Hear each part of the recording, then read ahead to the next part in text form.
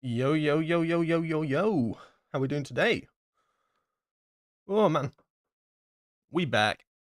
We back. We basic. Oh, man. Mythic Plus. But now we're max item level, so there's no excuses. It's kind of... It's a good thing and a bad thing. It's a good thing because more damage.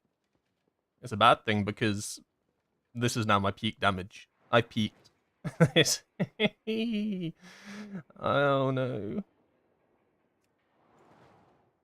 Yeah, Turbo Boost event came out on Wednesday. Yeah, what day is it now? Friday.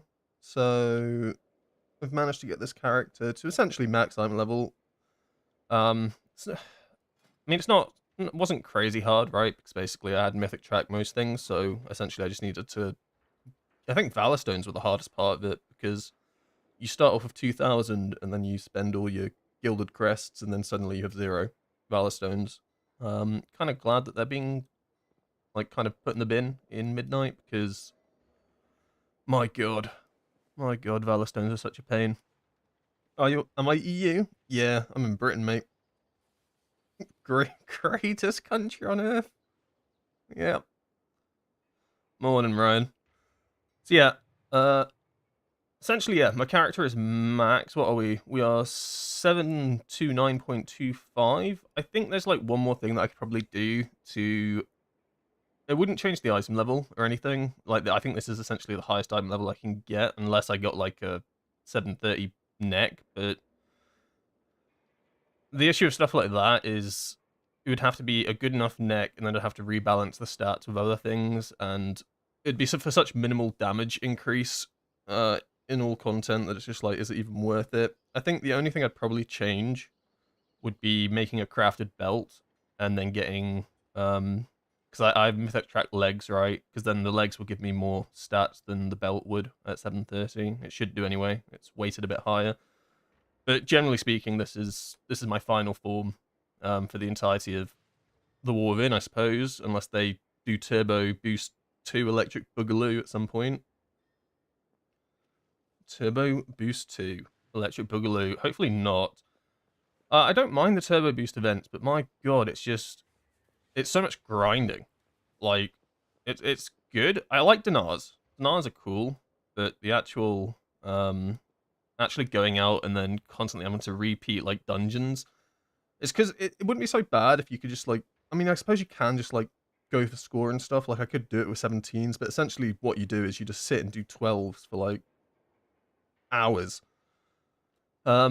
It's okay, but Dinar's good because I was actually able to spend a dinar. I got the Mythic track Nether Prism, which for some ungodly reason I hadn't got yet.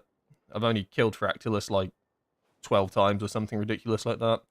Honestly, the boss just doesn't drop it, and every time it did drop it, there was just someone better for it, right? So, we're max everything. This string is kind of disgusting, actually, at 730. I didn't realize, but it gives you 3.933 agility per stack, where previously it was 3.4 or something at 717, which is what I had. And it doesn't sound like much, right? It's only like a, what, 500 agility increase per stack. But the way I see it is Araz Ritual Forge gives me 41,000 agility, right? At 730. Well, with just 10 stacks of the Nether Prism, I've essentially acquired that. With 11 stacks of the Nether Prism, I have pretty much 41,000 agility, right? But the difference is the Nether Prism doesn't decay. The Araz Ritual Forge does decay. So 11 Nether Prism stacks equals the full power of Araz, and it's stronger, to be honest. I suppose a Raz is 30 seconds, but it at the end of the day, it decays, right? Those last 10 seconds are going to be like piss poor agility. What we're talking, like 10,000? Yeah, it's not that good. So it's really going to depend. So, like, when I was doing, like, my dungeons and stuff, my 12s and shit, I was essentially thinking, like, is double active still that good? I think it is, but I think it's very dungeon dependent now, just because of how strong the Nether Prism is, right? Because if I let's say you're popping Nether Prism every 1 minute 30. That is essentially 9-ish stacks, give or take, which is essentially an Araz Ritual Forge. But then you get the Lily of the... Not the Lily. You get the, shit... words antenna. yeah, you get the antenna. Like, I don't mind the antenna, but I have a gripe with it, honest to God. I don't enjoy the fact that it's just random procs, right? Like, at least with Pacemaker, it's consistent crit pretty much across the entire dungeon. Whereas Antenna, like, feels like such luck based, right? Like, if you're in a big burst window, the value of an antenna giving you 3 orbs and 0 orbs is massive, right? Because 3 orbs, you're sat at about 15,000 extra crit strike. 0 orbs, it's like you don't even have a trinket equipped. So that's why I'm a big fan of double active trinkets, but there are some dungeons where I just think it's kind of pointless to run double active. I think, like, Streets is a really obvious dungeon for it. The reason I think Streets is an obvious dungeon for it is mostly because of it's to do with like trash pools and pack sizes, right? Like when you're using an active trinket, right, you feel the best using it on big pools because that's when you're going to help your cooldowns, that's when you're doing your big burst damage. And double active isn't so bad on like single target, but I think actually having consistent damage across like a dungeon is better in that situation. That's why Streets, I think, is actually just a Nether Prism antenna dungeon, because you get the Nether Prism every 1 minute 30, albeit it's a little bit weaker than having it on 18 stacks, right? But the antenna does play ball, because the packs are so small, right? So, you get what I'm trying to say. Whereas, like, Floodgate is like the polar opposite, where I think, like, double active is so good, because pretty much every pull is massive. Half the bosses, you're either 2 targets or, like, 5 target, right? So being able to have like a massive burst every 1 minute 30, either with a 18 stack Nether Prism or just a huge Raz Ritual Forge, it makes a massive difference. Whereas, yeah, so I think now it'll be more dungeon dependent. Predominantly for the past few weeks I've been running double active for everything. But now I think I'll be more dungeon based on what sort of trinkets I use. So today, 18s is the idea, I think. Not my keys. I don't have 18s. You think I have 18s? I wish. My dungeon score is abysmal.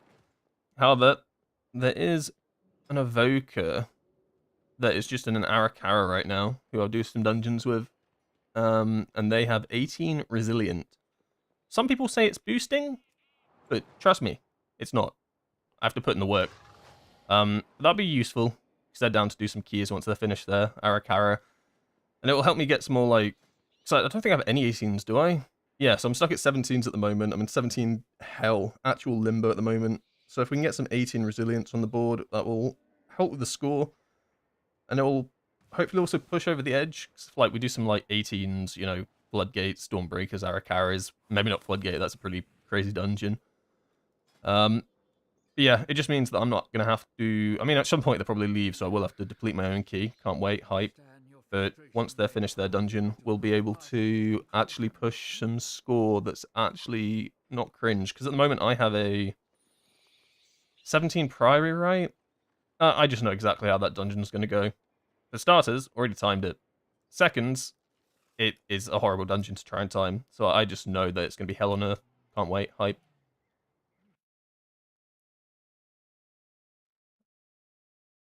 What stats on my crafted neck? On my crafted neck, it is currently Verse Mastery. I did a sim on once I got to max item level the other day. I did a sim for my crafted gear just to look at stat weights and stuff, or what the sims thought was the best value for everything. So I think previously it was Haste Mastery, and then now Haste Mastery is on my ring. Yeah, it's on my ring now. So like these crafted stats just bounce around all the time, just depending on what the sim says. As long as it's like a useful amount of damage increase. I think it was like 80 to 100k value from switching some of these things around, so it kind of made sense just based on like the other gear that I had. So it was worthwhile. But if it was something like, oh, you'll gain 10k, but you have to recraft all 4 of your items, I'd be like, fuck off. No, it's just not worth it at that point. I've been playing Slicing Winds instead of Fists of Fury. Feels real good in 18s, 19s. Instead of Fists of Fury? That don't sound right. Slicing Winds is good, though. Yeah, Slicing Winds is good. I don't mind the build. I think this one's more consistent.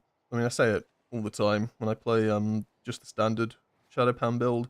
Well, don't get me wrong, I think the Slicing Winds build's good. But then, once again, I think, like, it's probably better in dungeons like Floodgate, right? Where you have higher pack count and stuff like that.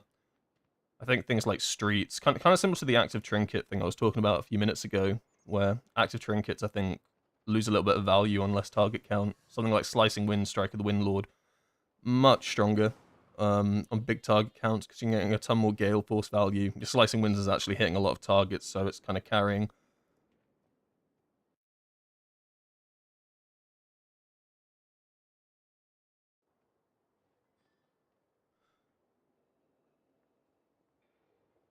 No, transfer the power build, just lightning slicing. I did 9.5 million overall in DB 19. Damn, dude. That's pretty high.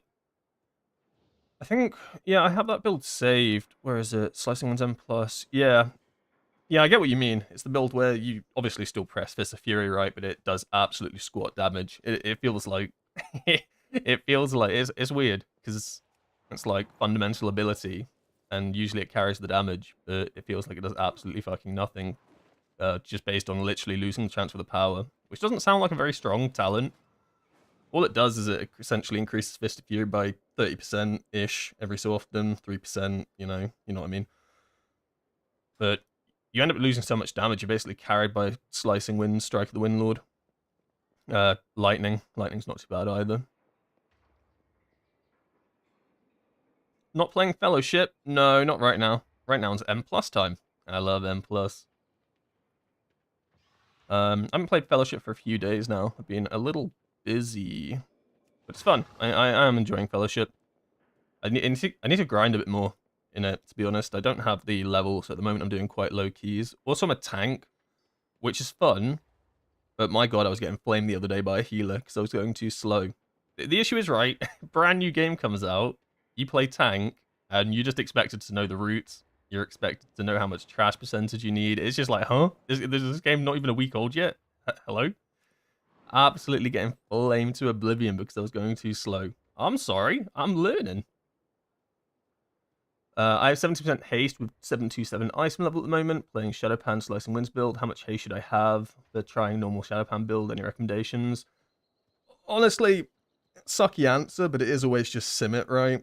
There's like, at the moment for Windwalker, there's no like fixed number. Like there's no, you need this much percentage of burst, this much haste, this much whatever.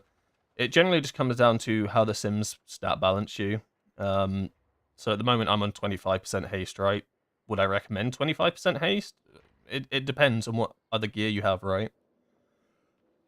So it's always hard to give like an actual like raw number percentage that you need or a percentage that you need because it depends on your other secondary stats as well, right? So maybe I'm sat at 25% haste, but my versatility is really low. Well, the sims are actually probably likely to drop some of that haste to give to versatility because it weighs it a bit higher based on my current stats and stuff like that.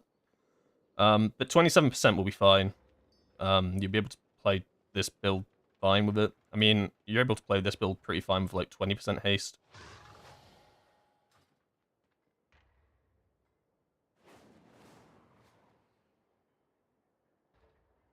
Tank meta is expected to do a PhD on existing content. Wait, one day in.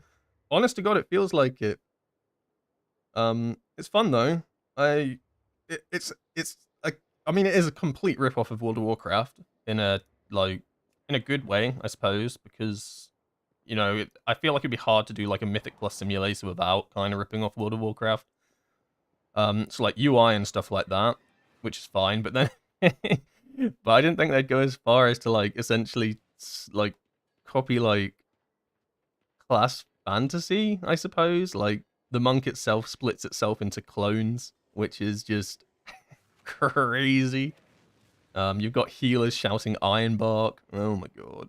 But it's fun. Good game. Have you missed any depletes yet? No, I haven't done any keys yet. Haven't missed us. Haven't missed any depletes yet. Okay, the Evoker's in Dornagal. Oh. Cool. So we'll start, the deplete start now. Don't worry. You're just on time. Oh. Game? Game did not like that. Oh, he timed the 19 Arakara. So he's going to come off this big high of timing a 19 Arakara. And now he's doing dungeons with me, where he gets to deplete 18s. Oh my god, it sounds like a treat. It's not WoW, but it's WoW. Yeah, exactly. I mean, I think it has, like, big potential. I think that it might gain in popularity. It depends how Mythic Plus plays next season, or in Midnight, I suppose, because obviously they're doing all the changes and stuff like that. I mean, to be honest, like, it's not like you can get weak orders and stuff for the game, so it is kind of raw. There's a few things that are a little bit awkward, I think, like tracking interrupts and stuff like that. But honestly, at the moment, I think the game's like, if you play it, it's actually quite a good setup for Mythic Plus for next season, because obviously you're not going to have all these interrupt weak aura trackers. I mean, you might have Blizzard ones and stuff like that, but it's basically, it's quite baseline, which is kind of good. The healer says it's not a deplete, it's a resilient. If I do a resilient key, but we don't time it, in my mind, I think that's a deplete, no? Because you failed. You don't lose the keystone level, but I'd still say you've technically depleted. Right? Heard the add-ons are pretty good. I haven't messed around with any. I didn't even know there are add-ons. The only thing I've done is I copied someone's UI, like some monk main. Because like I didn't like, you've got to basically track all your buffs as monk on this game. Well, all your buffs, your 2 buffs, but then you've also got like this combo sort of playstyle. So like every 2 abilities you press allow you to press a 3rd ability. So there's 6 combinations, right, of these things that you can do. So having like a UI that actually helps you track this is quite important, because I remember when I started playing it the other day, I was trying to track all these things like just by kind of like visualizing it. I was like, Jesus Christ, I need help. And I basically, it came as a weak core, but it was basically an import UI, and it was really useful. What are we doing? Oh, Halls of Atonement. This is kind of a chill dungeon, actually. I haven't done Halls in 8. It's been so long since I've done, like, high keys that aren't just the same ones over and over. Like, I feel like for the past week, all I've done are Floodgates, Dawnbreakers, Arakaras, because I just can't get them timed, so it's kind of a breath of fresh air to get a Halls of Atonement. Halls, I think Halls is a good dungeon. I think it's tight on time, though. It's deceptively tight on time. Halls feels so free. Yeah, in general, I think Halls isn't a difficult dungeon, but, like, I swear, like, you'll be doing the dungeon, you look at the time, and you'll be like, oh my god, this is so fine. We've got so much time with us. And then you finally get into, like, the penultimate, like, mini-boss, and you look at the time, and you're like, wait, where'd it all go? Hold up. Hold up, we're in danger. So for this dungeon, I think I'll run double active, just because it's quite a high trash count. I like having a Raz on pull, then you get another prism into your... Like, basically, there's tons of big pulls in this dungeon, so double active kind of makes sense. Good to see you again, Grandmaster. Oh. I thought Halls was Kick Fiesta. Kind of. It's not as bad as it used to be.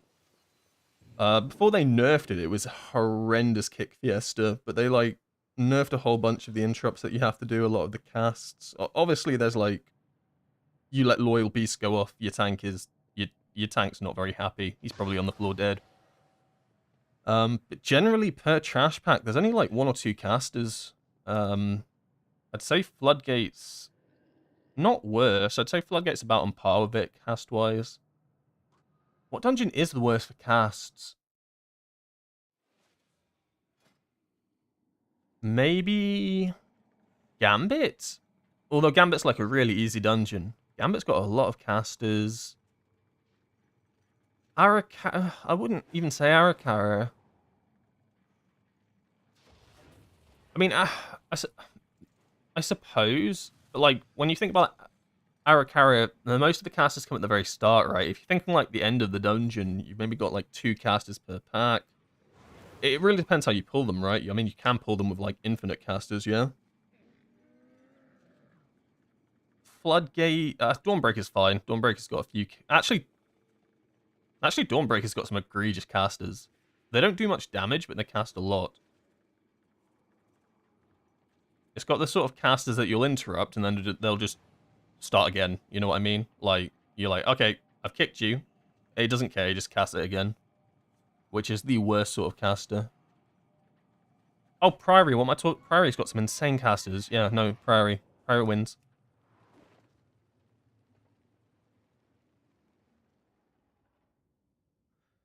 Is it okay to use Nether Prism every time when Storm Earth and Fire is ready, or better to wait for max stacks and big pools?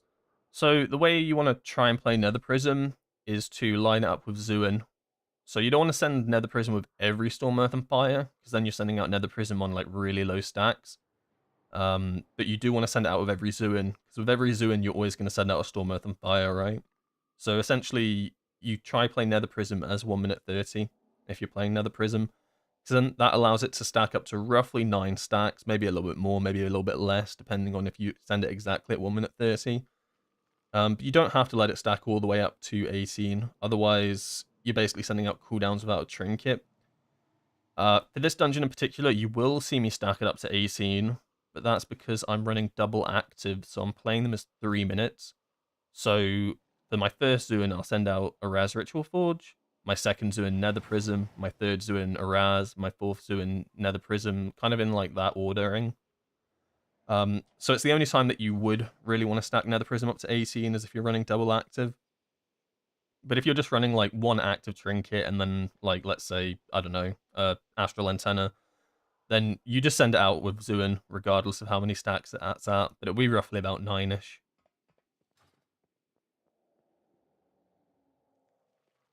Do I play Conduit at all? I play Conduit and Raid, but I think Conduit is just kind of weak in M+.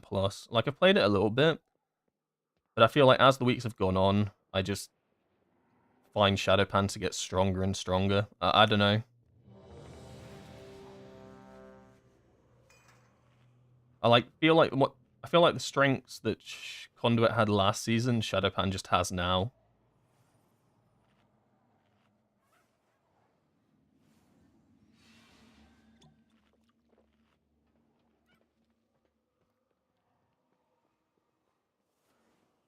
This dungeon route is called Safe.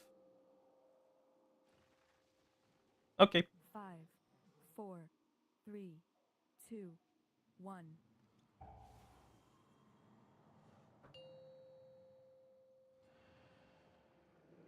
5, 4, 3, 2, 1.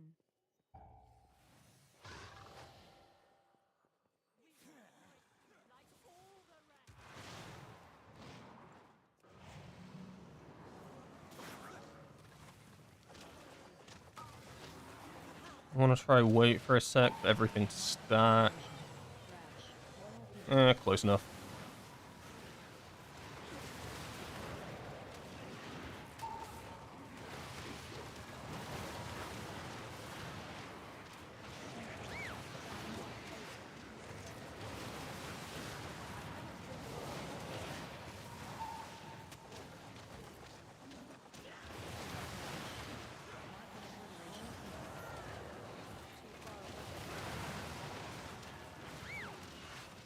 Oh, always the first dungeon, I feel a little bit rusty.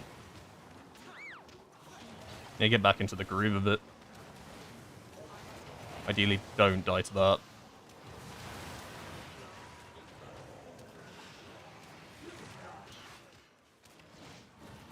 The one thing it is straight illegal to die to is swirlies on the floor.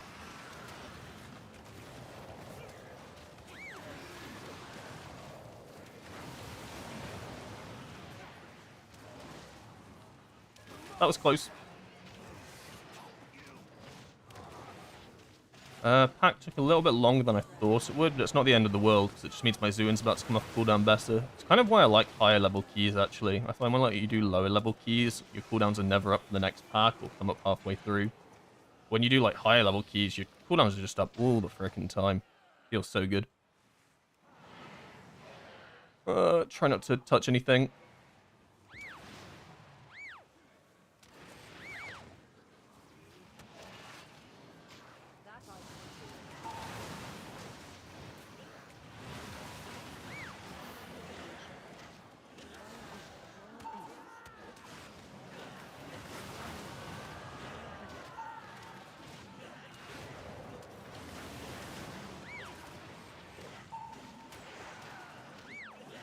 Oh god.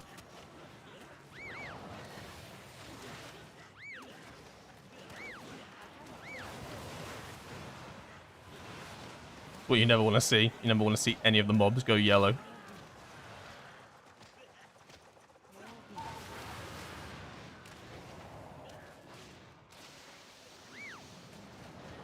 This is gonna hurt.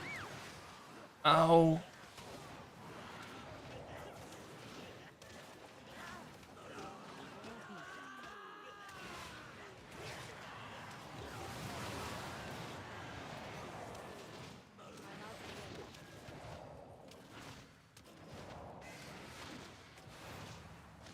So this is kind of a smaller pool. I don't know if I'm going to hold cooldowns here.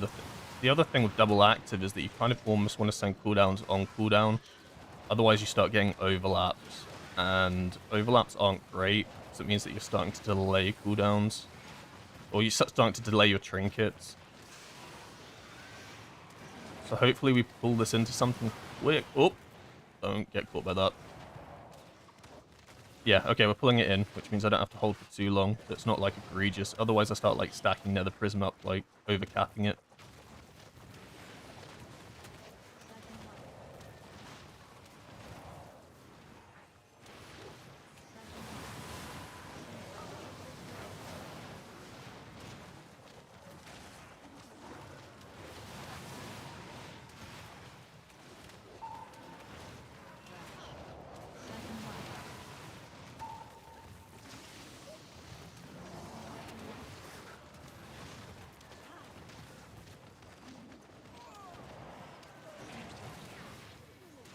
Oh lord.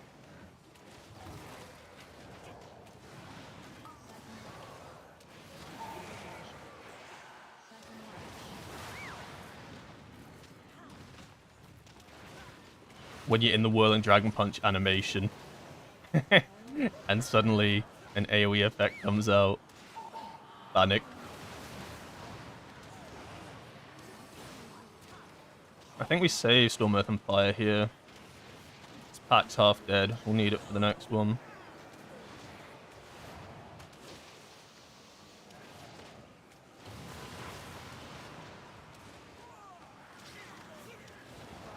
Yeah, I think that's a good call. So we're on 18 Nether Prism stacks now, so I do overcap a little bit. It's not the end of the world.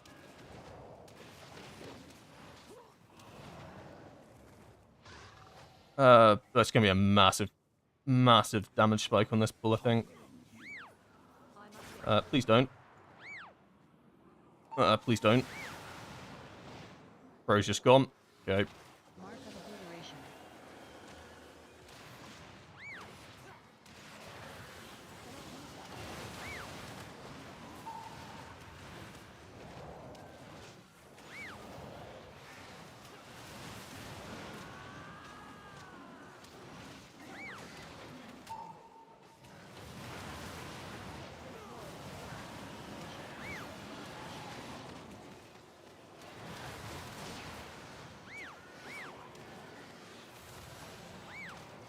Very messy. And I am having to cancel Fist of Furies, but that's life, I suppose.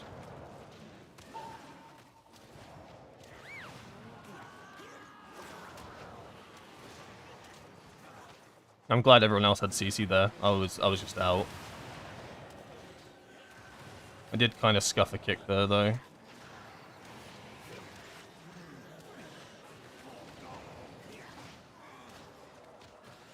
Oh god, please don't pull that big boy. 30 seconds on Zoo in here. I'm gonna have to hold. Feels kind of bad. But I need to get my Raz out ASAP. I don't want to hold for too long here.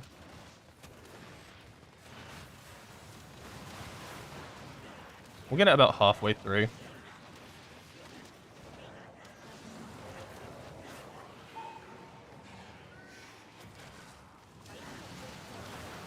Yeah, it's not too bad. Like, there's still a ton of stuff still alive.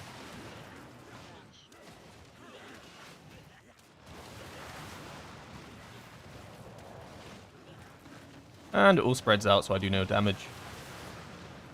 Classic.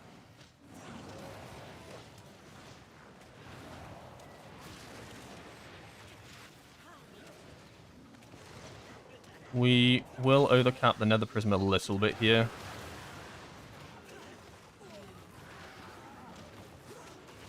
Will we? Actually, no, we won't. Will we? No, no, we won't, we won't.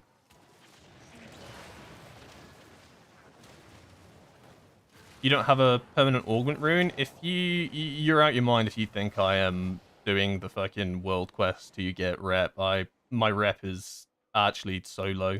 I think it's like 6 or something. I refuse. I'd rather buy augment runes off the auction house, which I also won't do because I'm not spending gold on auction house augment runes. Cooldown should line up really nicely here, actually.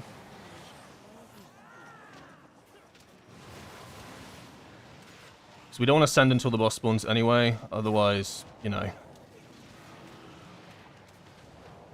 it's just dirty damage.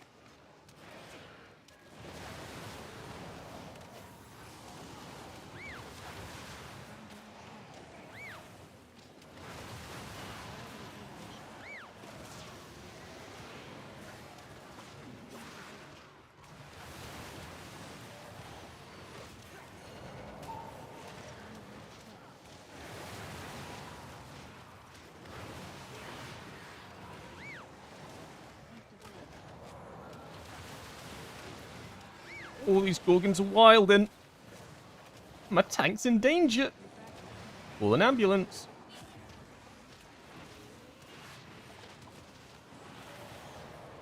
Oh, so now it's this boss. It's always that toss-up of, do I just not send any more cooldowns out so that I have big cooldowns for the next packs coming up? I kind of don't like this overlap. Well, it's not even overlap, it's just this decision. And I feel like cooldowns are back up in 30. I definitely want at least Storm Earth and Fire for the next pack. Oh, also over here. These guys are doing mechanics properly whilst I yap. Classic. I think it's still on 50%. I have to send coolies here and then just suffer on my damage in the next pack. So otherwise we just on the bosses too long. I will have a Storm Earth and Fire up for the next pack regardless. It just won't be with Zuin.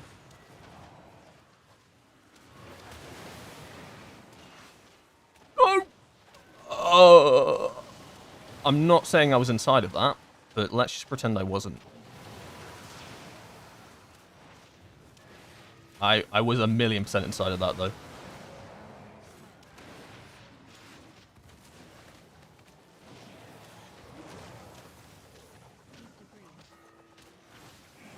And we'll have Nether Prism. So this is one of those situations where we're going to do a massive pull next. And I love sending out trinkets with Zuin, obviously, which you should do. But because the pool is going to be so big, and if I don't have Zuin up for it, I'll send out my Nether Prism regardless. Just because I need to have big damage. It's a big pool, right? You need to get it down. So, I mean, I should have Zuin back up in 40, right? Which is going to... I think this boss lasts for about that long. I'll be fine. You know what? I'll go easy on the damage. Go easy on the damage here. In fact, I probably don't... No, I won't even have to. Oh, it's going to be such a disgusting damage pull. I'll have to be careful about stealing aggro. Because I'm basically going into the next pull, which is massive. With Zuin, Double Storm, Earth and Fire, 18 stack Nether Prism. Any 50 million DPSs in the chat? I can see it. 20 stack Crackling Jade Lightning will hold this as well. God, I love padding.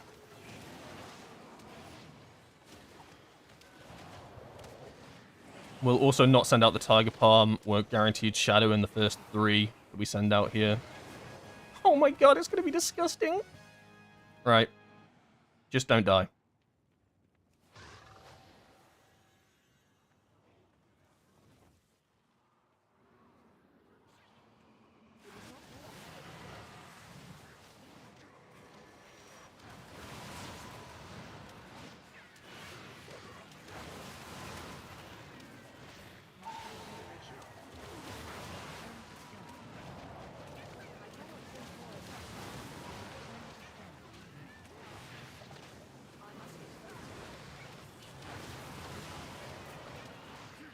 Oh, it's so juicy. God, I love playing Windwalker. Sorry, I couldn't contain my joy. My joy. Sorry, I got a little bit carried away there. You know how it is when you know big dammy's coming. You understand. You get it. Mark of obliteration.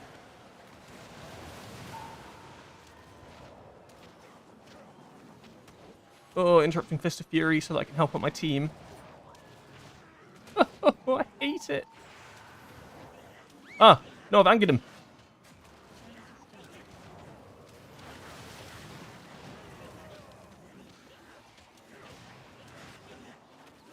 So it's just gonna...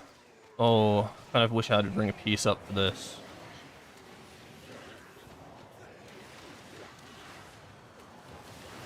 I can't get rid of this. It hurts.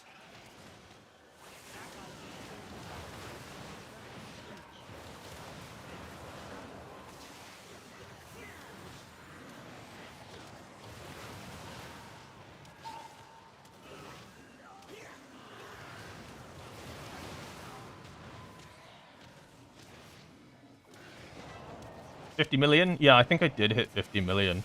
I was kind of side-eyeing my DPS, because I'm a DPS player, right? We all side-eye our DPS when we know it's going to be big. But I was also trying to look at what I was doing as well. I saw 40 million.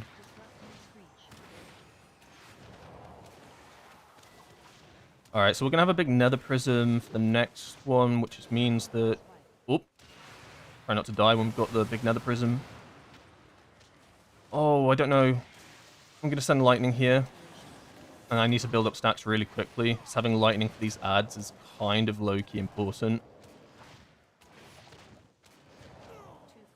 Okay, we need to get on this boss. Okay, we're going to have low lightning stacks. We're not even going to have Zuin up. This first set's going to be weak for me. But the set afterwards will be strong. I will send out... I'll send out a lightning anyway. Just to get any damage down. These guys kind of need to die. No! Huh? Why'd you move on top of me? You rat.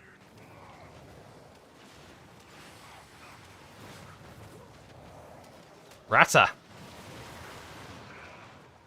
I mean, that was kind of my fault. I shouldn't have been there. But still, Ratter. Yeah, that was a super weak one because I had no trinket or anything, no Zuin. And I sent out a really weak lightning. The next set of ghoulies will die, I want to say instantly. Maybe a little bit eager. Also, good healing from the evoker. I probably should have died there.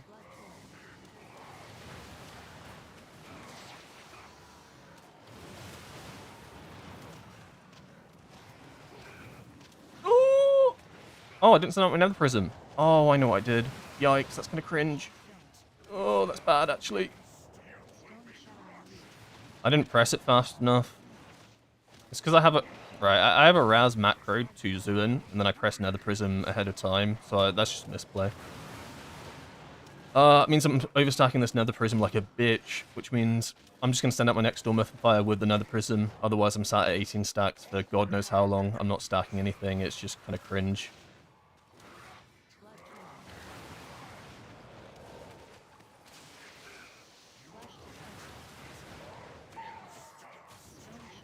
Oh, no, don't stand on them.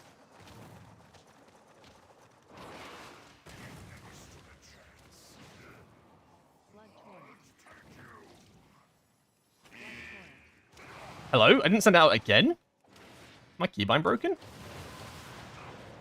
Am I just holding this for fun? Okay. Alright, let's just say I've been playing the long game. I've been holding it this whole time. Oh, I see. He just grabs me. That's kind of cheating, no? Okay, this time I send out for reals.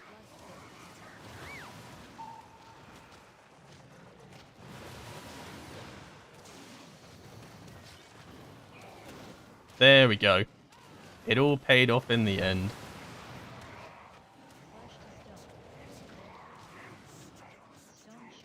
No, get off. Get the fuck off!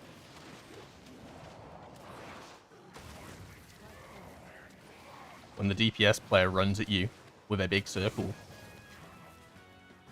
Alright, very misplayed that boss with my trinkets, but don't worry about it too much. Is he coming out? We going in? Looks like we're going in.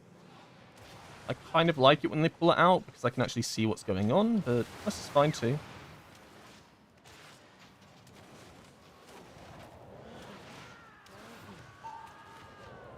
Turn to stone.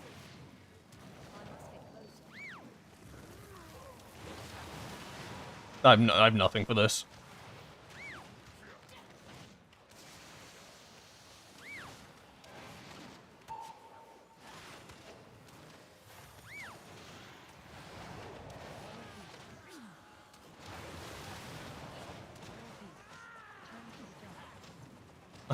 I feel so useless on this pack. I have nothing for it. Why am I fuck that Houndmaster.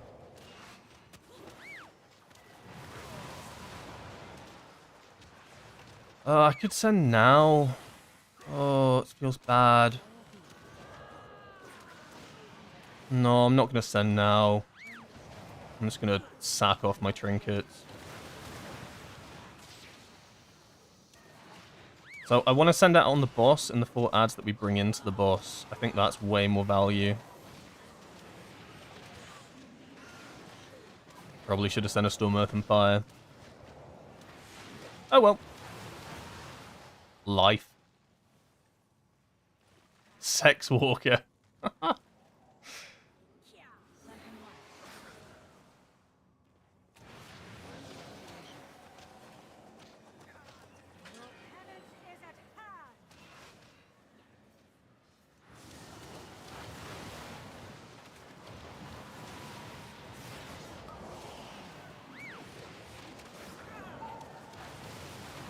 Oh, the doggies are coming.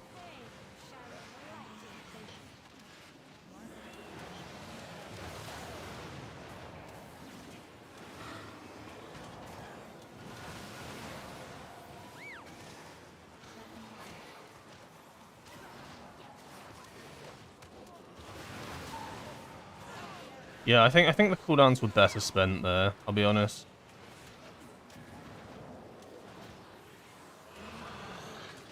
So the way I see it is that's a horrible it's just a horrible patch. You got the casters on top of the boss, right? You need them to go real quick, otherwise you're fighting this boss with tons of shit just going on. I never know whether to interrupt this boss. I feel like every time I do it, the warriors scream at me when I do. I guess just track their reflect forehead.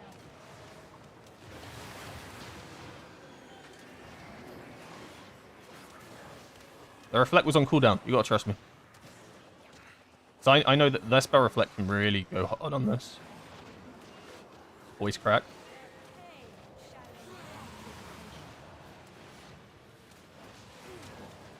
Ow. That is a horrible dot.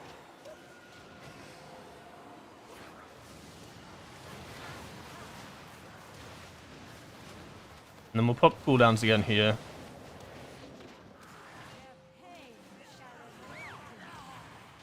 Come on.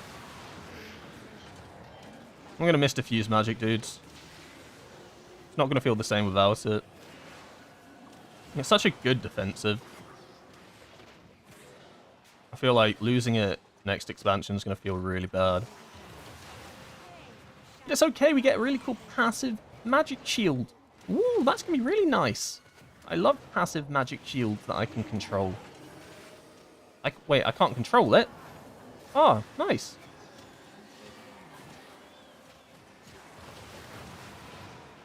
It's a really tiny shield as well. Oh, cool. Want to add cast an ability on when it breaks? Sweet. Can't wait. Oh no, he props. No, he pinged me. He needs one of those things. You know those. So I'm not a fan of when people macro in text. You know, when like they'll have a text above their head that will say casting, or you know, someone interrupted. Those are cringe. But when a warrior has one that says press spell reflect, those are good. I like that one. I can't be trusted to track all this shit. I don't have eyes. He pinged me, though. Deserved, honestly. Cigar? Cigar, I don't know where he's going. Wait for him to do this, and then we just go absolutely ham, I suppose.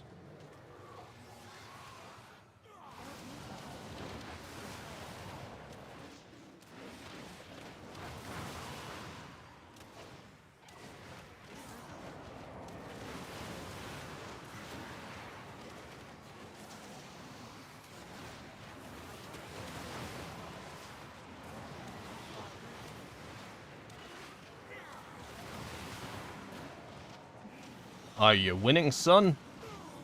Feels like it.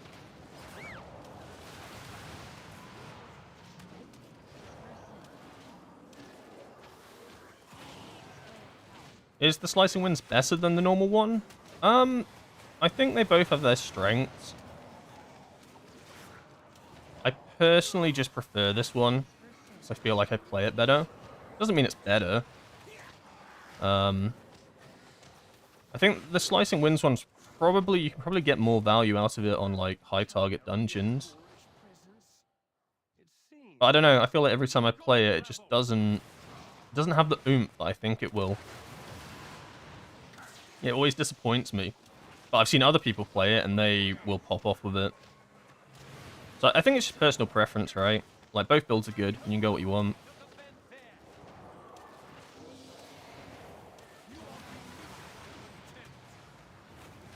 Well, the time is really good. Like, crazy good, actually.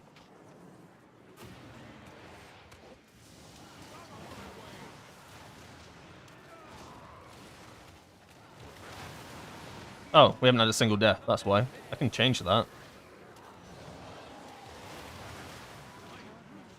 Alright, so now we've got to do the hardest part of the dungeon, which is communicate between a group on how we're going to suck off these statues. Now, it might seem easy, you know? It might seem like, oh, don't you just stand in front of them? Yeah, it is that easy. But one mistake, and panic onsets, and suddenly everybody moves. That's why I like to try and lock in a position early. If you can do the first one successfully, the second one's fine, because everyone just seems to go to the same spot. But if you do the first one poorly, holy shit, you're in trouble. Right, I lock in this spot. This is my spot. Don't take it.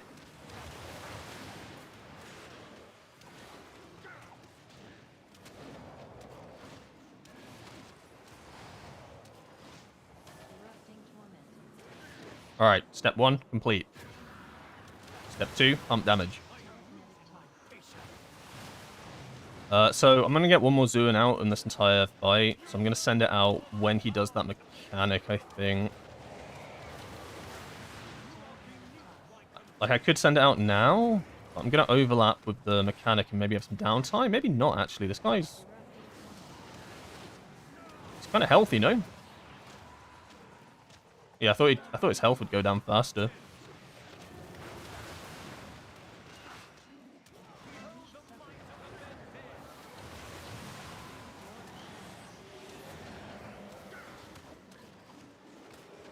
Alright, I know my position. I've got to use magic. I can't possibly die. Make it obvious. Make it clear. We lost a player. It's over. GG. See you next dungeon. Health pot that, because that fucking hurts. I lied. It's not over. This dungeon's free. Yeah, we'll be fine now. He doesn't do any more hard mechanics, as long as we don't all just get hit by a statue. We've got this. Oh, it feels so good to time keys. It's been so long.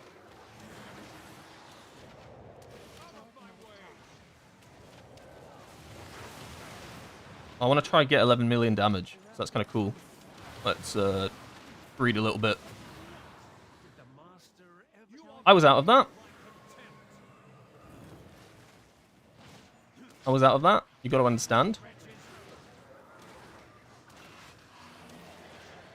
Why do I do these things? I want a freeze frame replay on that one.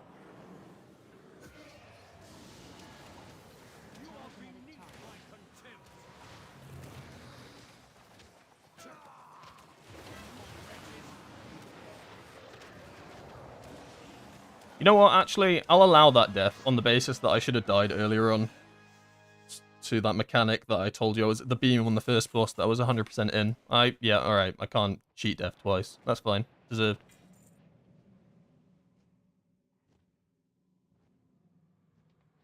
Not bad. Isn't the beam physical damage? Is it? I mean, I didn't get hit by it regardless, because I would have heard my GTFO absolutely having a fit.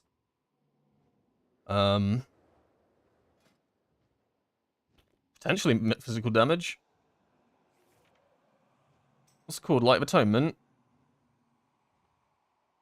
No. Sinlight? No, it's shadow damage.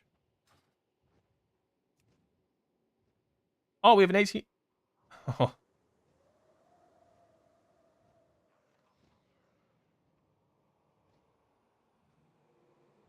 I think we're going to Floodgate now. Oh, Lord.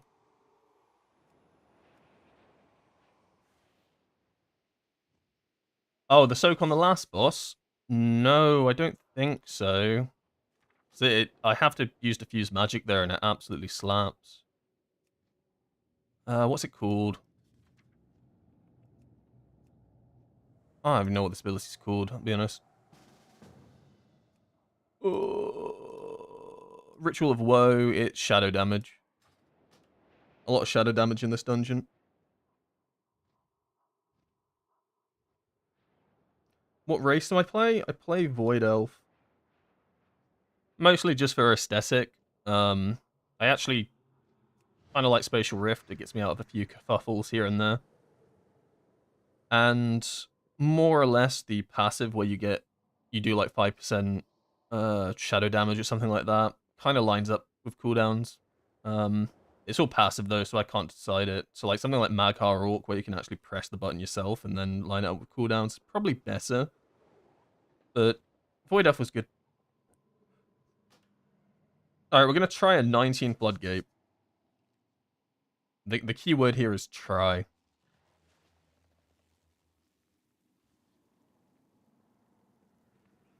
Win or lose.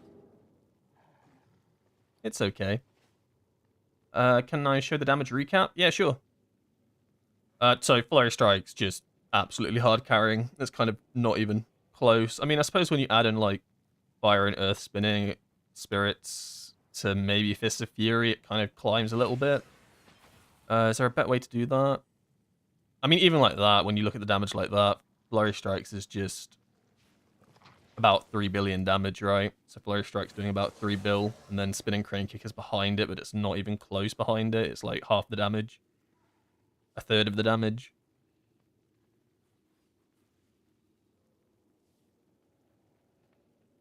It's why I'm a massive fan of Spiritual Focus at the moment. Because although with Drinking Horn cover you get longer periods of Storm, Earth, and Fire, I just think throughout a dungeon having more Storm, Earth, and Fires feels better, because you're essentially getting more of these windows where you're sending up Flurry Strikes, right? Sure, having increased duration's good, and I think in raiding it tends to be better, but just even being able to proc like 2 to 3 more Storm, Earth, and Fires in an entirety of a dungeon, I think just adds to more Flurry Strike damage overall. Because the issue as well with Drinking Horn cover is it can be hard to like keep up the momentum of Tiger Palm to keep sending out Flurry Strikes when you don't have Zuin, when it's like a non-Zuin window, because you don't have the haste buff.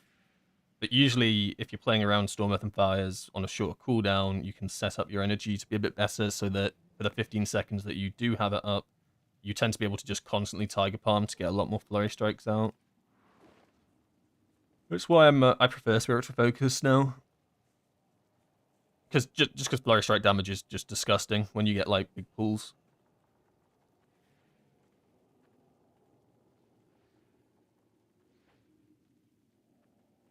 I play Idle Trinket. Yeah, I have an Idle Trinket. I think that's going to be the next trinket I get. I want to see what Mythic Idle Trinket does in replace of a Raz, right? Where you play them both 3 minutes, but the Idle Trinket, in my mind, is going to be absolutely disgustingly strong on like big AoE dungeons like Floodgate, right? If you're able to get Idle Trinket on like 15 mobs or something, holy shit, the damage alone from the trinket's going to be disgusting, but the crit strike that you get on top, probably stronger than in a Raz, just because, yeah, crit's just quite valuable.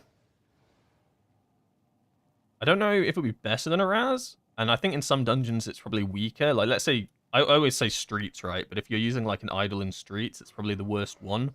Because the pack sizes are so small that you're basically getting no crit from it, and it's doing like no damage, because you're just essentially pulling single target bosses, right? But maybe a dungeon like Gambit, for instance, where you've got like 50 Murlocs on pull 1, and you have this uncapped damage from a trinket. Ooh! Kinda crazy.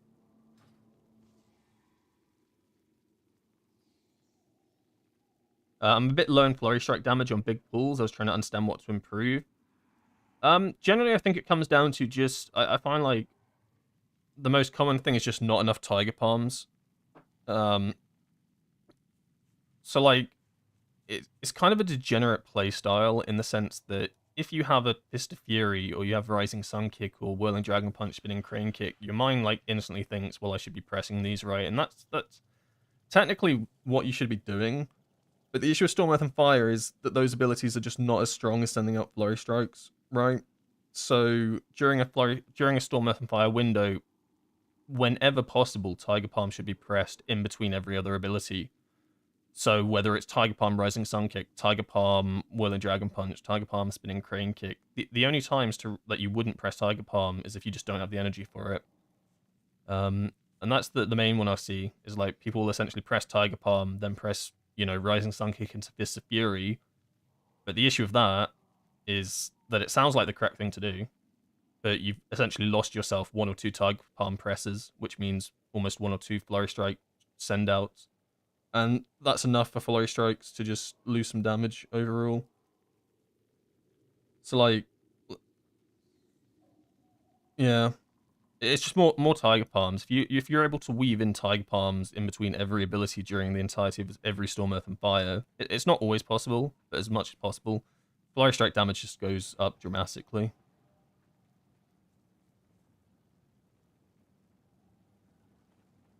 Do I think it's not worth to Fist of Fury with Seth? No.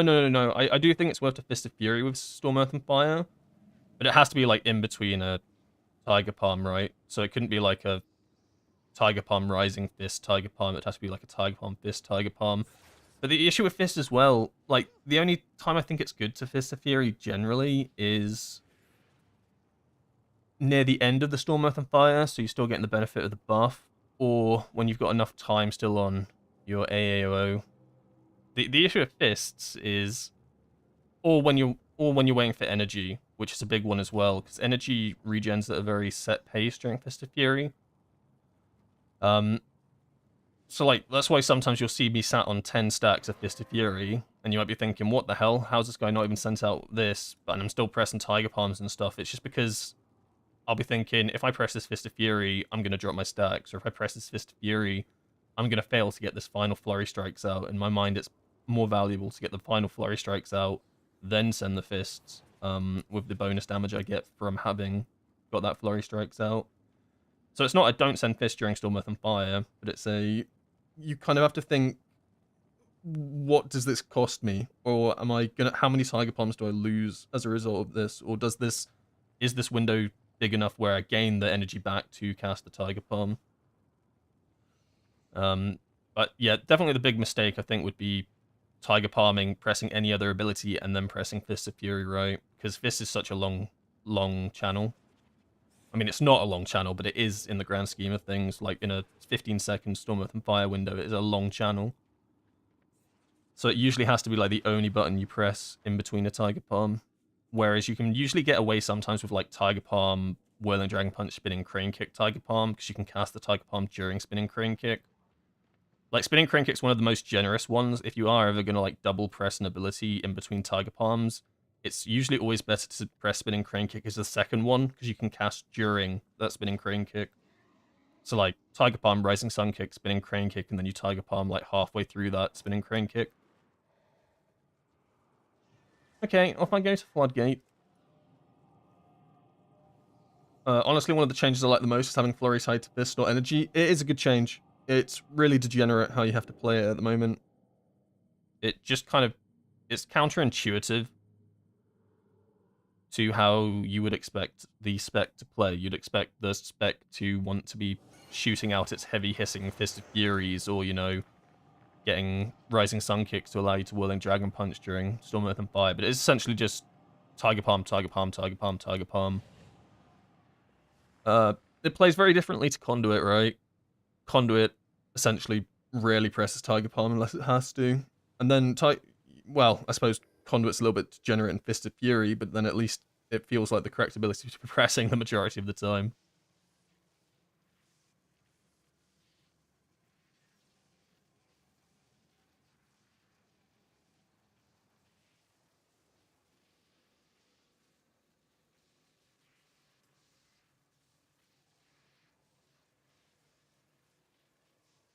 I'm just going to pop to the loo 2 seconds.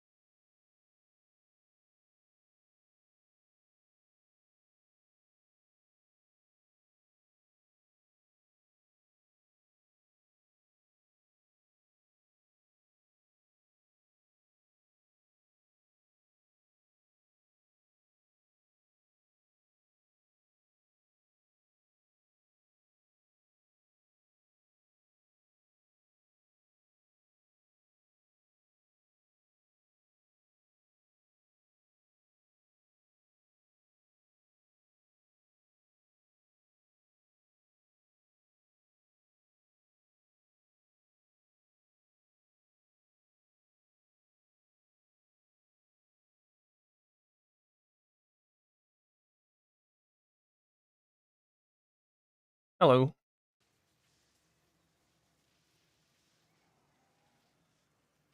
I'm about to watch your last video about midnight changes. I'm scared about Blizz jailing us on Conduit spec. It, what it feels like they're doing is they're trying to separate the two into very specific damage profiles, I think is what they're going for. I think they're trying to make Shadowpan very flat, consistent damage. Like, there's not really much burst. Whereas Conduit feels very heavy on the, like, burst windows and 5, stuff. 4, Whereas right now, Shadowpan's got really good burst windows, right? And so does Conduit. And then their damage outside of it, probably Shadowpan's a bit stronger. But it seems they're trying to separate the two hero talents into very specific 3, damage profiles. Anyway, got to lock in. 19 Floodgate. I'm scared.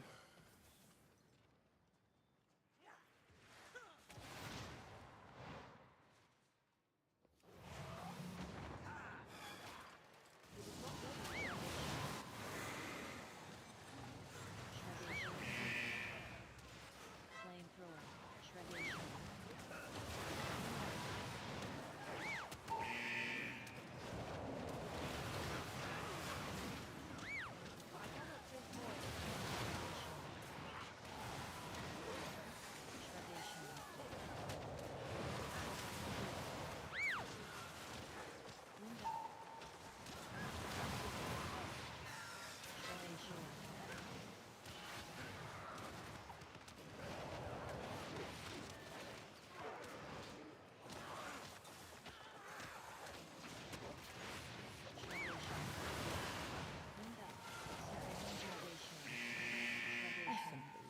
Okay. A little longer.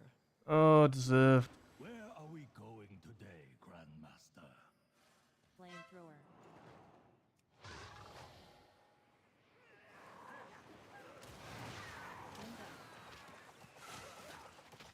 Should know stood still. It was just poor play.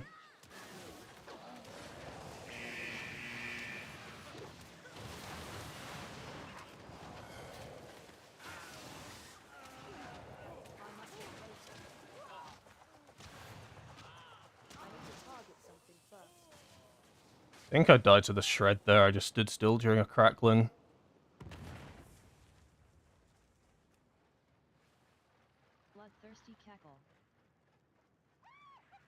Bloodthirsty cackle. Bloodthirsty cackle. Okay. Surveying beam. Surveying beam. Window. Zagon.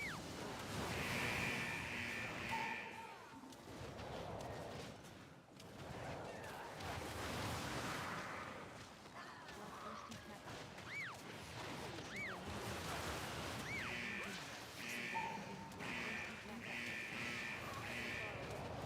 beam. Jesus Christ.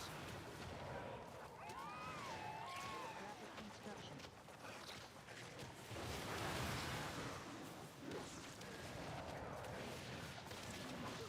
Surveying beam.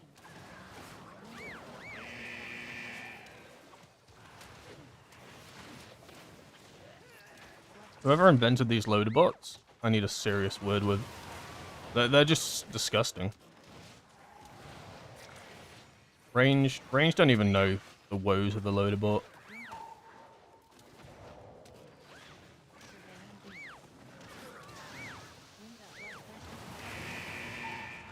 The worst part is I can't even ring a piece them. They just get knocked and they keep spinning. So all I can really do is leg sweep them. No leg sweep. Nah.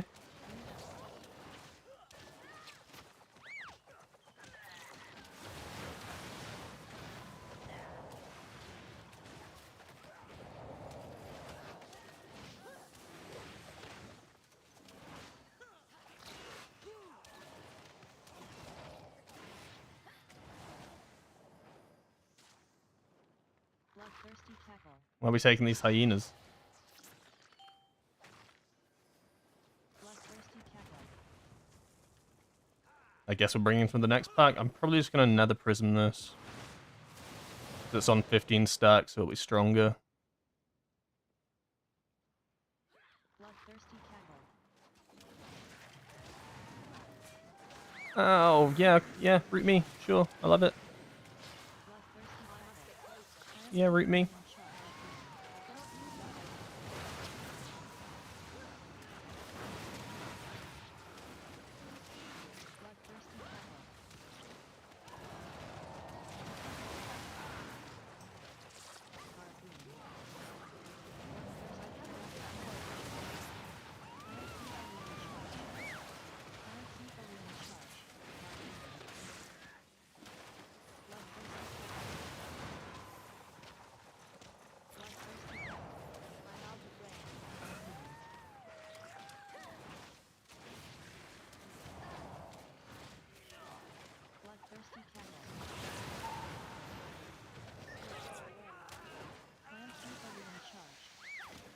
I feel a little bit useless in this dungeon, I won't lie. I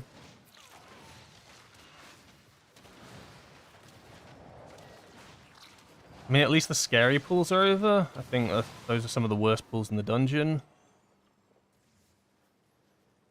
Where's bro going? I don't know. I'm going upstairs.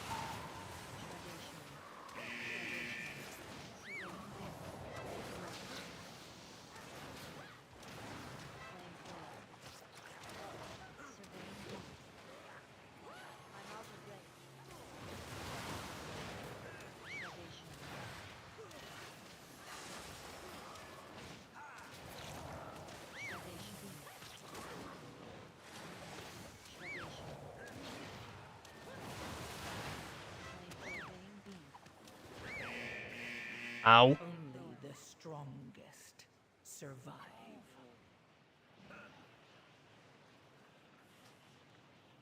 Shredation. This tank is losing his mind. You can't see it, but he is losing his mind right now in the chat. Shredation. Surveying beam. Good to see you again, Grandmaster. Flamethrower. He is. He's not having a good time right now. Where was the tank going? Oh, he gave up on the key.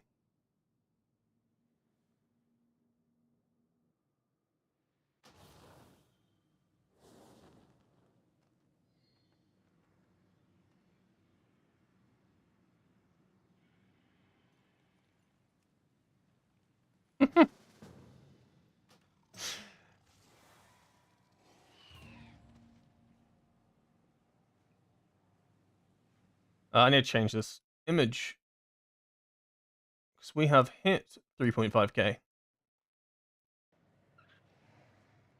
Yeah, I died on that first pull. I just shouldn't have Crackling Jade Lightning there. I rolled out because I knew the loader bots were charging up.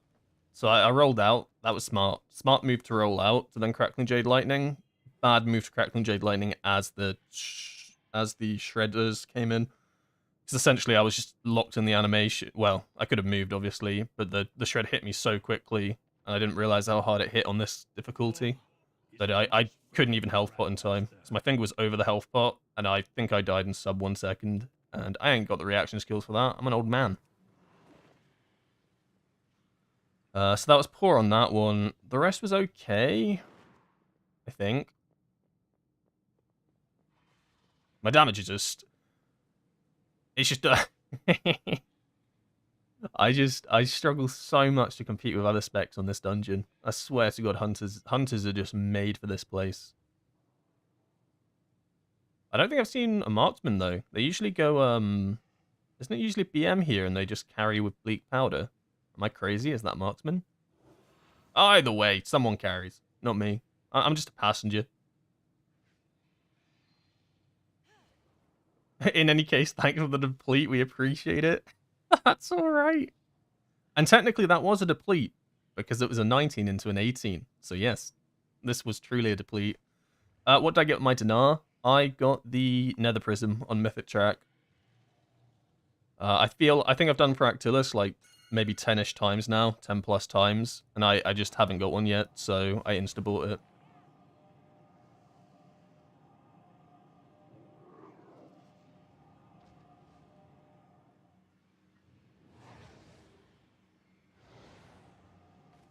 I wanted to get the weapon with the effect and accidentally picked the hero track. Oh no! Oh man, that sucks. Yeah, because they changed it this tier. Last year it was a single vendor that sold all the items, and this tier it was 2 vendors. And if you didn't notice that second vendor, which I didn't at first either, I was in the first dude because I obviously I was basing off like Undermine, right? So I just kept looking at this first dude and I was like, where's all the mythic stuff? And then I looked over and saw him, but yeah, no, that sucks. That is rough. I'm sure you're not the only person that's done that.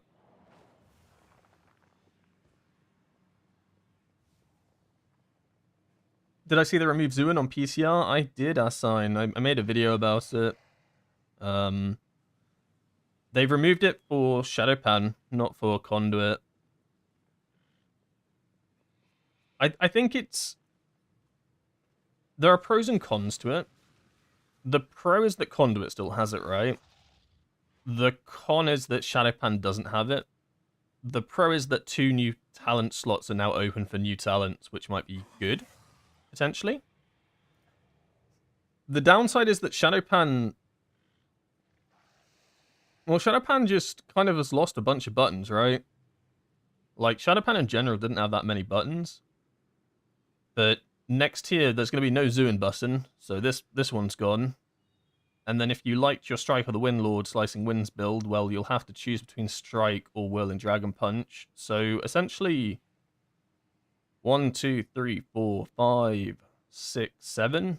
Shadowpan's kind of like a 7-button spec now, like DPS button ability rotation wise. Whereas Conduit, I mean, I suppose you can add Slicing Winds to that, so 8. Whereas Conduit will have, you know, Conduit itself, right? And then it will also have Zuin. So Conduit's going to definitely have more buttons to press and definitely be more bursty. But it's going to feel weird, I think, because Zuin's been quite a staple for years now, right? and particularly in the War Within, right? Big cooldown button. Which Conduit's still going to have, right?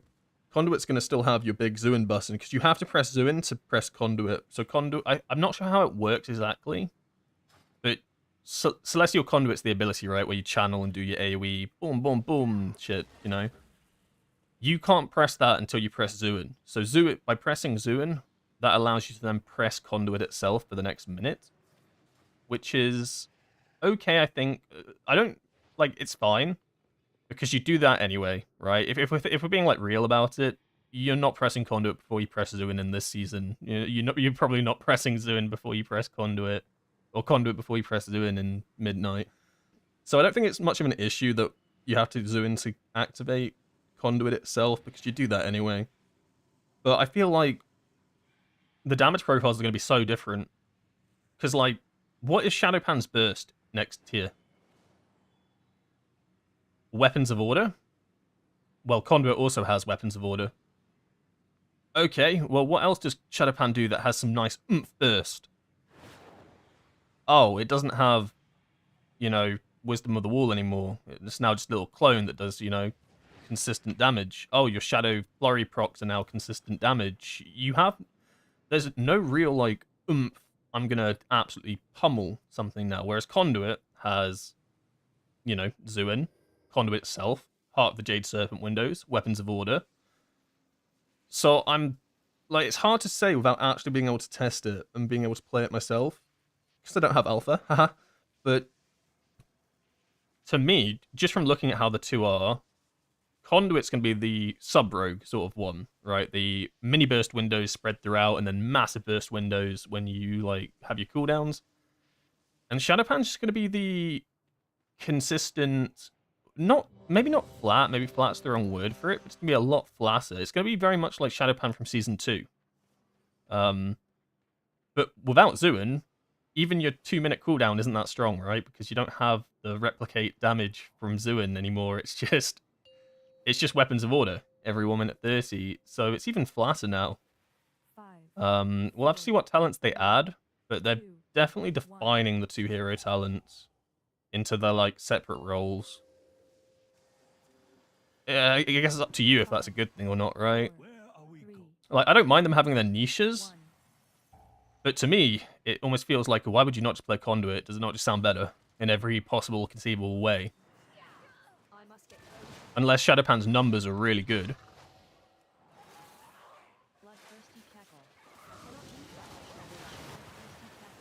Bloodthirsty cackle. Radiation.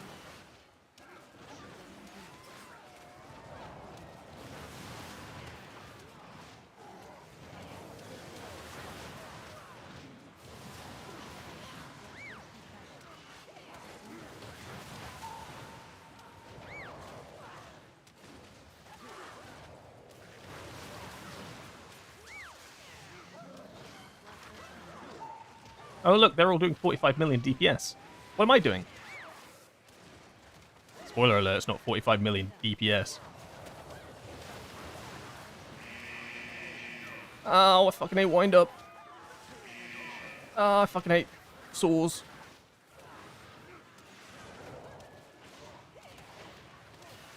I think this dungeon is going to be a turn off the damage meters sort of angle. Don't look at them. I'll only hurt myself. Yeah, I looked. I'm only going to hurt myself. Oh, God. Bloodthirsty cackle. Surveying beam. Bloodthirsty cackle. Surveying beam. Window.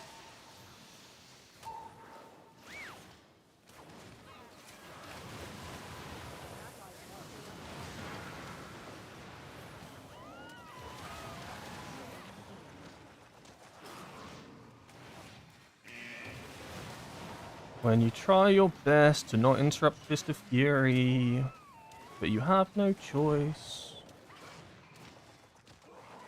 Rapid construction. Bloodthirsty cackle. Window.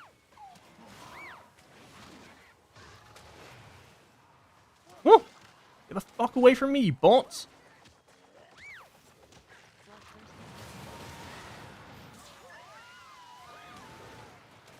Holy shit, this is an actual... Do not look at the damage meters.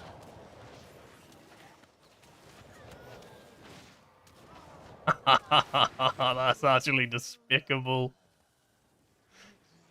In any other dungeon, I'd be thinking 17 million DPS. That's fucking good. I'm doing good. Oh. Oh.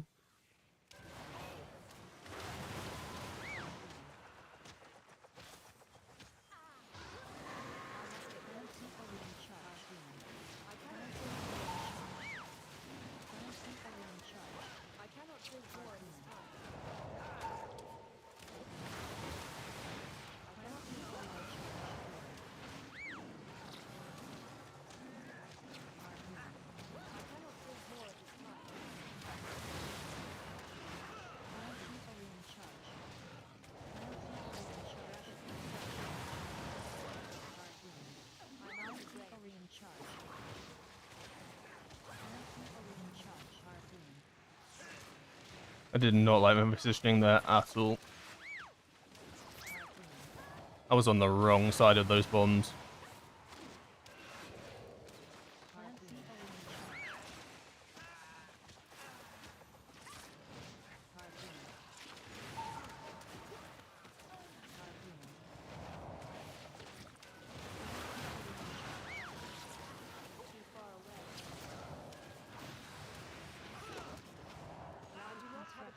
I give the hunter mystic touch. That's something. You're right. I never take that into account. So I've got to take at least 5% of his damage from my own. And the warrior. I'll take 5% of his damage too.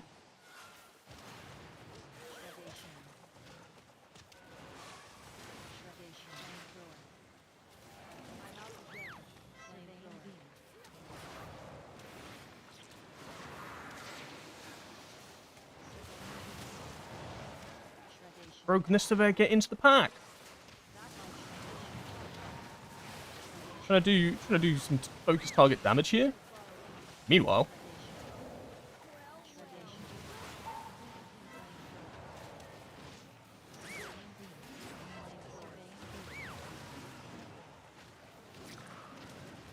ow.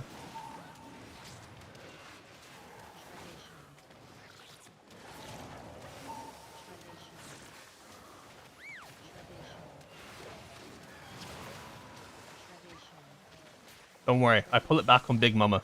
You'll see.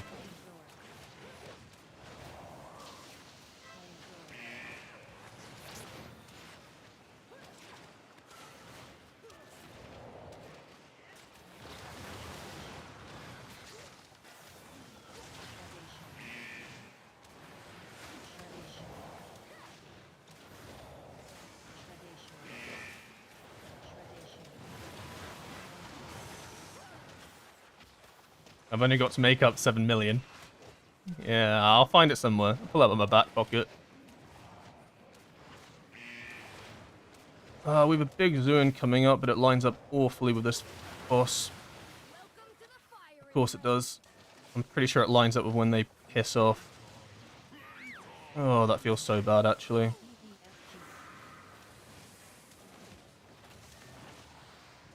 Yeah, it's when they start, like, jumping away from each other, but I have to pop it now.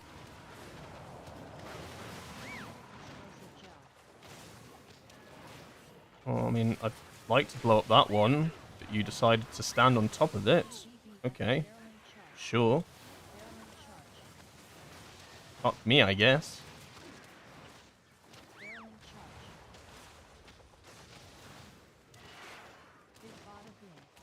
I should have just used myself there.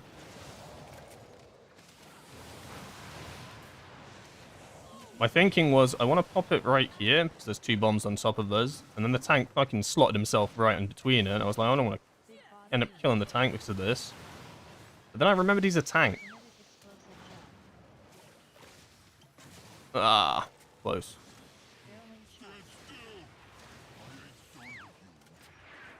When you get every mechanic in the dungeon and also do no damage.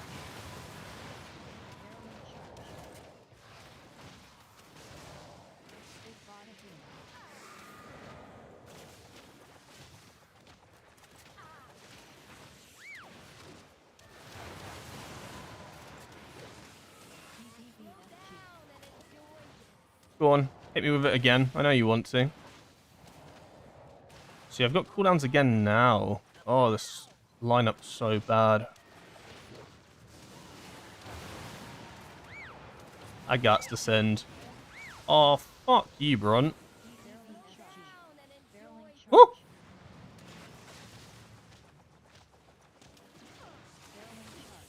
What a bitch. The thing is, I had to pop cooldowns there. I need them for a very specific point on Big Mama. If I end up sending them halfway through the next pack, yeah, it doesn't line up well enough. And then, well, I was going to say we're going to struggle to kill the ads. But on second thought, we're probably not going to struggle to kill the ads, seeing as these guys do 10 trillion damage.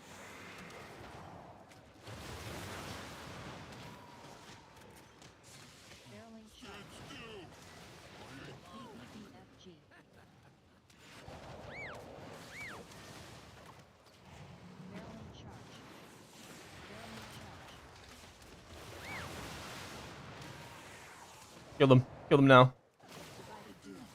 Oh. Alright, good. Yeah, because I need my cooldowns for the start of this next pack. Like, it's kind of non-negotiable. Because then I'll have them up for the next boss. But if I pop them halfway through, like, this next pack, it doesn't work very well.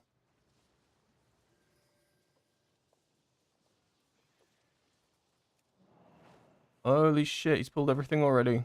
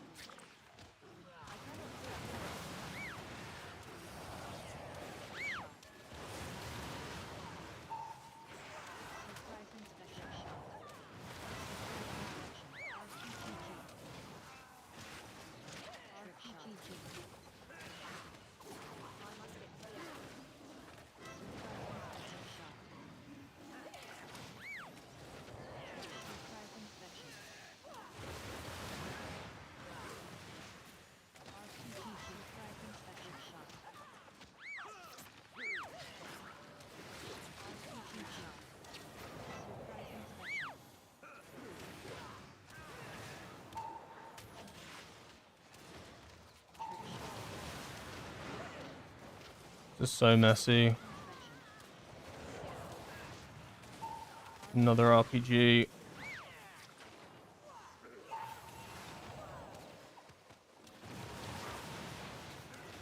Kill these fucking demolitionists.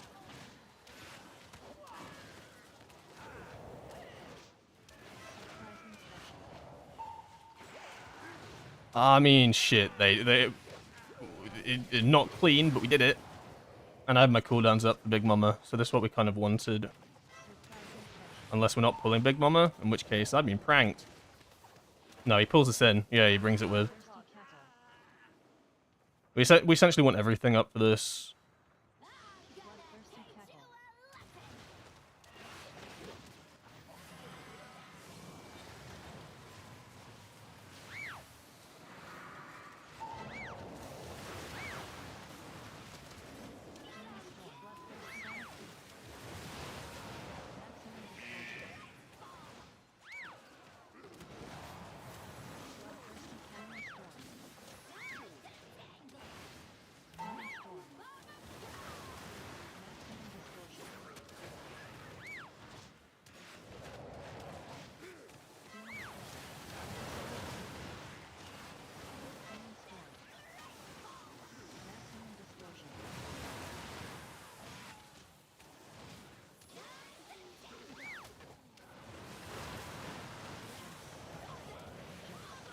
Oh my god.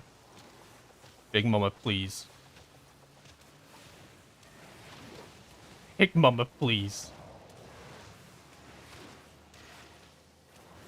Holy fucking shit, that damage is straight illegal.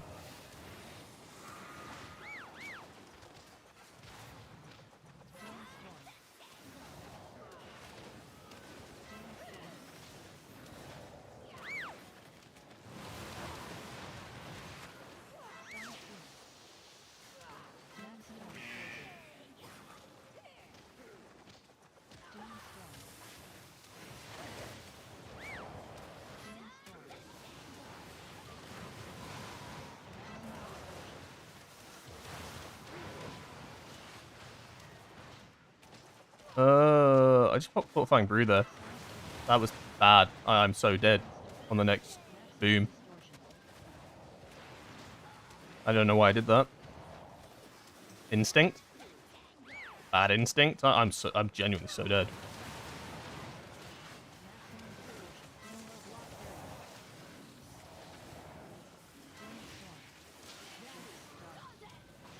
Good luck, me. I have a health pot. I've got to use it very wisely. I'm gonna heal. Oh my god. I'm alive.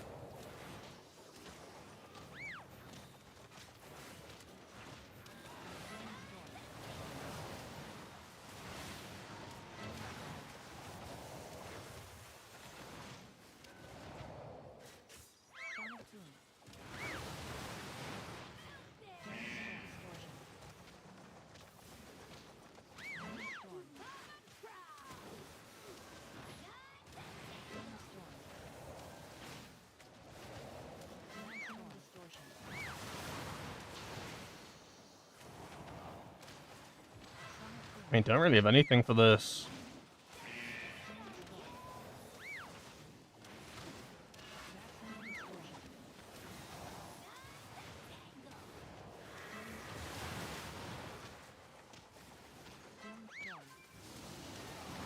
I have to pop coolies here, like now.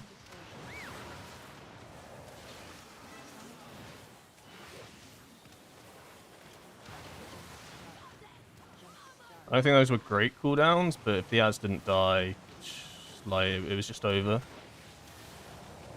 So I think it was fine.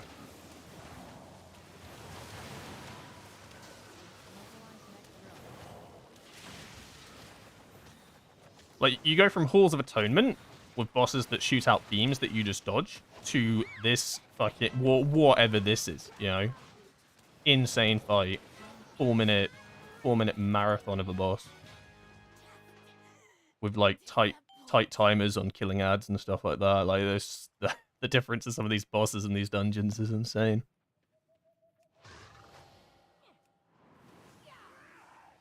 I have nothing for this, so I hope someone else does.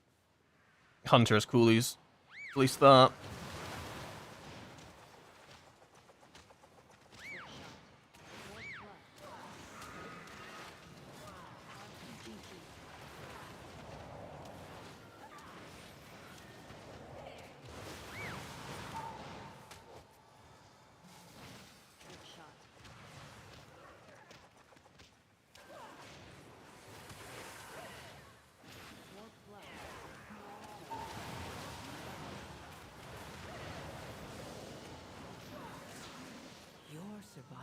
Just no defenses or anything.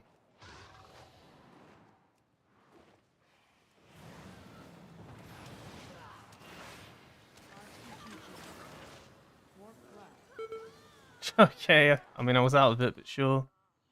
Trick shot. Oh, you roll in to get back, and then you just have no movement. I think it's over.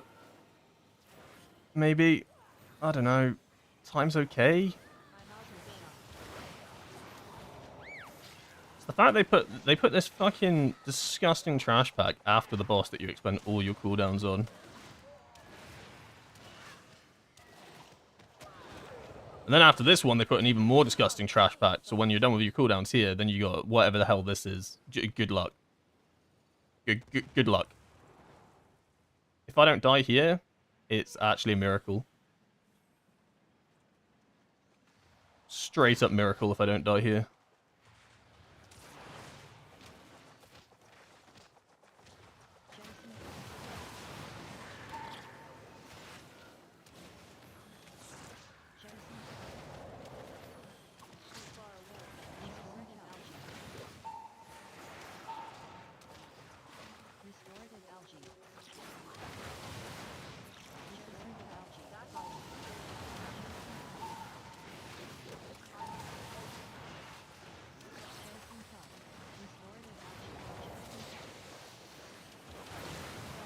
Oh, where are these ads going? Back.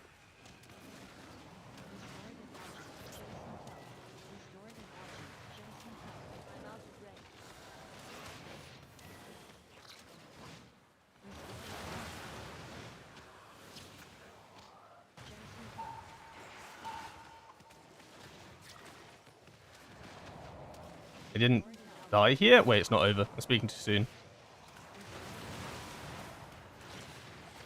I didn't die here? Wow, miracle. Oh.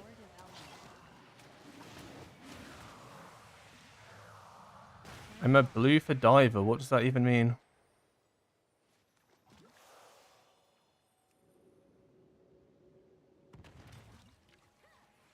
Now I have 0 damage.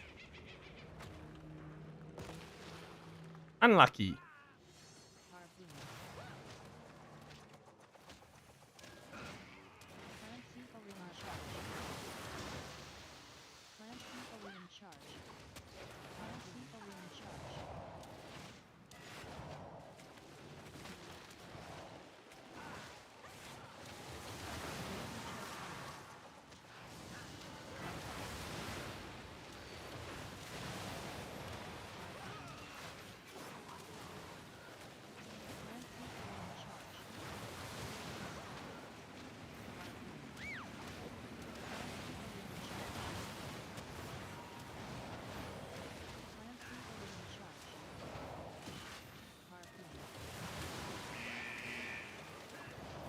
Jesus Christ.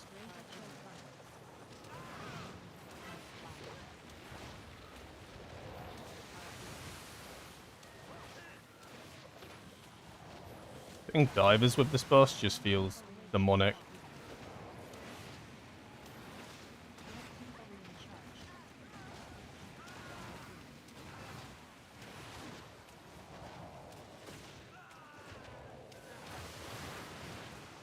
I mean, we stabilized, but the issue is I have no defensives for the next set. And damage is coming in really hard now. I'm so fucking dead. I'm gonna have to pop Soothing Mist here.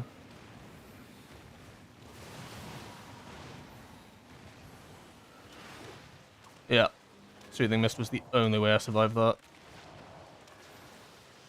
Soothing Mist and spam Vivifies. Crazy. I should be fine for the rest of them though.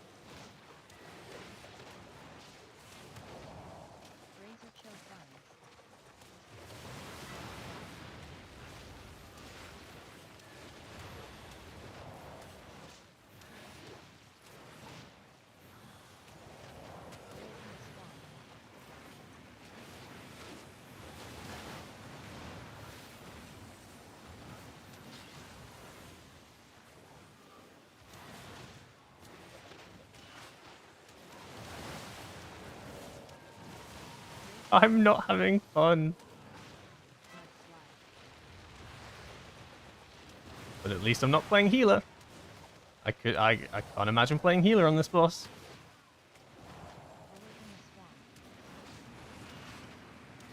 Sounds like actual. Sounds like a nightmare.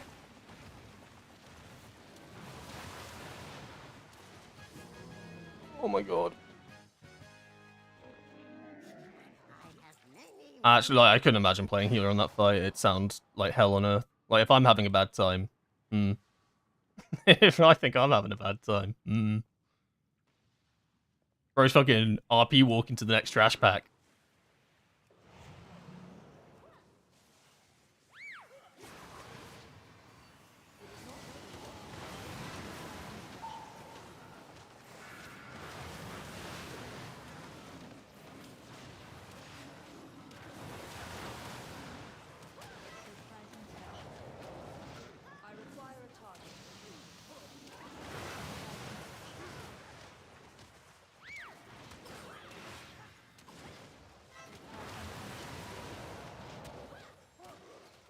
I'm doing damage.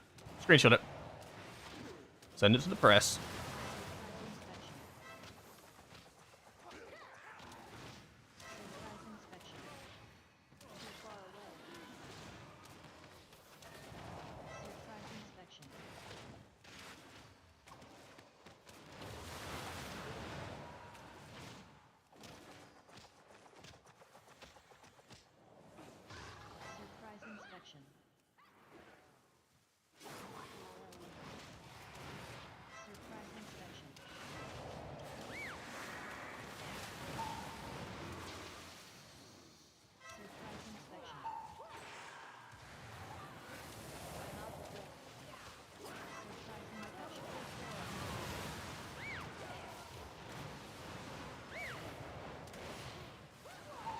Alright, I literally scrapped my entire damage for that pull just to become a CC bot.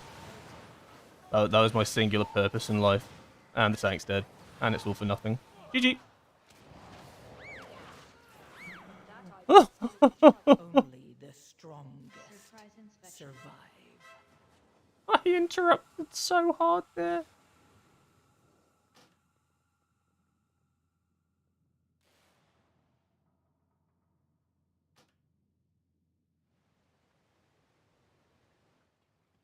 Hold them hostage. Yes, you're correct. Hold them hostage.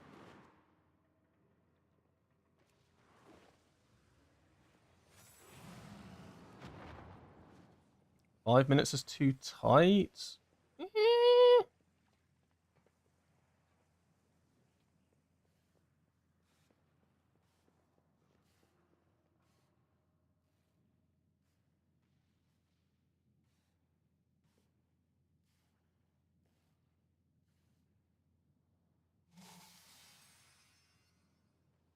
Come on.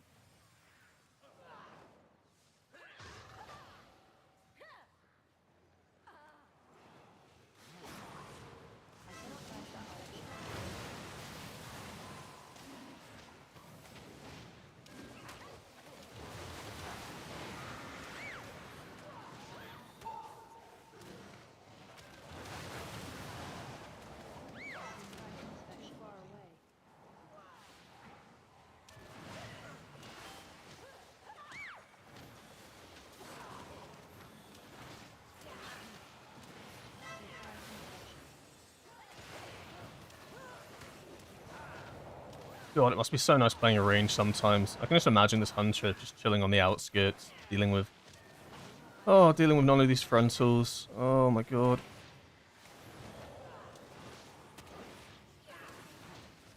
Meanwhile, I'm on the goddamn front lines.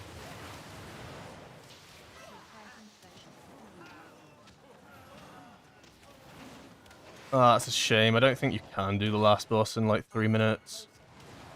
Oh, we're gonna go skip. Alright, fine.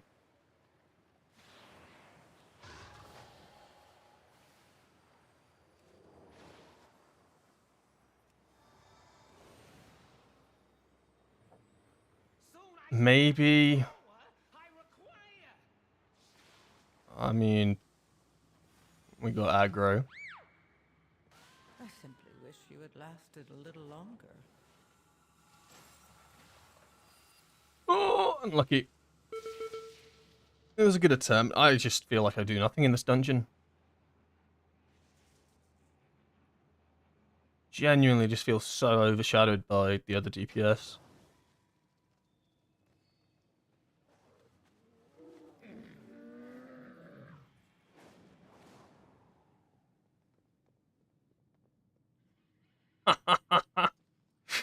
DK hits him with a, oh yeah, we skip and I forgot. That was playable. Yeah. Yeah, man. Between us, I didn't know we were skipping either. Abandon vote at 30 minutes feels extra bad. It does. Oh shit, it's Terry Morn.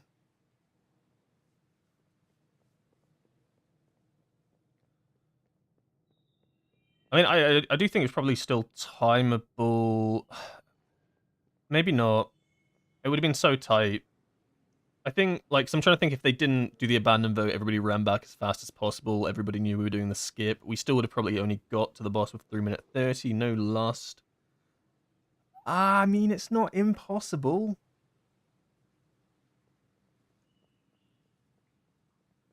Hard, not impossible. Oh, this dungeon's just such a mess.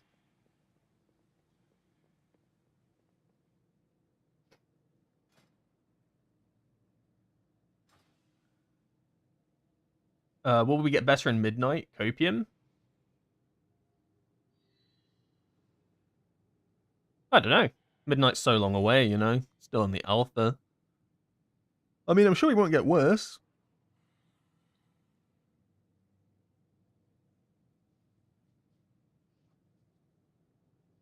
I'm competing against meta, damage is fine. No, it's not. Gotta beat the meta. And then they start questioning themselves, you know? They're like, wait, but I'm meta spec. And all this guy does is throw some fists. Huh? And then they start like having mid-exponential crises, you know? And then they become Windwalkers. And then my job is done. I've done my role. Do I press Fist of Fury on cooldown? Generally, yeah, kind of. Unless I'm in Storm, Earth, and Fire, in which case, no.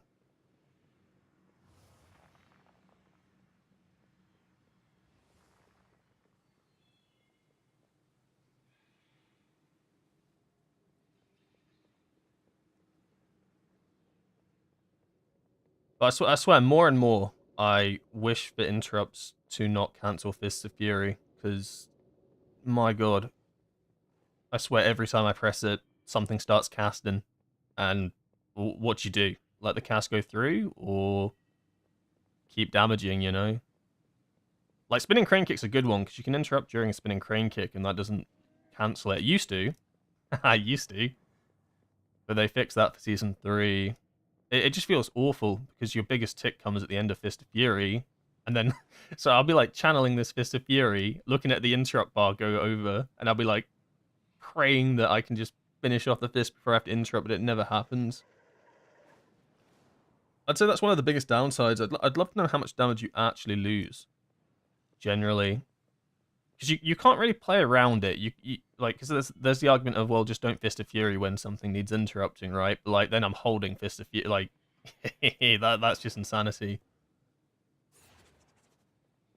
I just wonder how much like DPS you actually lose as a result of it. I wouldn't say I did anything crazy. Isn't the answer always deplete? True. Wait, you don't press Fist of Fury during Storm, Earth, and Fire? No, that's not what I meant. I just meant I don't press it off cooldown during Storm, Earth, and Fire. You still do want to press it during Storm, Earth, and Fire. Just, it's not a... There's a bit more thinking to it. Because, like, ideally you do get to press it in Storm, Earth, and Fire, because that's when it's going to hit the strongest, because you've got the Storm, Earth, and Fire buff, you've got 20% extra agility, you've got all your buffs from Wisdom of the Wall. Like, it's the best time to press it, but it's the tossing up of, does that stop me sending out flurry strikes?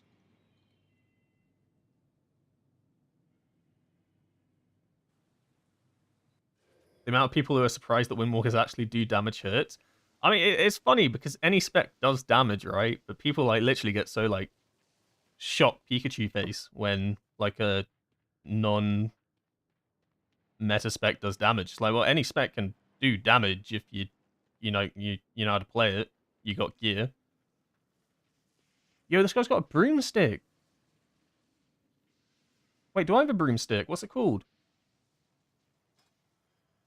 Broomstick. No.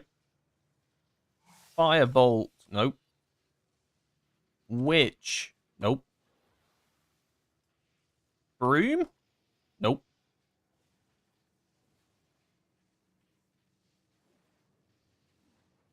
Monks should get a sword they fly on? Ah. Nah, we got Banlu. Banlu's good enough. He talks to you. He's going to tell me... See? He just wants to know where we're going today. We're going into... we're going to go suffer, mate. Oh, search Halloween. I searched Hallow and I got the River Beast. It's kind of close, right? Good enough. Yo, look at this. Am I crazy? What the fuck is this?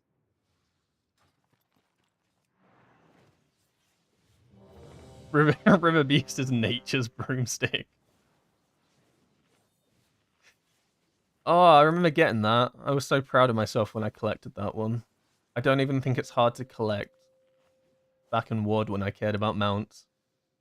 5, 4, Do you get a mount at 3K Racing? I think you do. 1. Don't ask me what it is, because I have no idea. I never checked.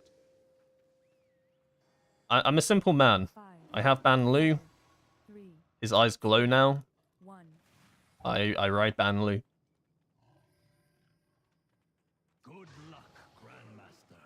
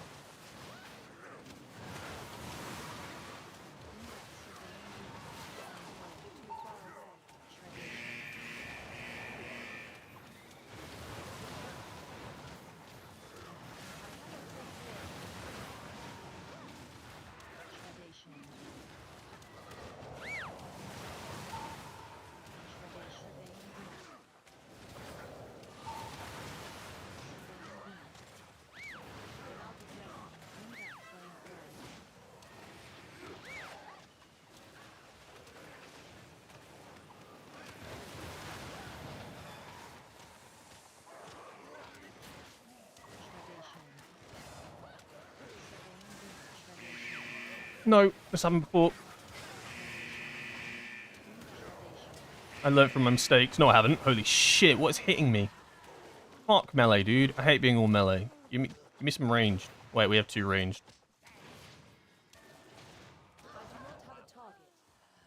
Fuck shredders. I've changed my mind. Just, they're not fun.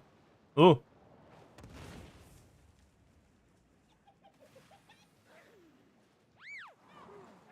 Oh yeah, hit me in the face with it. I love it. Thanks.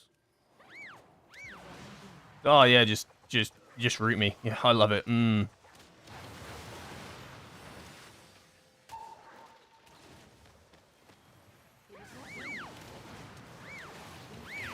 Oh yeah, all pile on me.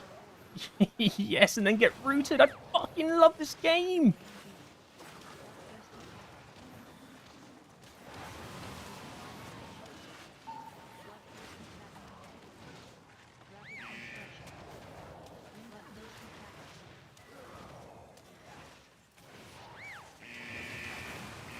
Oh, piss off. Huh? Am I the only target here? Am I the only rootable target in this dungeon? No? Then why does it keep targeting me? Am I the only wind-up target in this dungeon? Fuck this game. Well, it's actually out to get me. I want a stat check on how many other people got wound up and how many other people got rooted there. Because I refuse to believe it was more than me. Again. Again.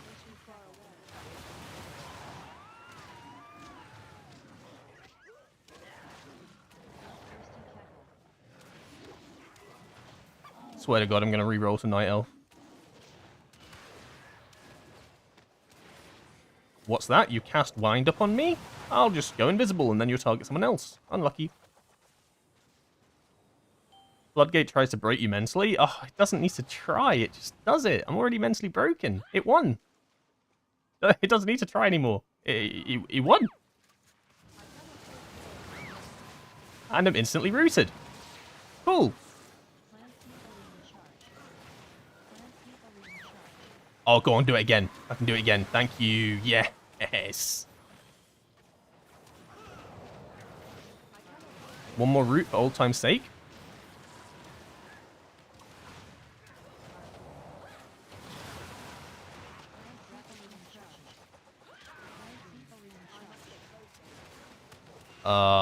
mean, that guy's scaffolding is on the bombs. Clancy Alien charge. Yes, another nail gun. Thank you.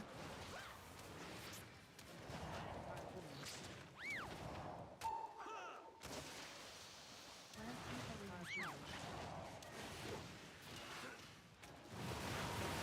Suppression boom. Clancy Alien charge. Clancy Alien charge. He nail guns me, and then he pisses off into his scaffolding. You know, when this dungeon came out, I thought the scaffolding was kind of funny and cool, and I was like, wow, this is kind of a cool mechanic actually, because I was doing +2s on the PCR, and I was like, hey, scaffolding, Fortnite, haha, funny. When you're doing +18s, it's not funny anymore. In fact, it is the worst design thing I've ever seen in my life. Flamethrower. Shredation. Surveying beam.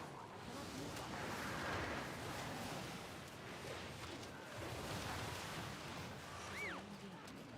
Shredation. Shredation. Shredation.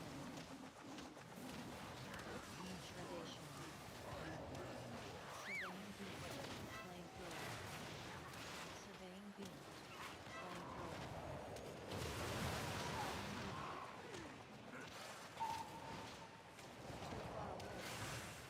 Shredation. Is it too soon to say so far so good? No, I don't think it is. That won't jinx it. So far so good. No one's died in this dungeon. I'm not doing ass damage. Yeah, so far so good. I'm not going to troll on the next boss. That's kind of good. We're going to save lightning here just so I can get it on the bosses and the Shredinator. Oh my god, he's going to put shreds under our feet, under the boss. Cool. Oh my god, the value. Oh, please flamethrower me in the face.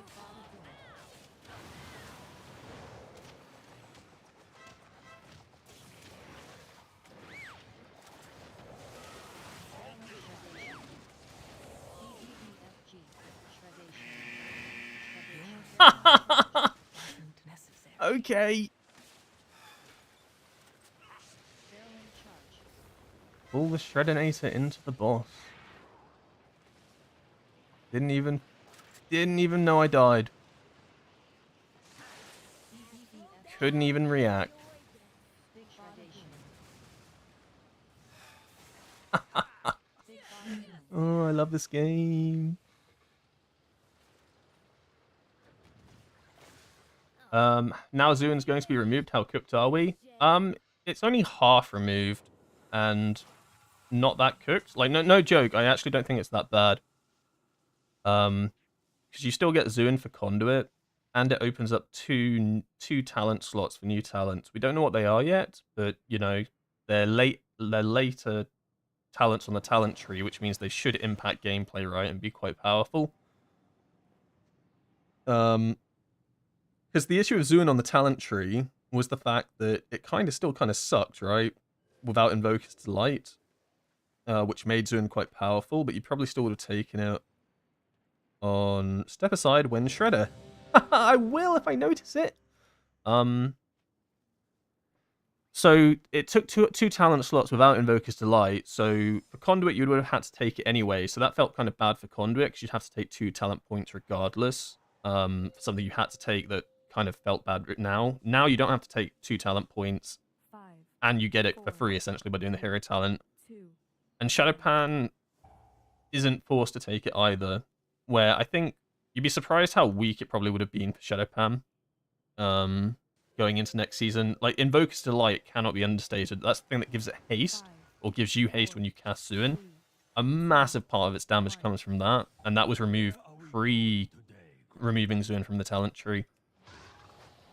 So, Zuin itself was already a neutered cat. So it's not as bad as it might sound.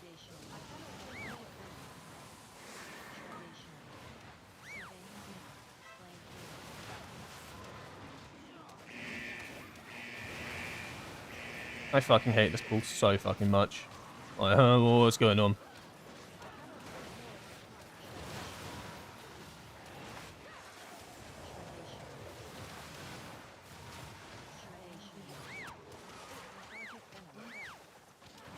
In fact, I hate this dungeon so much.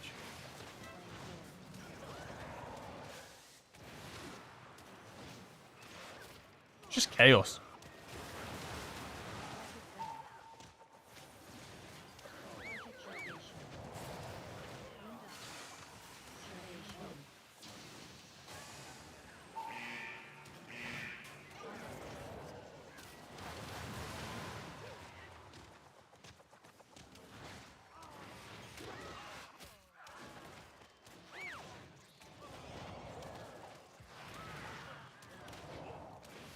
How does this dungeon feel as ranged? Is it kind of nice? I bet it's kind of chill as ranged, actually. Because if you get rooted as a ranged character, do you care? No, you kind of chill with it, right? Like, I'm rooted. I keep casting. You get targeted by the loader bots. Oh, I'm so far away that they don't even touch me anyway. I'm just chilling. Mechanics get put on the floor. Ah, it doesn't matter. I'm miles away.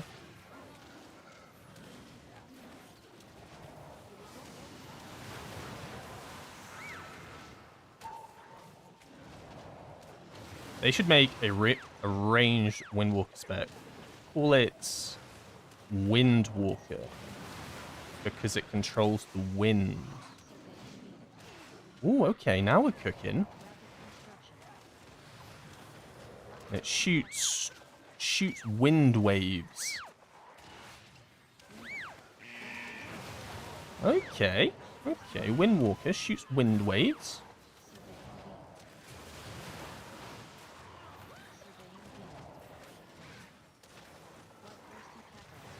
But the wind waves deal physical damage. No, wait. That's called Storm Ellie Shummy? No. It's called Windwalker.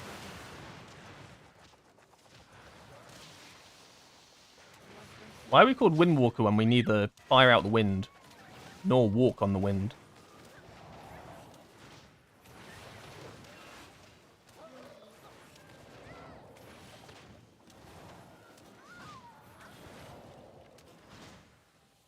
Would it not make more sense for the spec to be called Fist Brawler? I should be a class designer.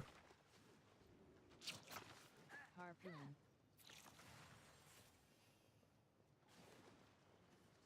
Harpoon. Plant cycle Instantly rooted. Okay. Up to me, I guess.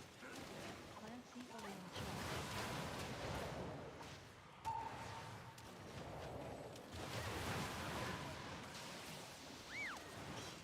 Roost again. Too far away. To CC. Oh shit, the bomb's coming. Can't stand on those. We're all just on the bombs. Hee. Okay, I'm rooted. Okay, I'm roost again. This fucking place is dog shit. I mean... Only the strongest survive. I mean... I don't know.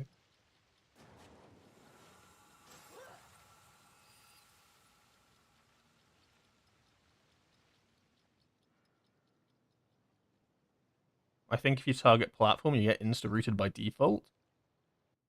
So I'm punished for doing my job.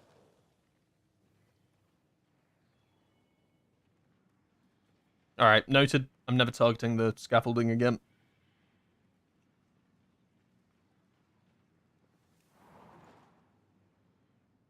Bring Serenity back? Yeah, I like Serenity. I mean, realistically, Conduit is kind of like the next iteration of Serenity, right? They don't do exactly the same thing. But, like, what does Serenity do again? It made you stronger, right? Empowered and then reduced cooldowns, was it? It's kind of Conduit. Conduit's like an upgraded version.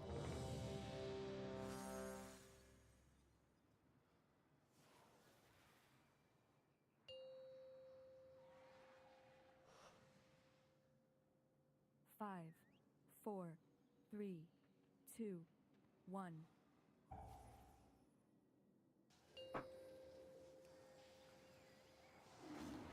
5, 4, 3, Where? 2, 1.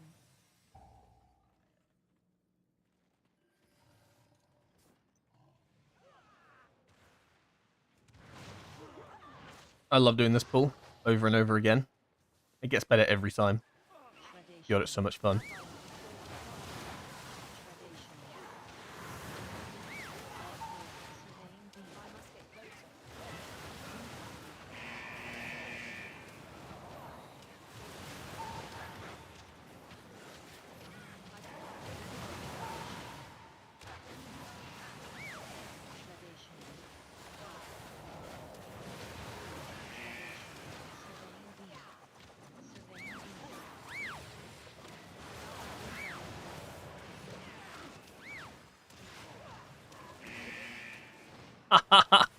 Touched by one loader bot, instantly 5 HP.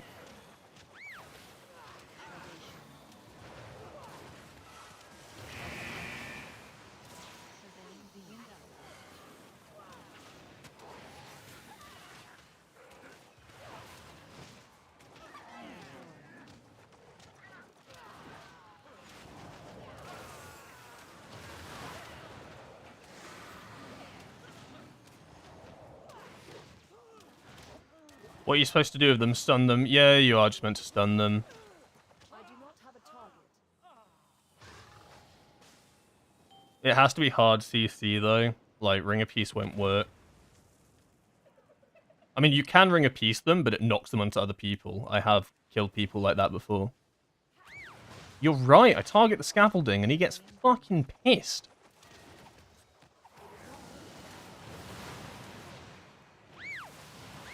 Oh, fuck these guys. Hit him with a CC.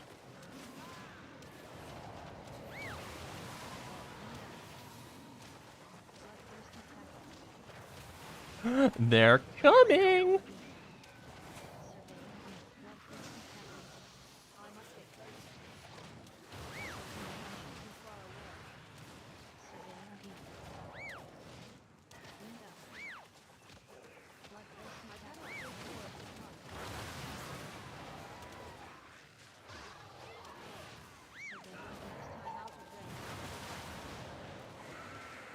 I'm gonna get rid of these surveyors. They are just causing such chaos.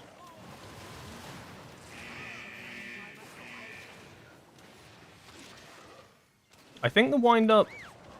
I might be wrong here, but I think the wind-up hurts more if you're the one targeted by it. If someone else is targeted by it, it seems to not one-shot you. If you're primary directive target, you take it. Ow.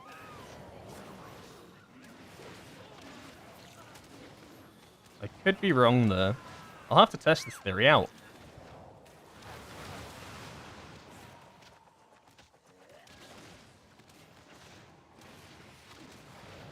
I require a target.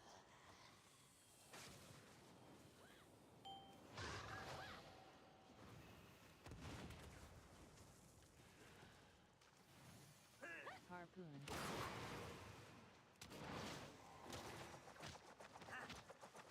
Clancy are in charge. Clancy are in charge. I have to take care. Clancy are in charge.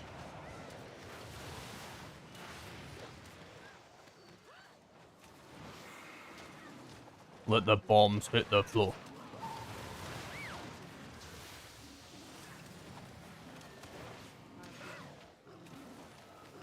At least I can Will and Dragon Punch when I'm rooted. You cannot Slicing Winds though. That does suck. Construction. Clancy are in charge. Clancy are in charge. Clancy are in charge. I must get closer.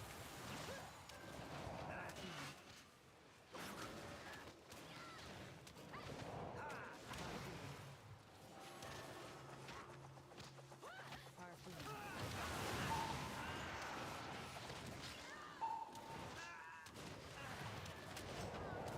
Alright, that was cleaner. Clancy are in charge. No coolies for this though. We're ahead of schedule. We're 2 ahead of schedule.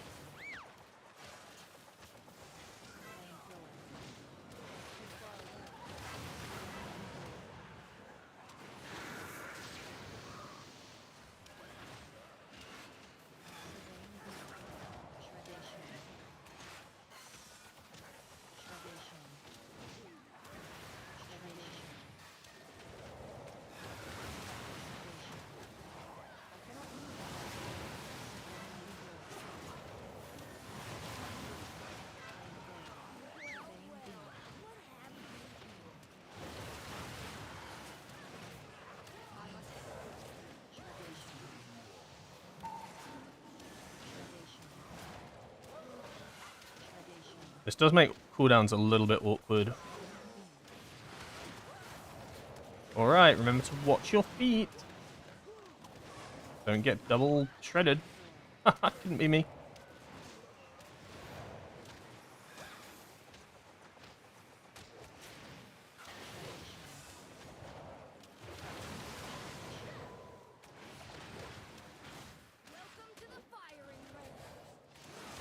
I'm just gonna focus Shreddinator. I want him gone.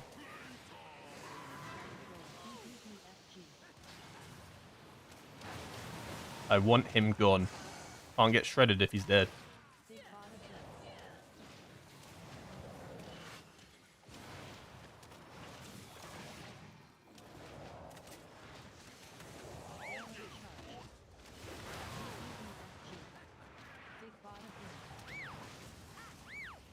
I mean, there are no more bombs, right?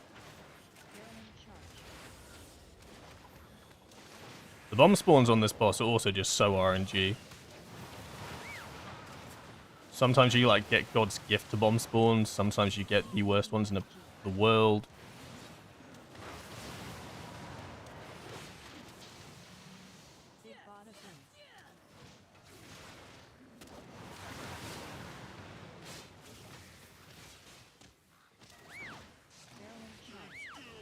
Like, we're gonna blow up tons of them now because of just how they spawned.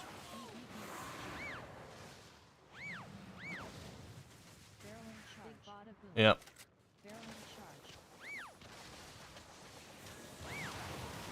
That was extremely risky what I did. I'm pretty sure that orange circle was like a millisecond from blowing up. You gotta risk it for the biscuit, you know? You don't time keys if you play safe. Wait, no, you probably do actually. It's probably risky plays that actually cause you to deplete keys. Anyway, that doesn't fit with the narrative I'm trying to tell. Gotta risk it.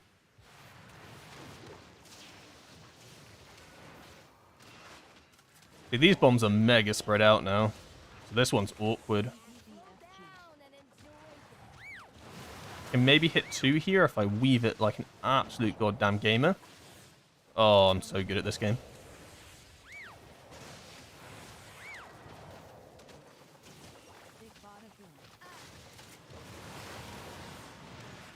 Oh, my healer's in trouble.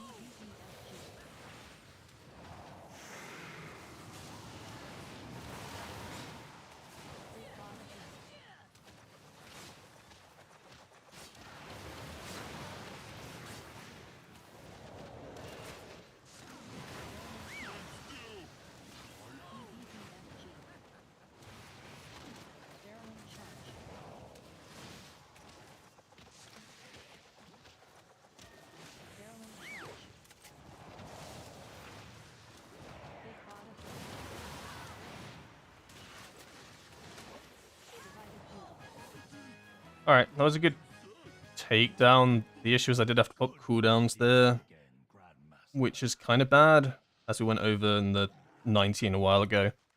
I will only get them up halfway through this trash pack, and it's that trade-off of do I send them on the trash pack or save everything for Big Mama? Ah, I hate making this decision. I feel like it depends how this goes, but probably I have to send. Oh, 3 snipes on me. That's kind of cool.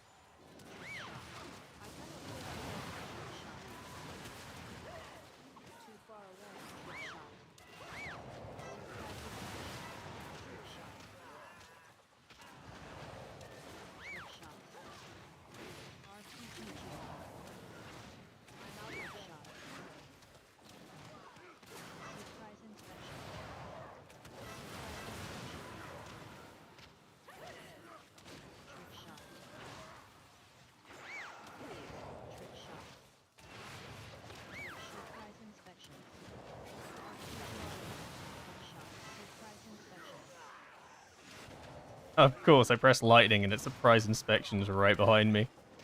Okay, sure.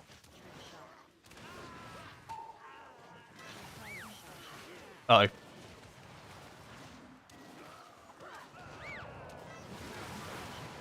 Yeah, so I'll be about like 20 seconds off of my cooldowns, which is a little bit awkward. But I did have to send there. The pack was like massive.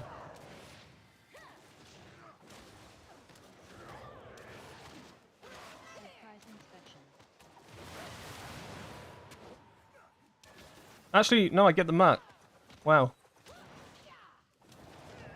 I'd love to say I planned this. Okay, I'll say it. I planned this. Just part of the plan, baby. Bloodthirsty cackle. 20 lightning, 14 stack nether prism. Flurry strike's about to pop off. Bloodthirsty cackle. Yep.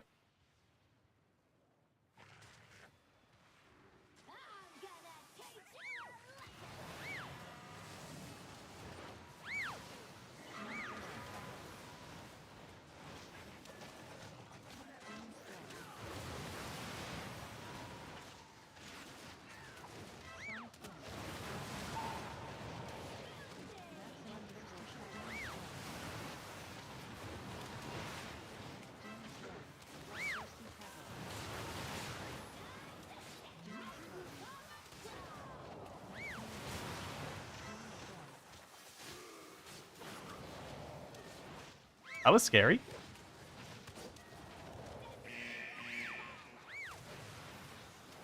If you roll through that, you only take like 1 tick of damage.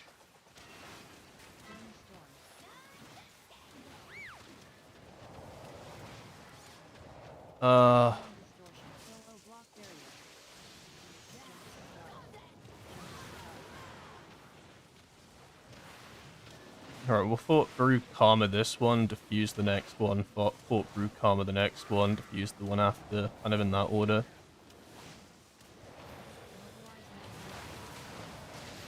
And we'll have cooldowns in 20.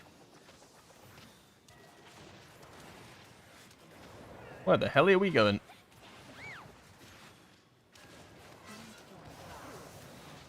I've been hit by something.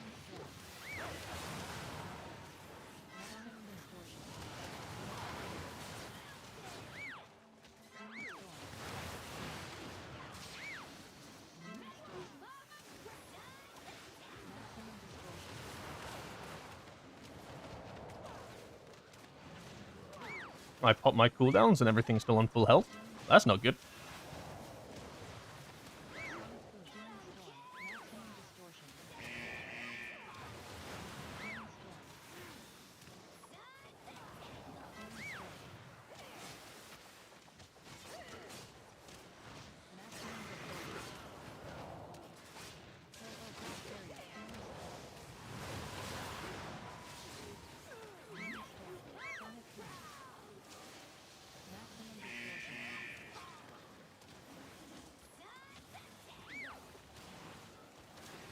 I'm having to pop my defenses early because we're just ticking down, which means I have no defenses for this mechanic coming in. I had to pop everything.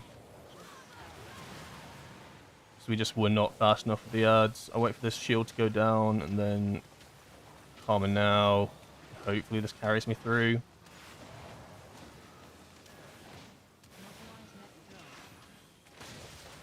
I mean, we have the Nether Prism version next, so it's a bit stronger. And probably double Storm, Earth, and Fire actually will get sent out on this one.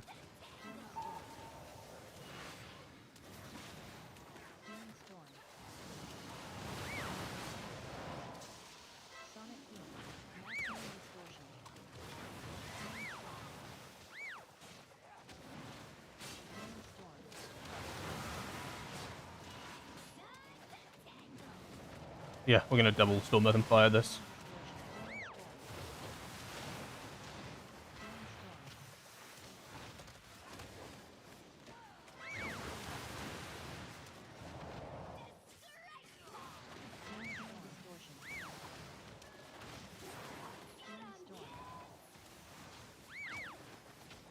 Yeah, that one's got a lot of health. I have no defensives left. I'm in danger!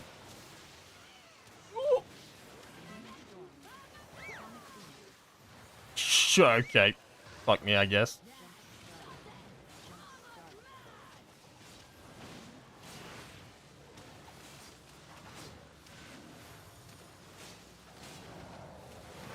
actually doing God's work on this boss. And then, so no cooldowns, and we have cooldowns for the next pack. Wow, it's all worked out perfectly. Yeah, it's just not, it's not a fun fight. I swear, it's just not fun. Like, it's cool to do tons of damage on a boss, right? But it's not a fun fight. Oh my god, we're doing the Loaderbot pull. I'm fucking dead. I'm fucking dead.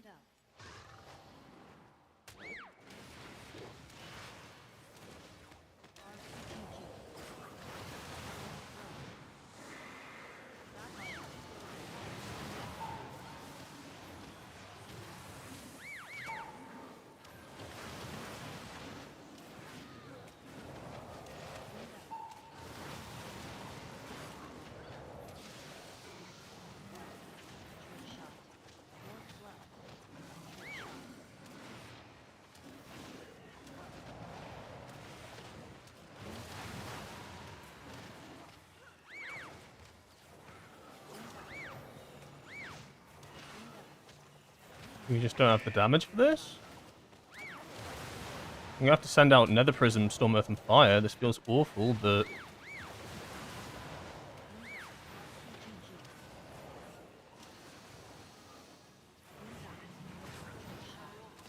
just not dying. Jesus! Just straight up didn't die.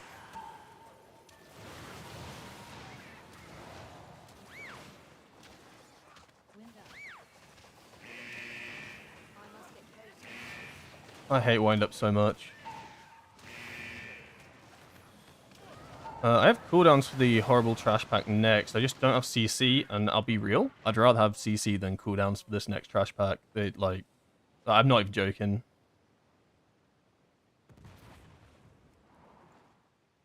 And I have no defensives. I'm dead.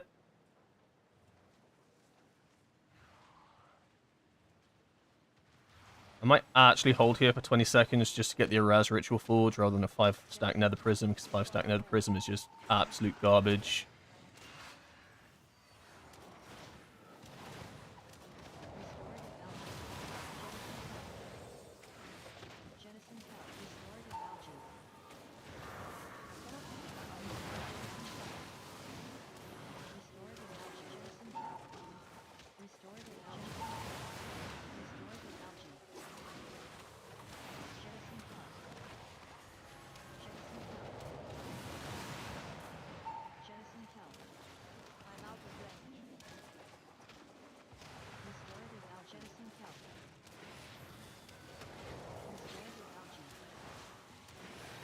I feel so useless. Ooh. I think I prefer having used my health pot there than my defensive. I need defensives for the next boss. Someone's just getting Jettison Kelch right now. Oh, it's me. It was me. I had to put a defensive. Fuck my life.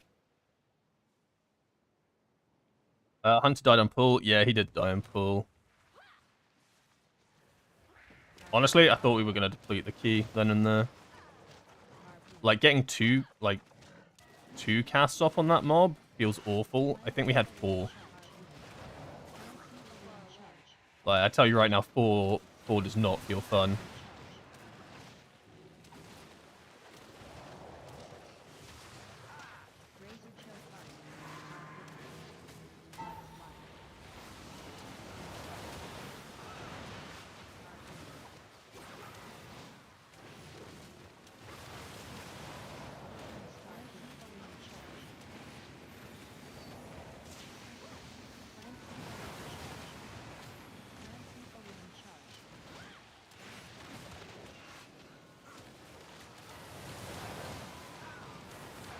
Yeah, if you can hear me, I ain't got nothing, Chief.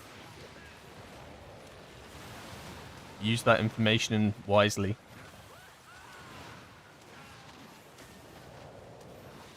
Actually, that's a lie. No, it's not a lie. Well, it's kind of a lie. It's a half lie. Fuck it, I don't need defensives.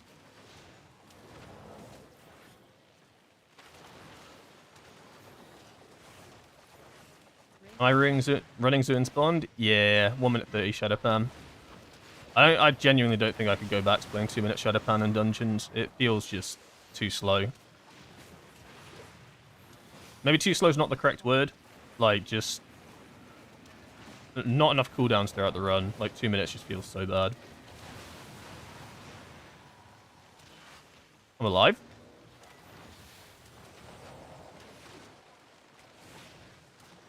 Alright, I have diffuse magic up for the next one.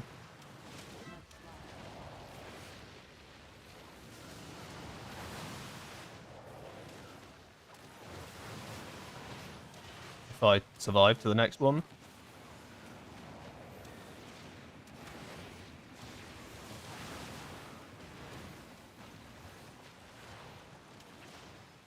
Nice, and then we have Karma for the next one. The boss is still on 40% health. Oh, we popped Lust. Okay.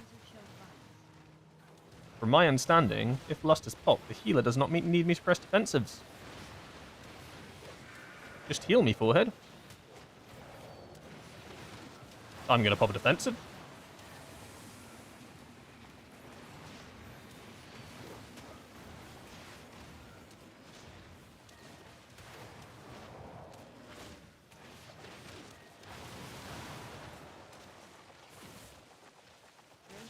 Lost the hunter there, I think.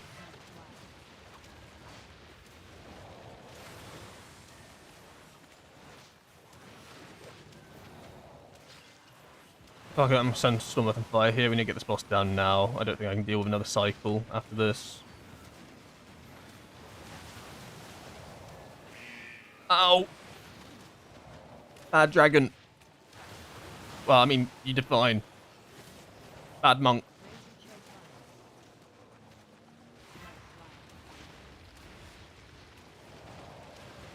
Please kill this boss. I'm done. No, my nether prism stacks.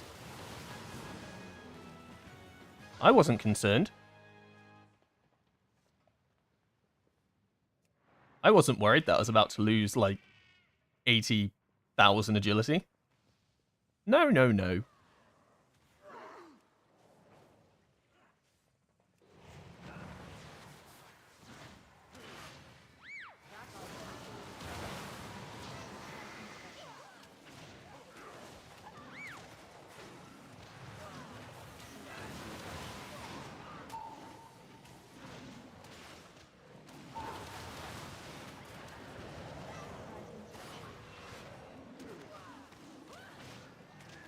No pellet pulling the big boy.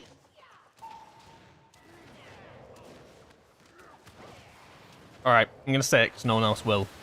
There is no conceivable way this dungeon isn't timed now. Great time, great percentage. Oh, like, it's literally impossible to fail at this point. Oh, it's a free Floodgate 18.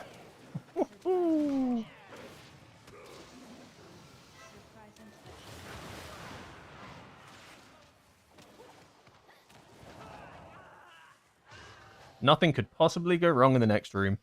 I just can't conceivably see anything go wrong in here. It's not one of the hardest pulls in the dungeon.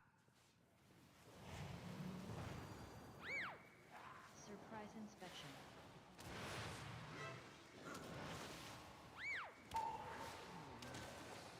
Surprise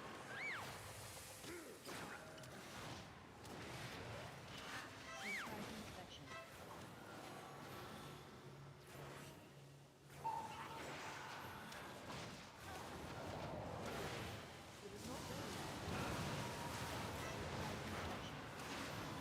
Surprise inspection.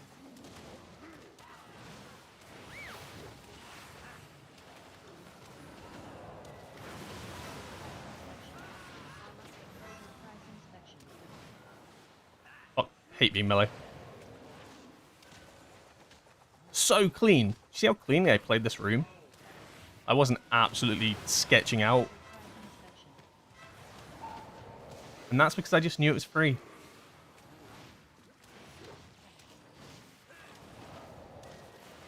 Was I rolling around like a crackhead? Debatable. Debatable. But did I die? That's the big one. You always got to ask yourself, did I die? Remember, no skip. Wait, isn't this pack really hard? I have no defensives. Fuck it, I'm gonna send Nether Prism now, because there's 50% chance I just die on this pack with my Nether Prism. Yeah, like, literally, look at my health.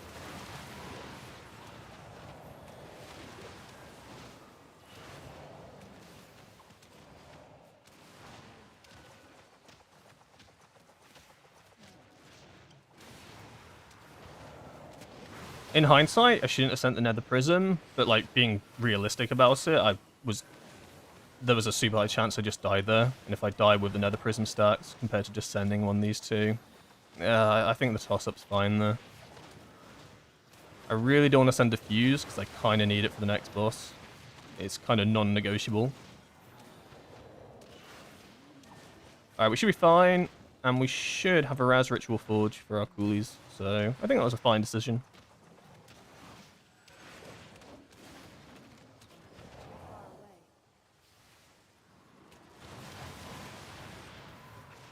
I require a target.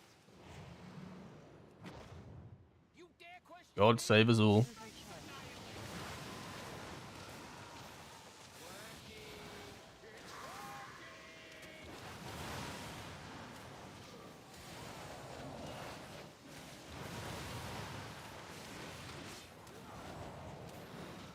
I have nothing for this first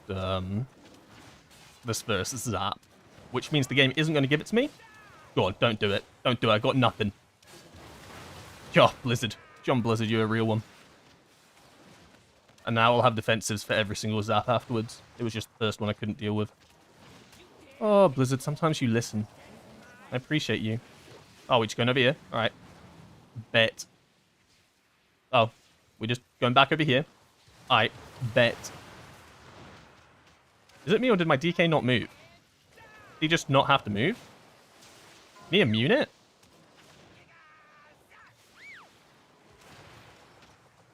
'Cause if so, that's genuinely cheating. Oh, just use AMS! Haha, this really cool ability that means that we don't have to deal with any mechanics in the game. Oh, yeah, same. I popped Fuse Magic and I still die. Full spec.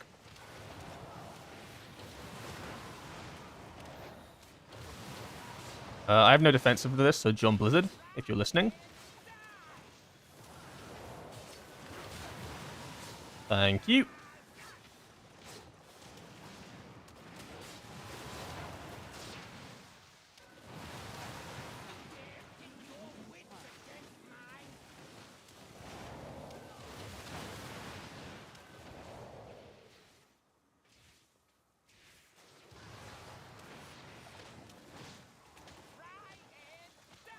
I will get the next zap. I think it works on a 2-2 rotation. It does. And then I wait for the last second and pop now. Ignore that water pool. We weren't going to use it.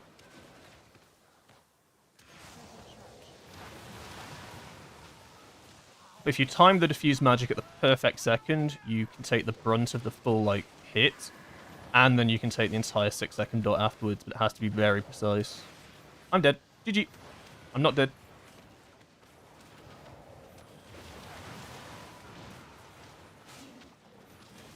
I'm going to send Ritual Forge out now. So then I'm going to send the Araz in a sec. Oh!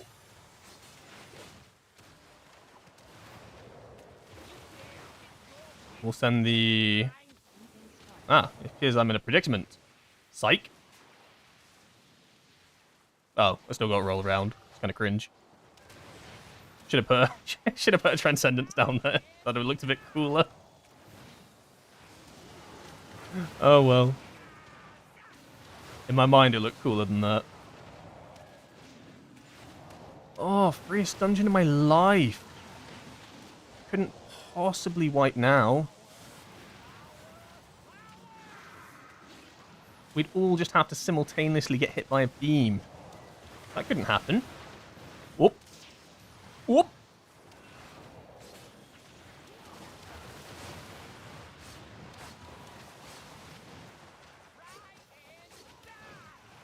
Ah, nice. Okay. Woo. Big score is there. Went from 16 to 18 Floodgate in one One attempt, trust me. Don't, yeah, trust me on that.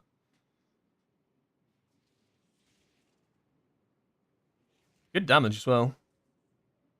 Well, comparatively to, not compared to the last dungeon I was in. Compared to the last dungeon I'm in. What with that hunter and that DK DPS. But as it goes for Windwalker, I think that's fine. 19 Dawn? Yeah, I'll do 19 Dawn.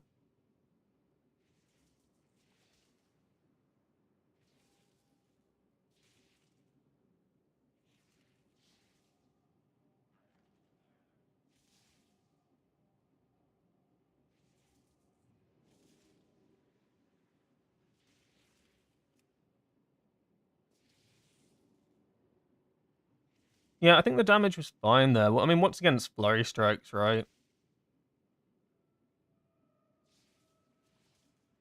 Flurry Strikes, Fist. I mean, the clones do alright.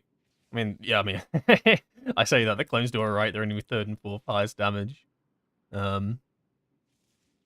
So, on paper... Oh, okay, no, we can't do the Dawnbreaker. The healer has to go. And he was my key goblin. He was the one who held the key. To be fair, big props. He has 18 resilient, and he's here helping me get some keys. We got the 18 in the 18 halls. So now we should treat ourselves to depleting my key. That sounds good, right? We should go deplete my own key. As like a nice treat, you know? Post 18 detox. What was I say? I was going to yap about Dawnbreaker. Dawnbreaker on paper, I wouldn't run double active. But I do run double active, and I'll tell you why. Because there's this thing called the boat in the sky. And anyone that's run antenna in a Dawnbreaker will know that the boat in the sky hates your orbs. Naturally, your orbs are meant to fly towards you. I swear to God, they genuinely don't. Sometimes they will. Sometimes they'll just spawn and not move. Sometimes they'll spawn on the floor. Sometimes they'll spawn while you're flying. I feel like I lose so much value from running antenna just because of the ships. So it's why I don't run antenna. Although on paper, I think the pools aren't massive in that dungeon. Like, they're mid. I think it probably is better to run active passive there, but just because I don't have a better passive trinket than Astral Antenna, and I hate having to collect the orbs that spawn in Narnia, I just don't rate it.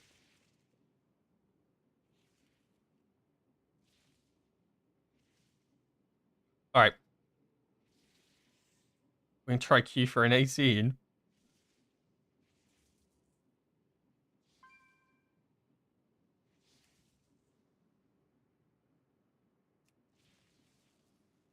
Yeah, we can try, Terry. I don't think anybody's accepting a Windwalker and a DK, but we can try. Oh, my lead.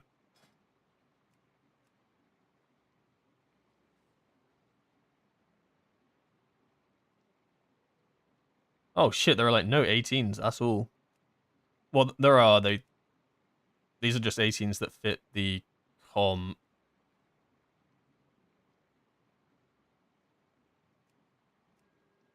There ain't no way I'm getting accepted to any of these.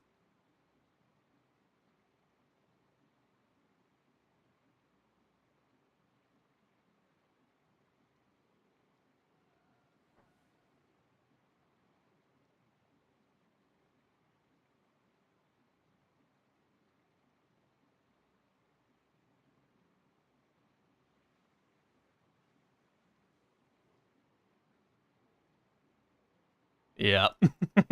Yeah, these are not gonna bite.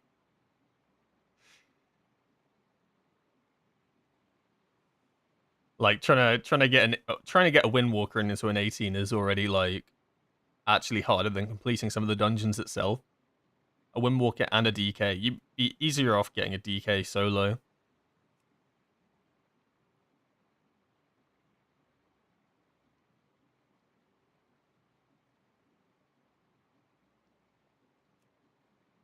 I'll try these Echo Domes.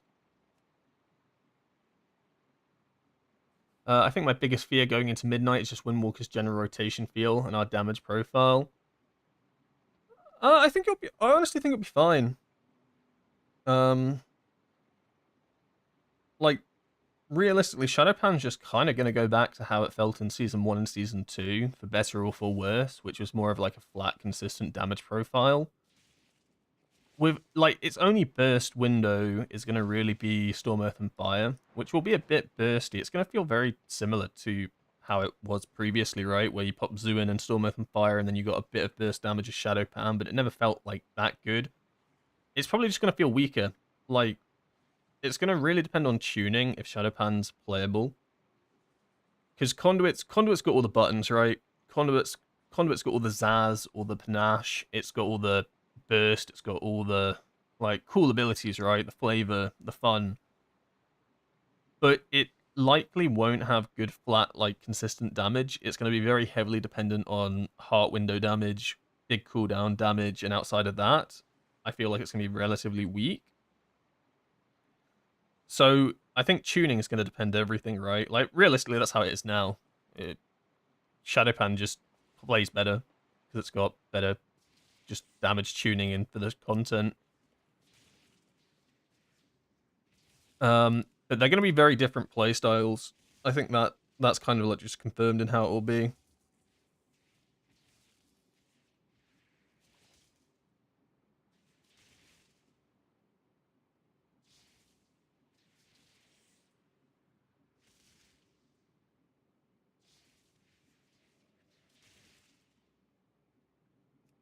All right, I'm gonna turn on Raider IO.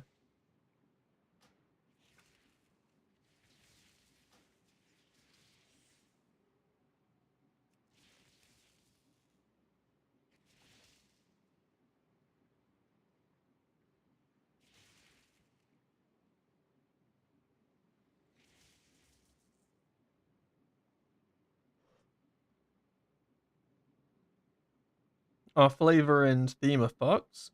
I don't know if I'd say fucked. I'd say they're probably more honed in. Whereas, like, as a whole, the two hero talents don't differ that much flavor-wise, right? They both pop the Celestials, they both send out the clones, yada, yada, yada. Whereas now they're going for more like a... Conduit is the more full Celestial sort of... That sort of thing, like you're summoning your little boys to come help you, not the clones, obviously, but you're summoning the Celestials using the... I don't know Windwalker lore that well. You're using their power to help you do damage. Whereas Shadowpan, they're trying to give... It looks like they're going for more flavor of like a brawler, you know? The ninja flavor. So I think they're trying to like separate the hero talents into actual separate flavors that are distinguishable. Because right now, they're kind of the samey. I don't know if that's a good thing. I don't think it's a bad thing though. At the end of the day, all I care about is damage numbers, right? Like, yes, obviously I gotta play the spec. Well, I want to play the spec. At high level raiding and stuff like that, right? I think Conduit will be a lot more fun to play, so I prefer it if Conduit's stronger for raiding. Because when you're playing Shadowpan right now and raiding, right, it's like, what are you actually thinking about? Pressing Tiger Palm during Storm, Earth, and Fire, you're kind of thinking a little bit about that, and then outside of that, what are you thinking about? Nothing, right? Whereas with Conduit, there's a lot more to it, you know? It's like working out your heart windows. Do I have enough time to pop this heart window before I go into my real cooldowns? I need to make sure the ordering of my abilities are correct to get optimum damage. Like, Conduit's a lot more hit and miss. Whereas Shadowpan, I feel like if you cock up a little bit with your flurry strikes and stuff, it's not mega punishing. If you cock up heart windows and you mess up your like ordering of your big Conduit ability, it's detrimental to the damage you'll do. So I think the way I'd like them to do it is I'd like them to make Conduit stronger, but harder to play, and Shadowpan consistent, less damage, but easier to play. Because that's kind of how it was in Season 2, right? Like, that's kind of how it was, and I think that was probably... I'd say Season 2 felt like peak, because you could play both hero talents. If you were new to Windwalker, Conduit like seemed like, wow, that's a lot going on. But Shadowpan was a really good way to get into the spec, learn the spec, get to grips with the mastery, all that sort of jazz, learn the basic rotation, and then you move on to conduit and then get better at like that playstyle, a bit harder, bursty one. Whereas at the moment, right, Shadowpan's the better of the two specs. And I don't think that's not good because think about it this way, if you're a diehard conduit player, and conduit is harder to play, I'm saying that right now, it just is harder to play, and you're playing to the peak ability you can play conduit, and you're pumping damage, well, Shadowpan, which is easier to play, less to think about, you know, less punishing to mess up, can outperform you. And I don't think that's good. I feel like the more consistent flat damage profile should be weaker, but have less, like, you know, potholes that you can stand in and screw up. Does that kind of make sense? Like, so I don't mind them splitting them into a harder to play hero talent, but it needs to work like that. You can't have Shadowpan be the bit more basic, less buttons, simpler rotation, and just do more damage. It just, otherwise no one's going to play Conduit. You see what I mean? So I hope they kind of go for that angle. But I think Conduit will allow you to skill express, whereas Shadowpan at the moment, just from looking at it, there's very limited skill expression. In Midnight, it's very passive, like insanely passive. The only thing you genuinely will have to think about are weapon of order windows, which is just, you know, it's essentially the same thing now as when am I going to pop Storm, Earth, and Fire. You're going to be thinking about when am I going to pop weapons of order. It's not crazy overcomplicated. So I hope they take that approach to it.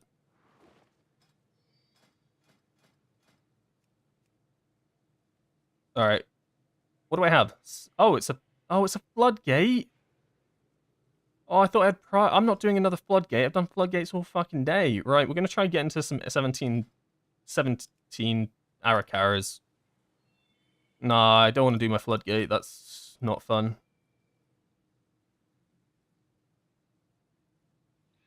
Oh, they've already got a monk. Sad.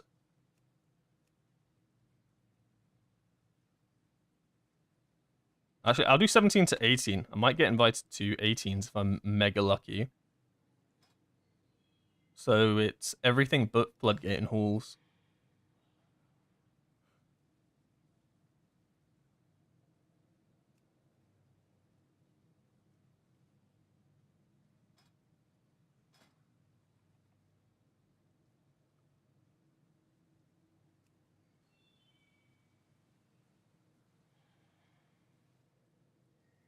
Have I done I've done 17 streets.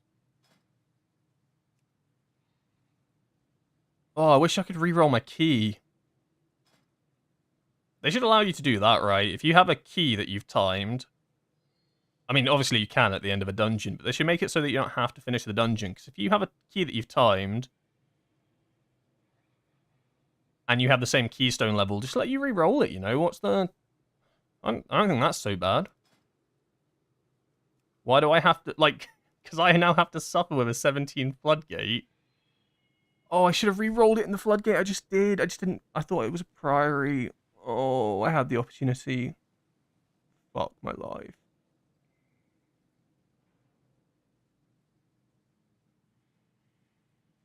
Will I watch the MDI tonight? Oh, I didn't even realize the MDI was on tonight. Yeah, I will for sure. I enjoy watching the MDI. Odds on them bringing a monk? I've just rubbed my eyes and everything's blurry now. I can't even see what I'm signing up for. I'll try the 18 Priory.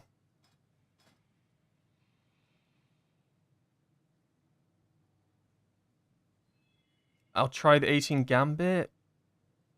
18 Arakara. I'm never getting into that. 17 Dawnbreaker would be a good one to try sign up to. Well, I'm not getting into that one.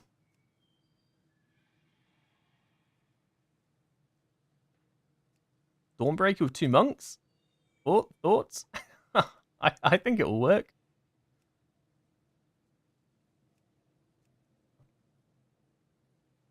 Apply to the group with a monk. Maybe they replace him with you. Oh, no, that's fucked up. I wouldn't do that to another monk.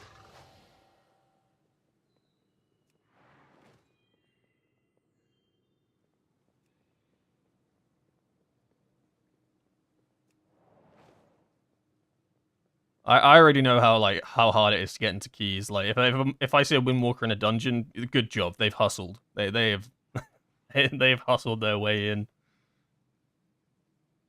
I could just do the streets, or I could just do another 17 and then re-roll the floodgate. I just don't want to do another floodgate because I've just done it all afternoon, right? Alright, I'll just sign up to some other 17s then. Instantly fucking insta invite, sure. Sure, I'll do the 17 streets because arguably the easiest dungeon. And then I can re-roll my floodgate to something else. So I'll do any dungeon. It's just I've done like floodgate for the past 2 hours, and it's just hard to complete as well. I'll admit the most fun time playing Windwalker for me was Conduit during raid and being able to use lightning. Yeah, that was really fun in Season 2. I mean, there's speculation that the 2 talent nodes that Zuin and Zuin's Bond potentially could be Last Emperor's Capacitor and Power of the Thunder King. I wouldn't get hopes up for that because they specifically removed them early on in the patch in the alpha cycle. Like they were even in the blue post, right? Remove these 2 abilities. I wouldn't say no though. Although I'm not a fan of how lightning actually works and expresses our damage in raid, it makes us feel a bit cheesy. I still think they're a good ability. I still think it's a good ability. It's a fun ability. I just think it's extremely hard to balance. Right? You make it into its iteration that it is right now, and it's just disgustingly broken in raid with ads. You make it into its iteration from Season 1, and it's unplayable, right? Like, you have to find a middle ground. And then, is that middle ground good enough to actually be run? You know what I mean? Because right now in dungeons, lightning's not that strong. Like, it's not awful. Like, don't get me wrong, 6th on the damage charts isn't, like, criminal. But when you compare it to, like, a raid fight where you play Crackling Jade Lightning with ads, it just... Crackling Jade Lightning can be number 1. It's just stupidly broken. Like, even Lumathar, right? A fight that only has 2 ad spawns. Crackling Jade Lightning can be your top damage. A button you press, like, 6 times. It's genuinely just... It's kind of unhealthy.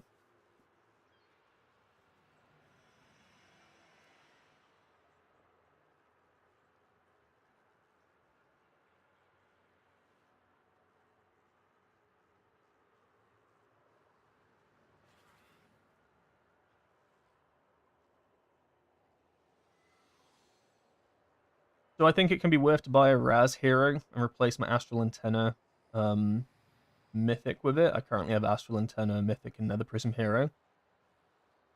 I think that you definitely want a Raz regardless. The thing with a Raz is it's really good for the raid, the Shadow Pam, because you play Shadow Pam predominantly 2 minutes.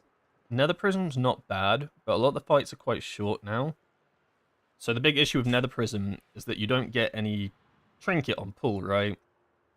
Because it has to stack up.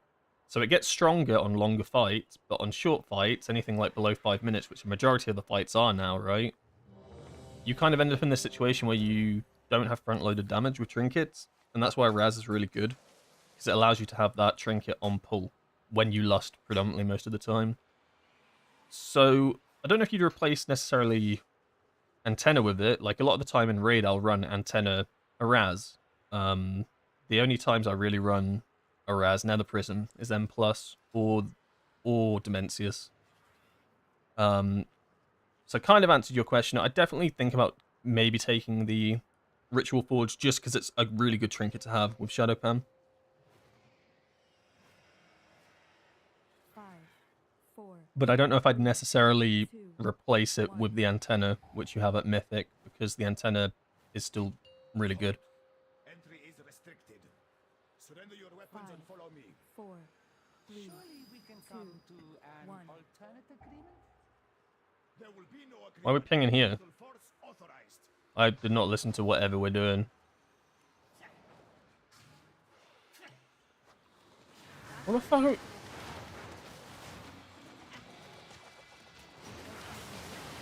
What was that?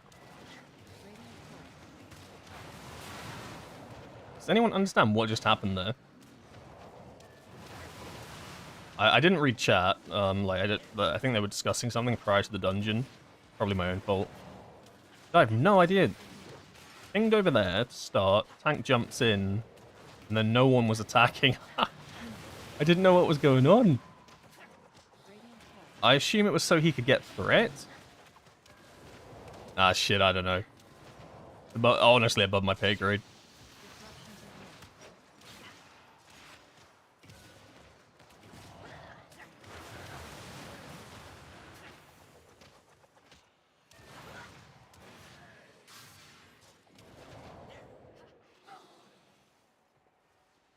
Oh, yeah, if you're on Demencius, the issue with Demencius is that you do want double actives, and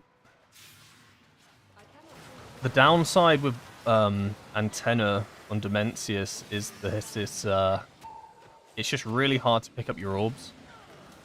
Like, it's kind of like, it's such a heavy movement fight.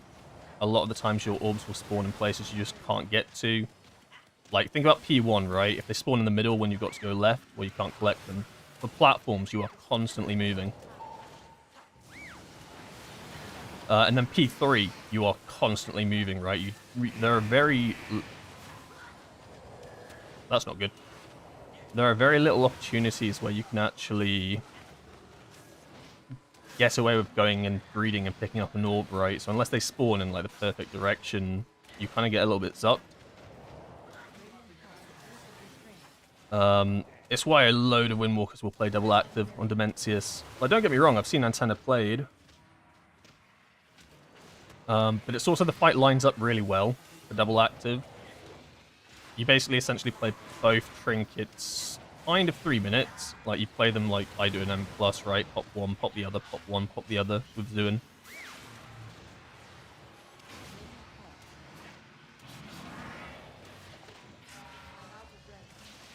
I'm on the wrong side.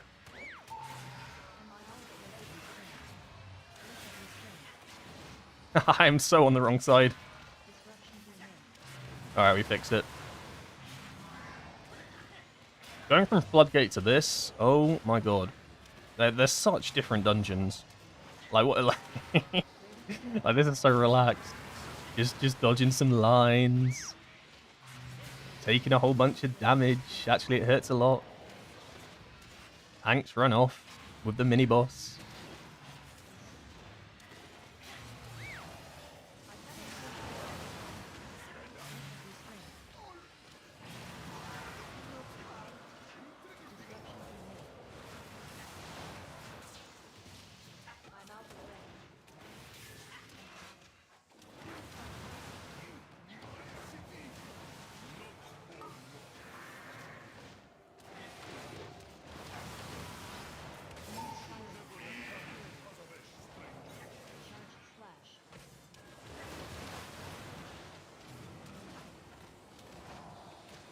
Tank's looking a little bit rough. Can you get these ads? Ah, fuck me, that hurts. So, am I just dead?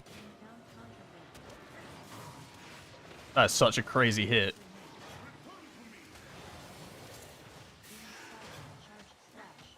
And the issue with the disarm is you can't really pre-defensive it. Like, you technically can pop a defensive prior to it coming out, but there's no confirm that it's actually going to be on you. So I just got my health chunk there. Didn't die, though. Cooldowns in 17, interrogation in 17, so we are not popping Zuin until we 100% are confident we are not targeted. Otherwise, we waste essentially half of an 18 Nether Prism stack. So let's see who's targeted. And it's me. And this is why we did not send it.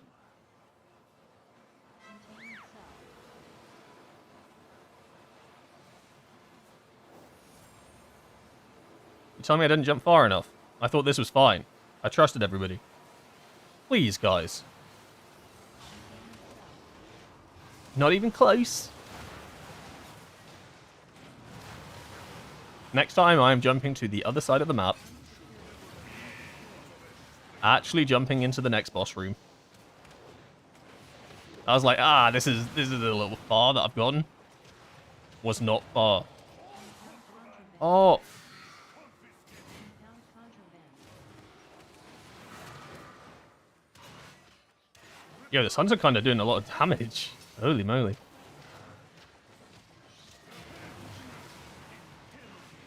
Do we need to free him? Charging the flash. Oh no, he's also a cool spec that can just avoid the mechanic. Huh. A lot of cool specs in this game.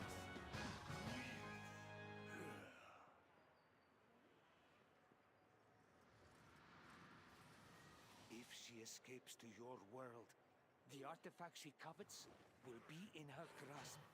Chain of custody. Unnecessary tragedy. We'll send a Storm Earth and Fire here. Now the Empire got well so.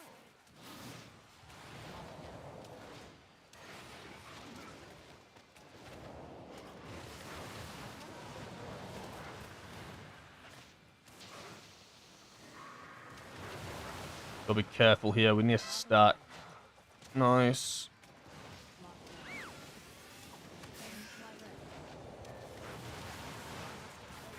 Okay.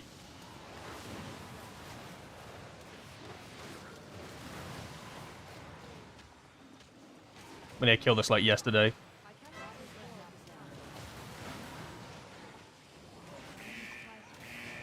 Yep. I mean, the positioning there was just crazy. I'll be honest. Am I just dead? Not quite. Ancient threat. Lava threat. Ancient threat. I do not have target. We do not have a healer. The hunter's getting battered.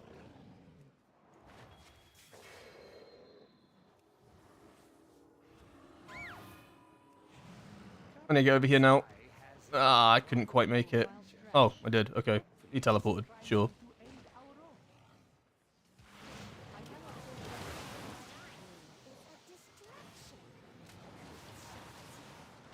Frenzied charge. Frenzied charge. Frenzied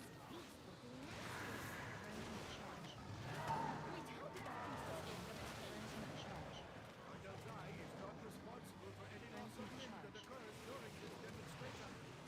I'm not saying this dungeon feels really cursed.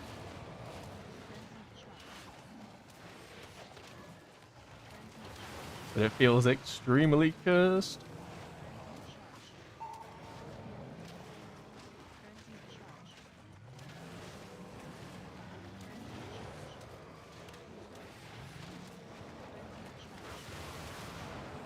Alright, we'll get a full nether prism Zuin on the boss.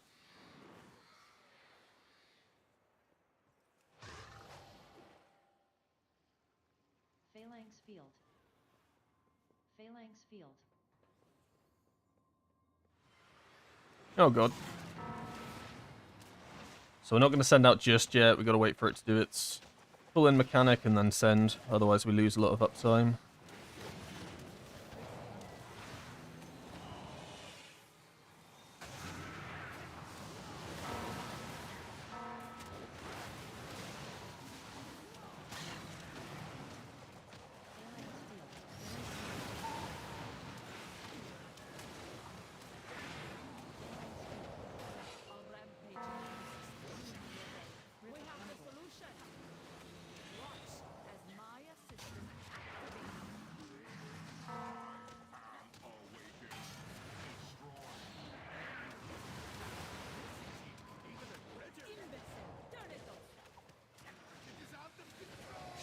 Execution protocol.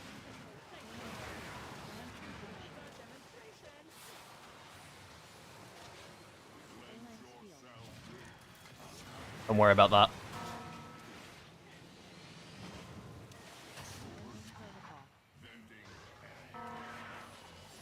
Protocol. This guy kind of needs to be dead, like, already.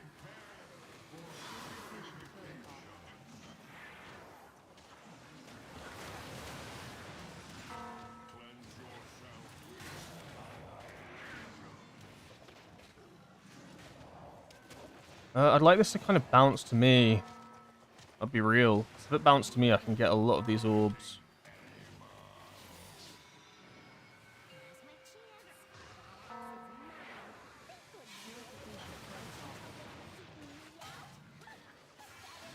Ow.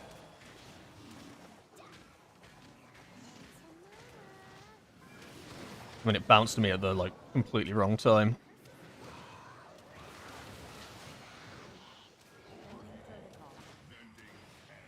No, it's gonna fall off of me now.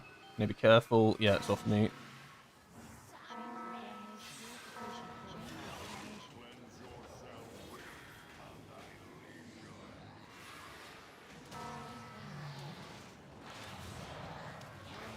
Oh, I hate this fight so much. We'll send coolies on this mini-boss. Mini-boss.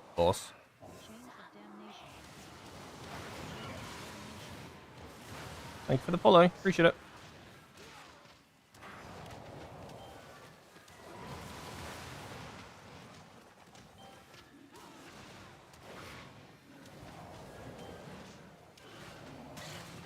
Alright, we did alright there. We got quite a lot of orbs. Gotta be careful of Whirling Annihilation. Send out the lightning. Ideally, don't die.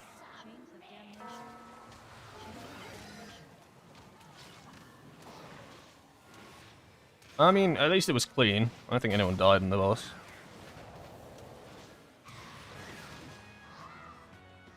And my time... We're 2 minutes better than my last streets. What the hell?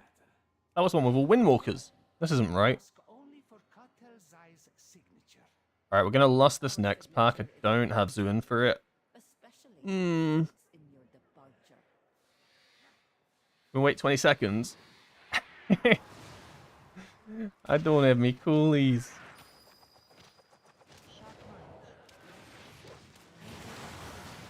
Come on, touch each other.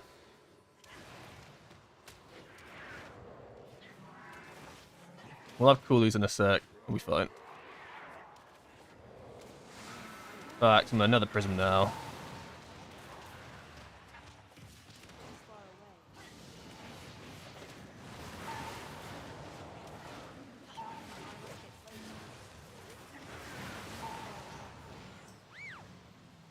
I weaved it. They told me it couldn't be done. They called me crazy.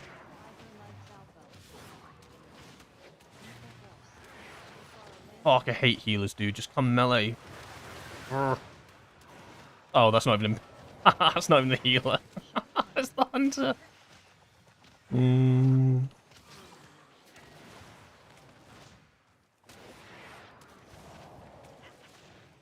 I was like convinced I was gonna get hit by one of those two things I went through. They looked really close. I'm saving cooldowns right now for the next pack. It's the massive pack before Postmaster. Postmaster? I think he's called Postmaster. Mail room man.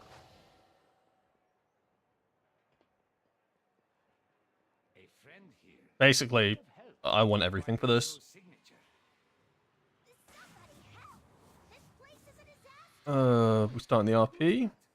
Alright, he's pulling. They're starting the RP. Cool. And I just sit pretty. Wait for Zuin to come up.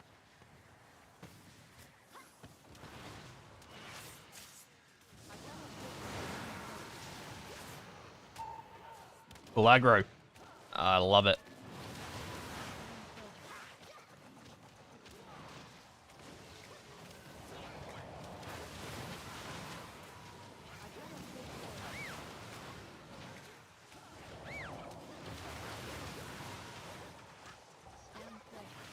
I don't think we pulled the entire room. I think we left the pack in the corner. Which is fine. I actually don't like leaving the pack in the corner. I always find that what happens when you leave the pack in the corner is that the boss gets pulled, but the elemental positionings are never right, and then they start like absolutely caning your healer or someone important. I don't know, maybe I just had bad experiences with it. Probably fine.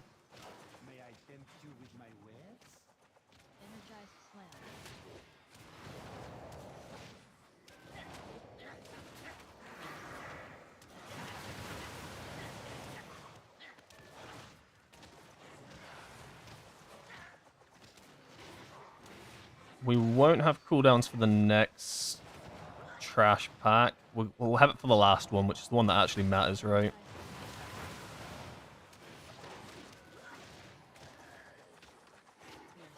Where's the gift?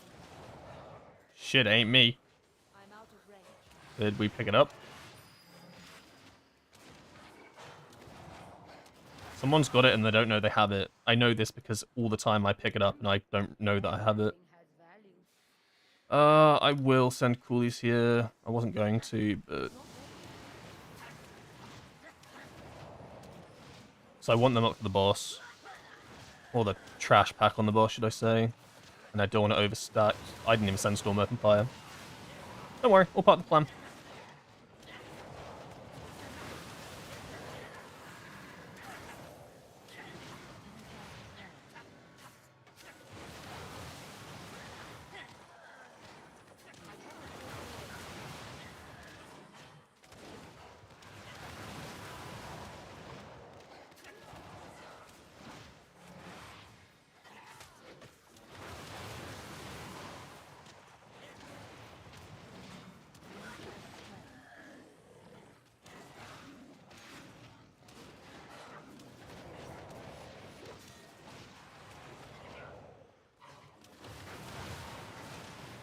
I'm going to save the 20 stack lightning as well, so we're not pulling anything to the boss.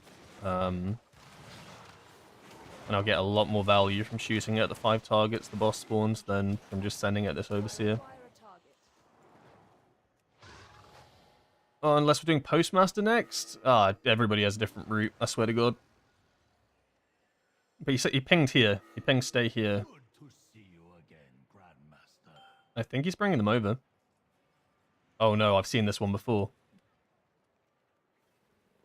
I mean, the last time I did this, it bugged out and we failed the key, so... I'm sure it'll be fine. Thanks field. What's the haste cap on Windwalker before diminishing returns? I'm pretty sure it's 30% on all secondaries, right?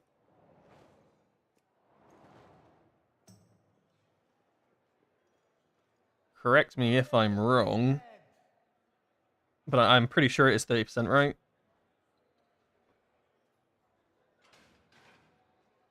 And then, like, every... he tried to grab my thing. Every 10 after that, it's like, it increases in diminishing returns Phalanx up to field. 50%?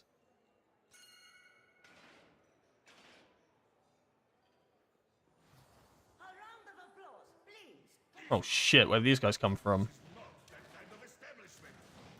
Oh, these are the guys we pulled. Why has only one of them appeared? This happened last time. And you know what happened last time? One of them bugged out and started evading us for the whole dungeon, so...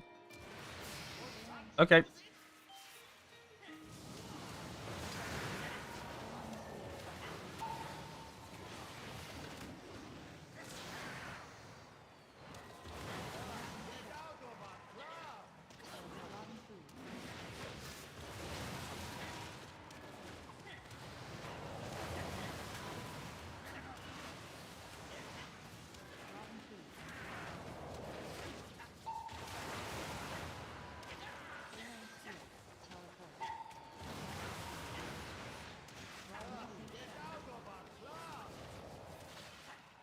Get out of our club.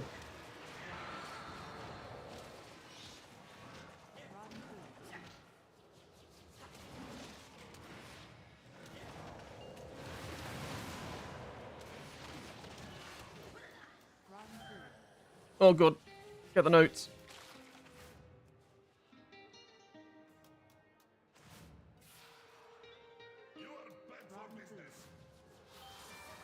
I should be able to send cooldowns during the first shield. I'd like to think I can send them during the first shield.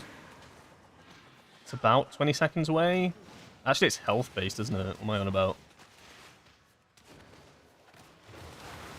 I need to make sure I get the notes. Nothing matters but the notes. Everybody in my group... There's note. There's note. I get it. Oh, got it. This is good. This means we send coolies.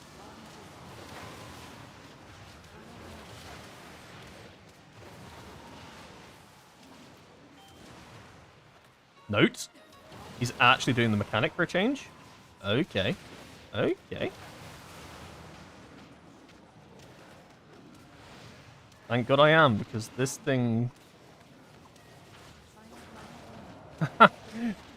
that was tight as. I need more notes. I've only got 16 seconds. Sing to me, bitch. Please. I've only got 9 seconds. Where are they? Where are they? Where are they? They're behind me. Go! Oh, I'm so swifty with it. I don't even need those ones. Actually, I'll just grab them. Fun. Oh! I will have to send out Stormbath and Fire out here, because I think we're behind? No, we're ahead. Oh, no, we're way ahead.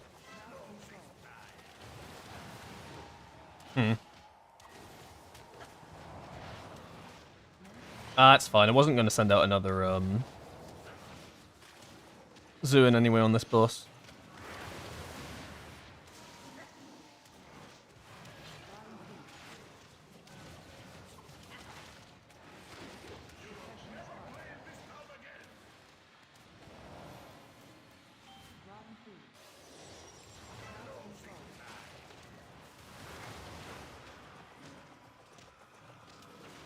I think the time is actually going quite close.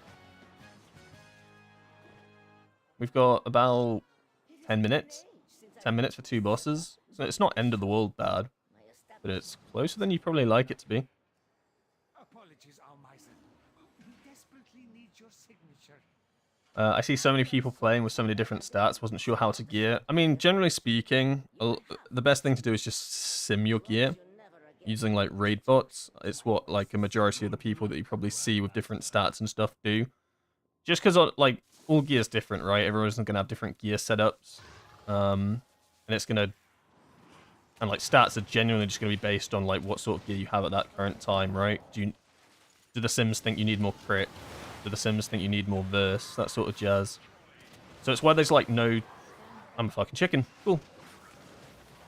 It's why there's like no set defined. You need this much haste. You need this much mastery. Please stop turning me into a fucking chicken.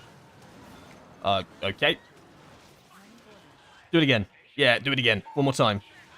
During my cooldowns. Oh! Oh, okay. You could have jumped a little bit sooner than that.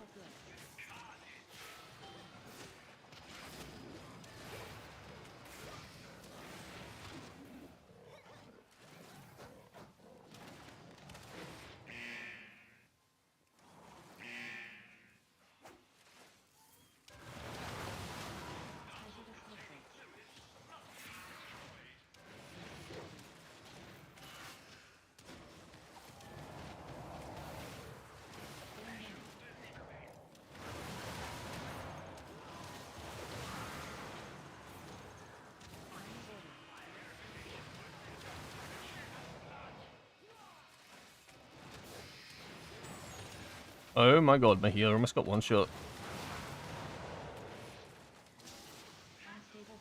Alright, once we've done these goods, I'll send out full nether prism. Let me do the mechanics of this boss. Don't worry, I'll do the mechanics, boys. I got you. Instability. Hazardous liquids.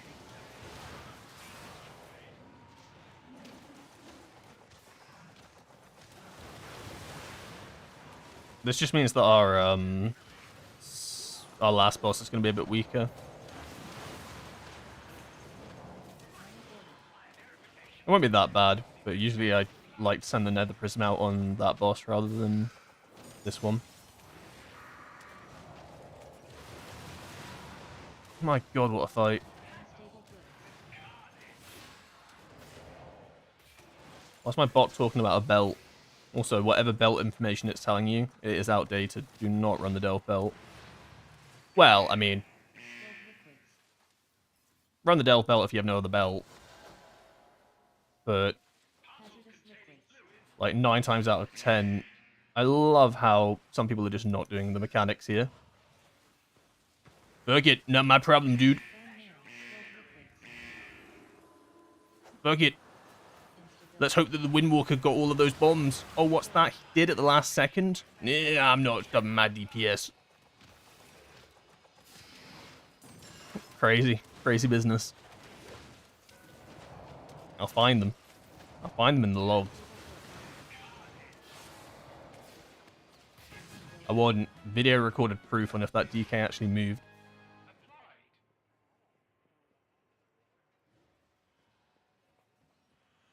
Also, I don't know how that bomb didn't go off. It was midair. Now, we are in need of Didn't know that it couldn't explode midair. You mean this? There are dozens of them all over the Also, if I died with that bomb, because I went into the Ah, gunk, also deplete. excuse our intrusion, sir. But we don't do that here. We pop our health pots. You at an inconvenient time. Al-Dalil, is there no sanctuary? It's the two meta specs that don't care about mechanics. They only know DPS. Hear me, Solir. The I know artifact I think the hunter did, suffering and I know the priest was doing loads of them. and I power just don't know if the DK did them. I'm beyond willing to be corrected. Die, Oh, foes of oh. Carthage. I don't think I saw a move on that last set. They don't even know how close this was to a wipe. Only truly me and the healer know how close this dungeon was to getting wiped on that boss. Them because they would have looked at my health bar and been like, oh Jesus Christ. Phase slash. And me because I lived it.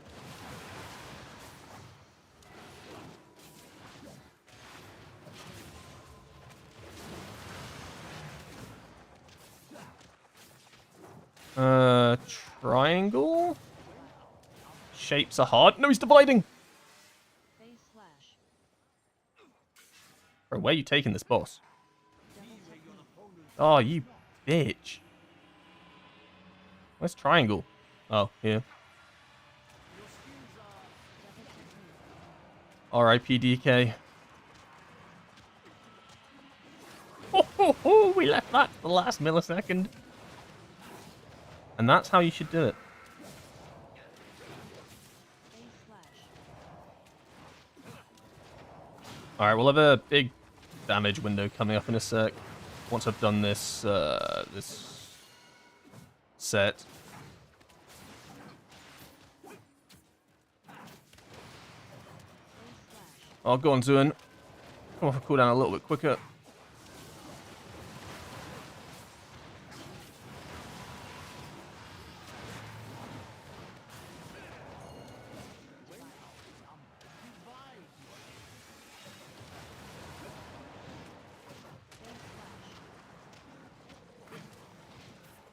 Double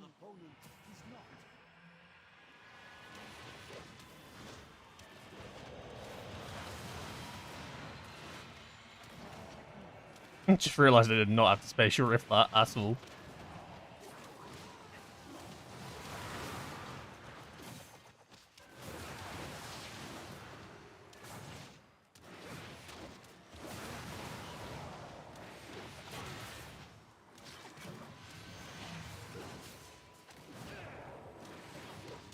Oh, it's triangle. It's right here.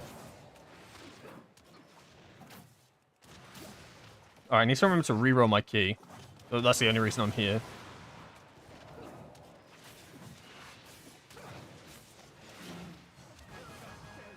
Oh, I gained score. We got a better time. Hunter did me in, though. Sophia may have a head start, but her echo remains. An echo we can follow. Oh. Get lucky, get lucky, get lucky. It's a lucker. We need Dawnbreaker. Yes, okay. Those are some really good odds as well, because it was only 2 dungeons I needed.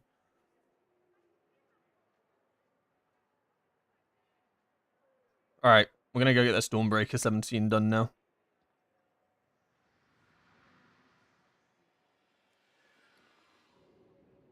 Bug Breaker? Yeah, I know, exactly.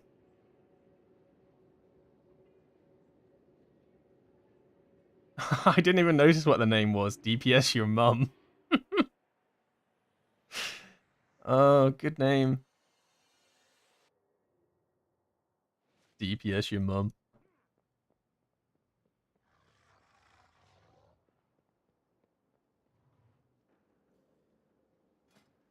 Alright, I'm going to form the A team. So if it's 17, 400 score, and then I guess... I don't really mind item level. I'll leave item level open. So 400 score, I think that's reasonable. And I guess... I don't know, I'll just see what sign is up, actually. I won't make a comp. 726, wow, people have been leveling. I like that. I like that a lot. Get him in.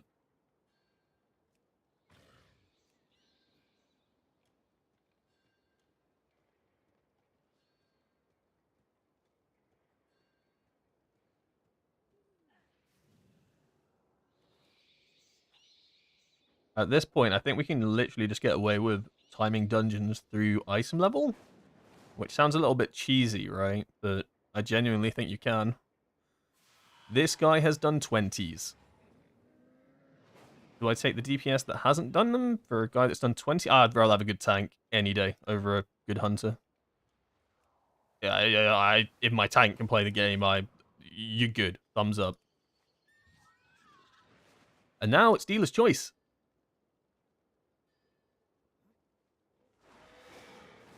Now I can be a little bit picky. Warrior buff would be good here. Yeah, warrior buff would be great here, actually. It'd be good for me, good for the hunter. Sure, the paladin doesn't mind. Yeah, we'll try and get warrior for the final pick. Actually, no, we have two ranged, kind of. These two can deal with the mechanics on the first boss. On the second boss, shit, there are no mechanics, just dodge. Yeah, we'll get warrior. I'll wait for a warrior. Good tanks make keys so much simpler. I mean, it's true. I mean, they dictate the pace of the key, right? They dictate what the pools are, the routes. If they're surviving, everyone's having a good time. I mean, it's by far the hardest role in the Mythic Plus. In raiding, it's not. In raiding, I'd say healing is the hardest role. But in Mythic Plus, it is. I don't want to say 90%, because that's a little bit much, but I mean, your tank controls everything, right?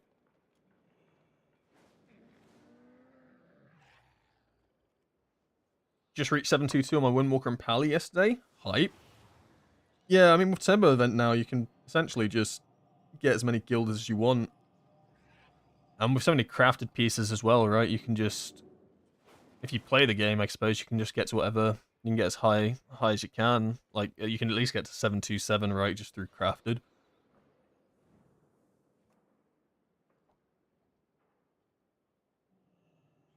Is that a Shadow Priest at 728? That's crazy.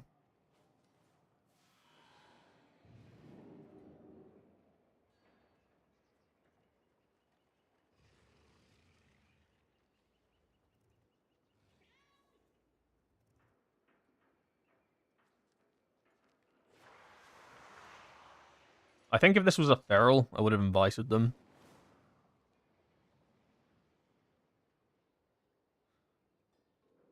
You're telling me there's no warrior DPS that wants to do a 17 Dawnbreaker?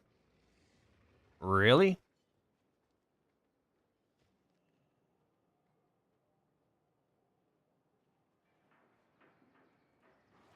How are they 3522? They have almost my same... Right, this guy has almost my score. Oh, have I just not updated the app? I've just not updated my Radio IO. I'm stupid. Ignore me. Yeah, I'm going to take the DK. He's got max item level, and he's done 17s. Fuck warrior buff. DK OP. You do what you got to do to time your keys.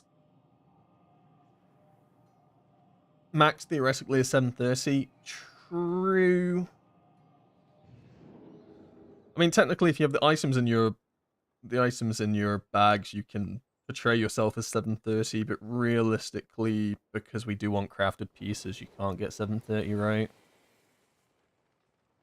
But you could easily just like max up some myth track belt or a myth track wrist, right, and then just come across as a 730. Because when you sign up to groups, it Takes your item level from your bag, not from your equipped gear. Fun fact.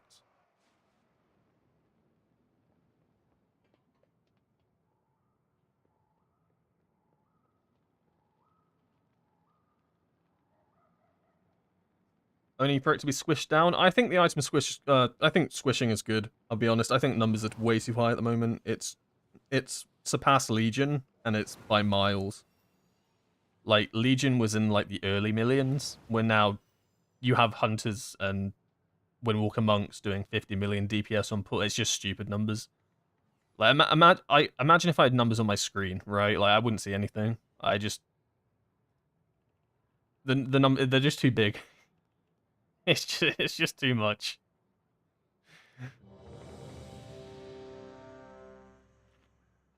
Take me back down to doing 1k crits. Oh my god. It's gonna be like classic. Hey, is your sim video still accurate as of today? The one where I talk about how to sim. Yes, should be. If it's the one about Raid.io, not Raid.io, Raid bots, then yeah, should be. If it's going through like the process of like what to do, how to sim, how Raidbot works, then yeah. Although I think that's a video inside of a video, isn't it? 5, 4, Or a section of the video. 2, 1. With its complement of cannons, Yeah, if you don't sim, I definitely get used or like getting the swing of simming and stuff. It's really it's quite easy. Like it looks complicated, it's really not. since the decimation of our with its complement of cannons, it can wait. With its complement of cannons. Wait. What is that? Ensnaring shadows. Ensnaring shadows. Stygian sea. Stygian sea.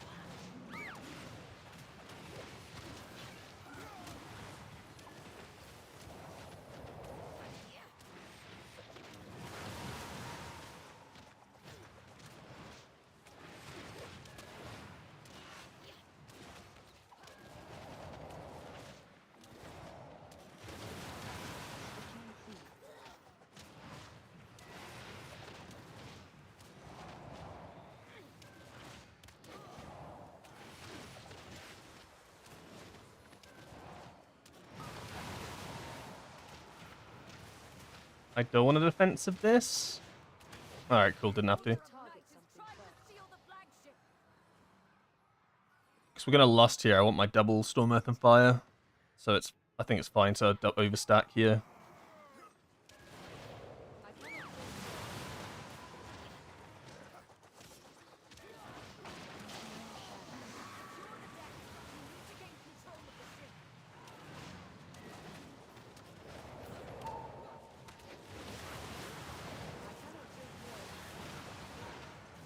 Stygian sea. I cannot use that item.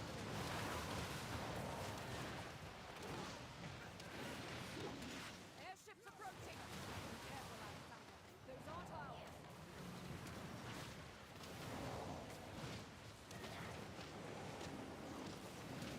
They empowered Melinor's shadow. What the hell is going on? What is this Curse Blade doing here? I don't think I've ever seen this guy. He just came from the wings. What? Why are they coming down the stairs? I hate this dungeon so much. Mobs are just getting pulled from Africa, coming down the stairs. They've never been in this pool in their lives before. Well, they're here now.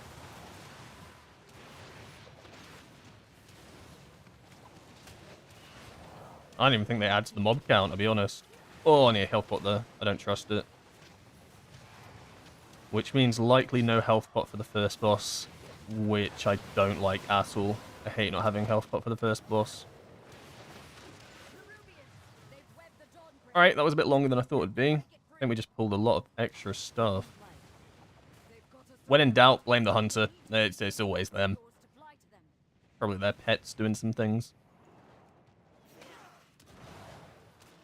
I cannot take more.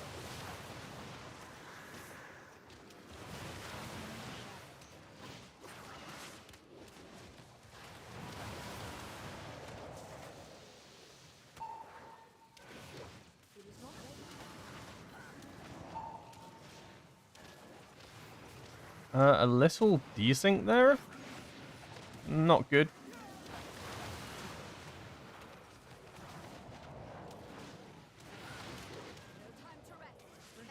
Yeah, I kind of desync my Storm, Earth, and Fire and Zuin, which is the last thing you ever want to do.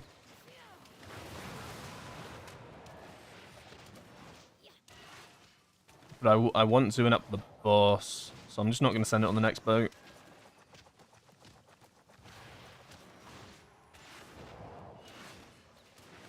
So the faster the first boss dies, the happier I am in this dungeon. It's just not a fun fight. And we'll go into it with an 18 stack Nether Prism, Storm, Earth, and Fire, Zuin. Farewell.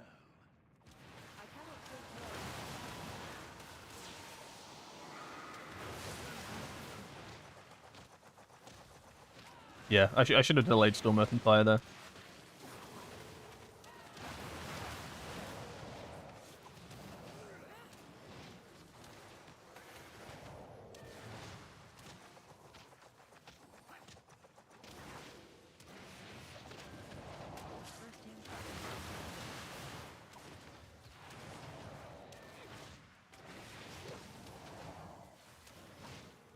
Zoom will still feel good with Conduit because of Heart Windows. Yeah, I think Zoom with Conduit will still feel fine because you get the natural haste right.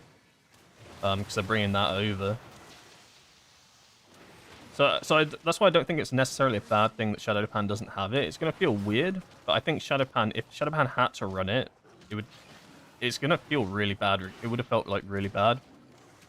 Because Shadowpan would have loved that haste, and now all it's doing is replicating the damage, and if your damage profile is kind of more flat and doesn't have like the burst, it would feel like it would just be a kind of a bad thing. So it feels bad that Shadowpan won't have it. I actually think it's probably for the best. But hopefully they add some good talents. Well, it just really comes down to what they replace it with in the talent tree.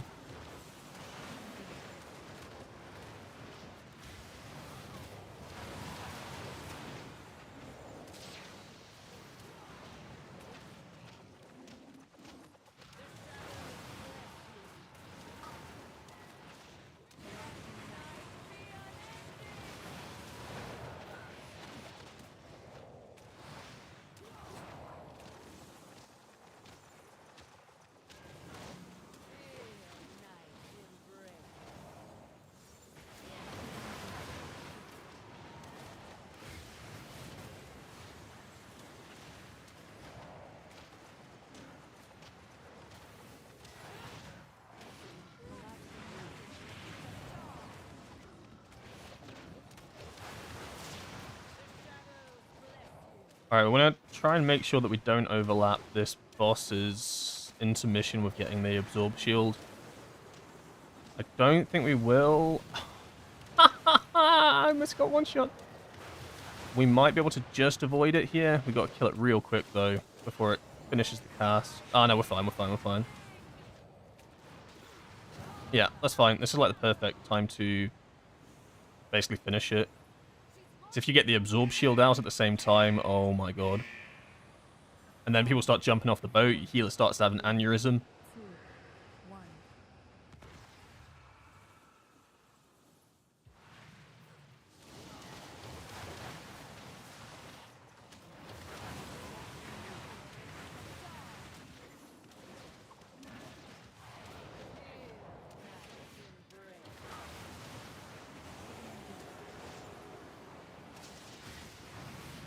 Oh, I shouldn't have cast lightning there.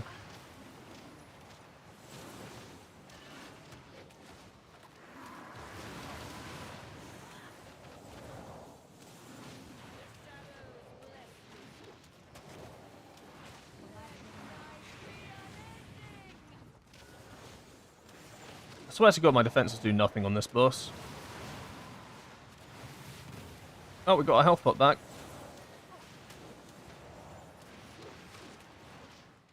I feel like this boss is completely dictated by your healer. I swear diffuse magic does fuck all. Fortifying Brood probably gives you a bigger absorb shield. Karma, eh. Health pot is the best defensive for this fight.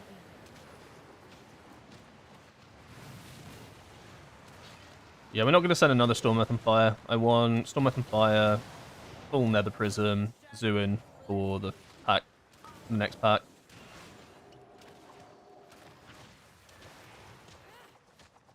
So I am going to overstack a little bit here, but it's worth.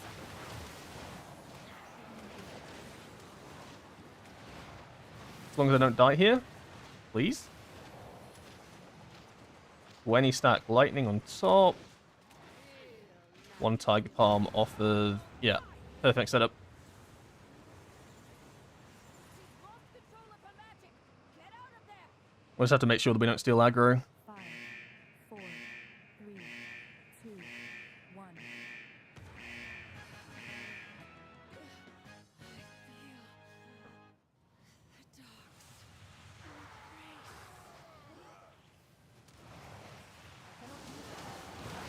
Find and defeat them. We'll have to face that commander at full strength.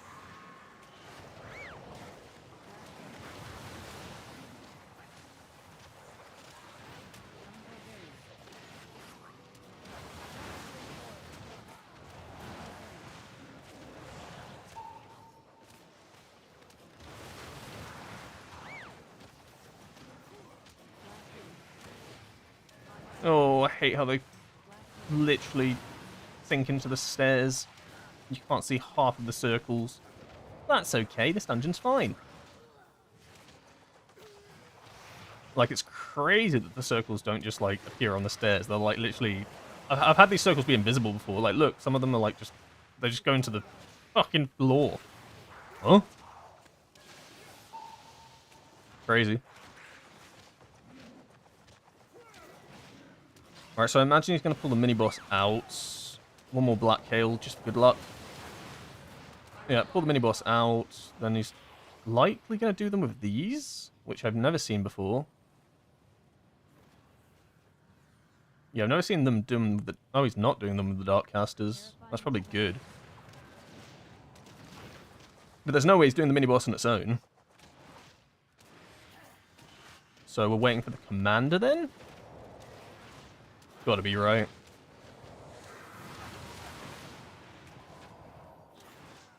Yeah.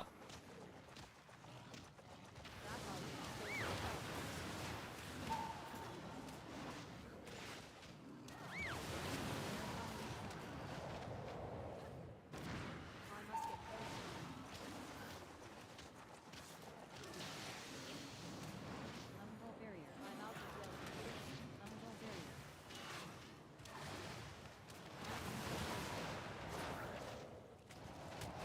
Oh no.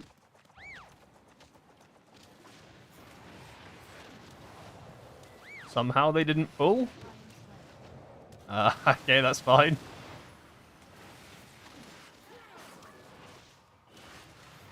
I'm not quite sure how they didn't pull there. They definitely should have. Umbral barrier. I'm gonna save my cooldowns for the next pull with Lust. Terrifying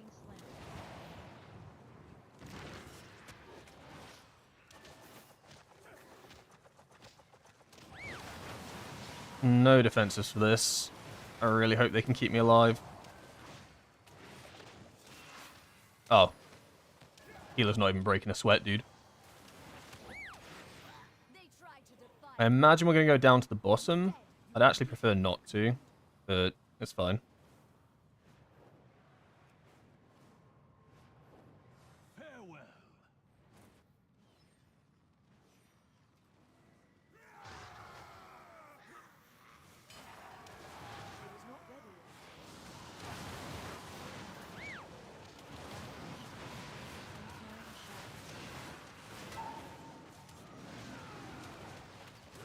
Oh no, that Dark Orb.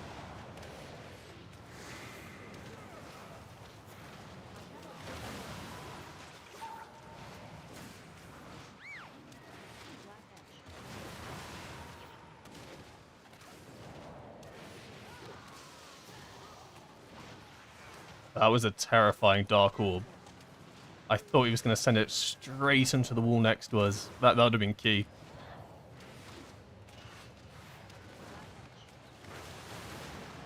that would have been straight GG.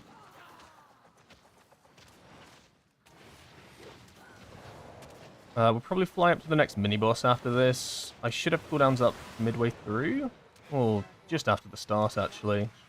I want defensives for that mini-boss, though, because it slaps.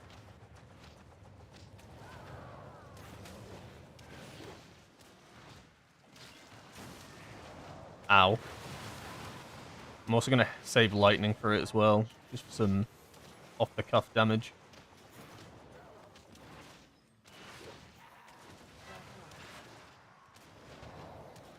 Kill it, get rid of the Dark Orb. Nice. Foothold on the town, end their commander. Yeah, okay, so we'll get literally all cooldowns. Oh, where are we going? Where the hell am I? Hmm.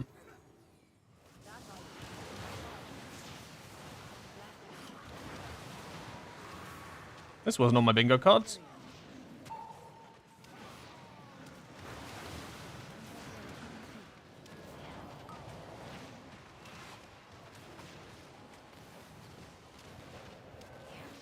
I mean, I don't mind it, big pull, but I'm not going to have anything for the next pack. I'll have to save the Storm Earth and Fire here. God, I really want to press it.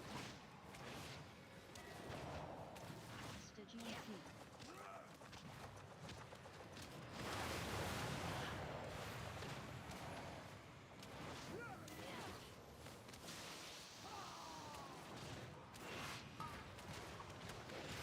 I have a nasty dot on me, but I need a defense for the next platform. I will just die. Oh, I'm targeted again. Oh, this is a spell. I'll be fine. Oh, was not fine. That's health pot, but I need Port Brew. Port Brew. So if I can use Port Brew for any of the mechanics I get first, then I can diffuse Karma the next ones. I do not have a target.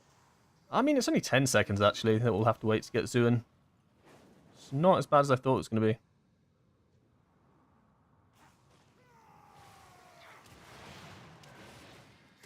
Black Edge.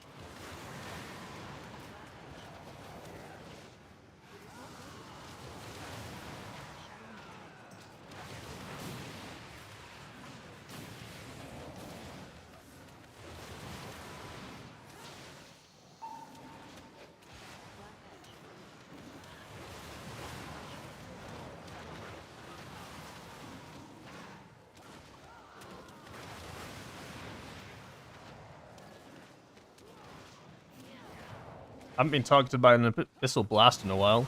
Go on, hit me with it. I've got defensives ready to go.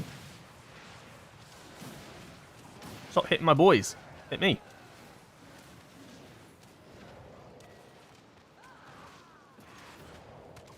I'm out of red. Black Edge.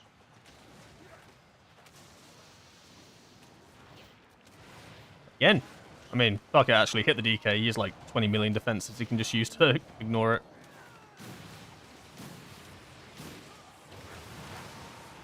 And now we're just going to hold Storm Earth and Fire for the actual boss. So far, so good. 10 million damage. Lol. And cleanse my home. Thank you. We're going to send cooldowns when he spawns the ads. Sounds a bit paddy, but the ads actually have a lot of health. And if they get cast off, it's just... It's bad. You gotta trust me on this.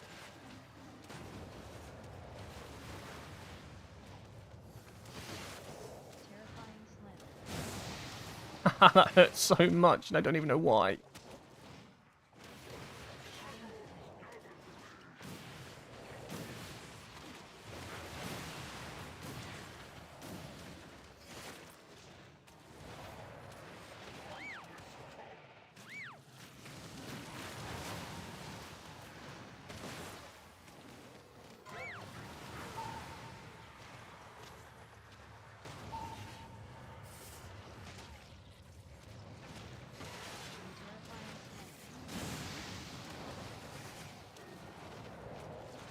Or if the fuse for the next one,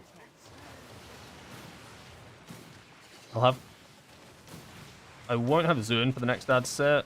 I'm not going to send it out with...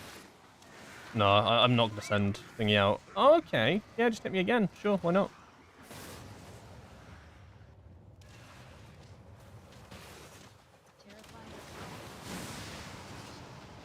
I'm just trying to get a big lightning stack up.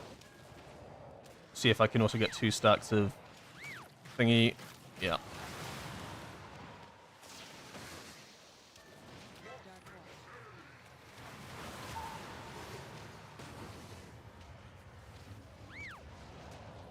And then we should just about get Zoon for the next one. Oh, good Spirit Link. So I'll have Fortifying Grip for the next Shadow Decay. And then Diffuse for the one after that. We should be fine, actually. Terrifying smell. I won't get Zoon the ad spawn like right now, so it's not going to be perfectly on sync. Yep. Right here, right now. So this is the awkward one. It's not quite when I need it. Alright, good enough. Send 19 stack lightning, just to guarantee we hit something.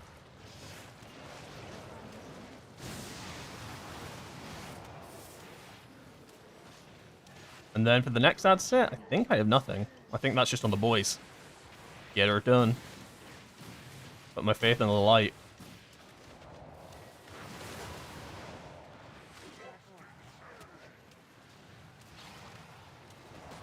So I need to save Storm Earth and Fire for Zuin for when we go back up on the boat. Actually, we've got a bunch of trash still to kill.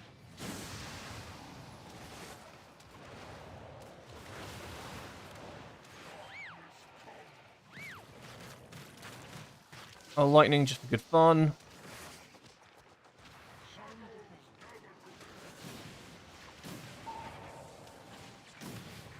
Send out a CC because shit's getting real here. Oh my god. Yeah. Never wanted to get that far. Alright, where are we going, Chief? I'm following my tank, guys. Don't know about you. Right, I know what we're doing. I'm going to pull this, and then when the boss is in its intermission, we're going to end up pulling a pack. And it works because of how the boss is scaled to do its mechanic. Don't worry about it too much. It just basically, we won't die. I might die to this, though.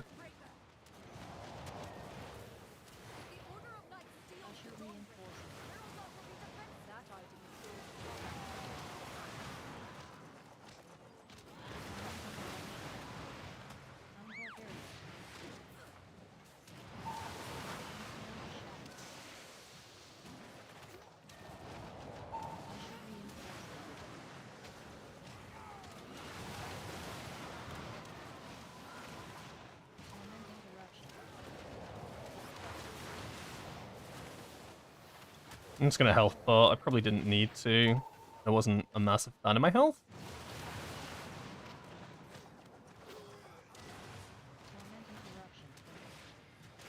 We might get one more ad set. Yeah, I think we do, actually. I don't have anything for it. A lightning, I guess? Fuck it. We lightning.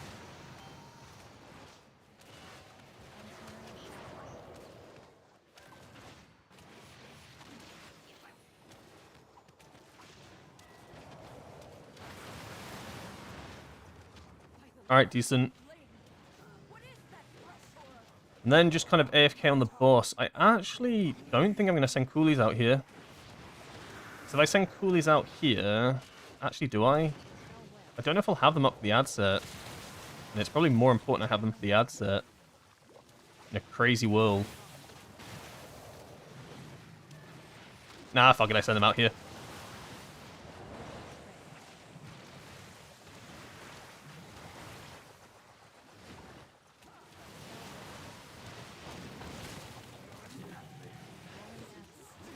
As if I wasn't going to send out damage. Yeah, was never going to happen.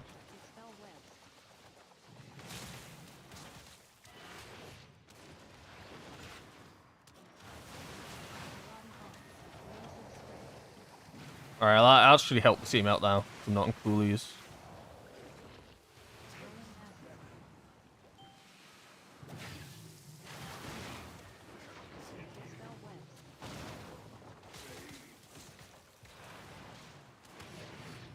I'll 100% send out a Storm Earth and Fire. Likely not Zuin. So everybody needs to be on board. They need to know that this is what the tank's doing. I hope they do. I'll ping him. I think it's kind of obvious, though. I don't think it's very subtle. I'll actually send out a Raz here. Black edge.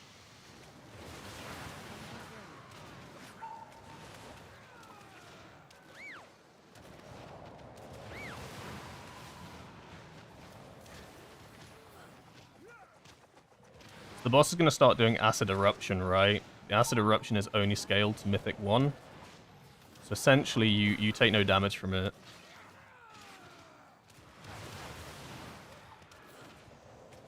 Acidic eruption.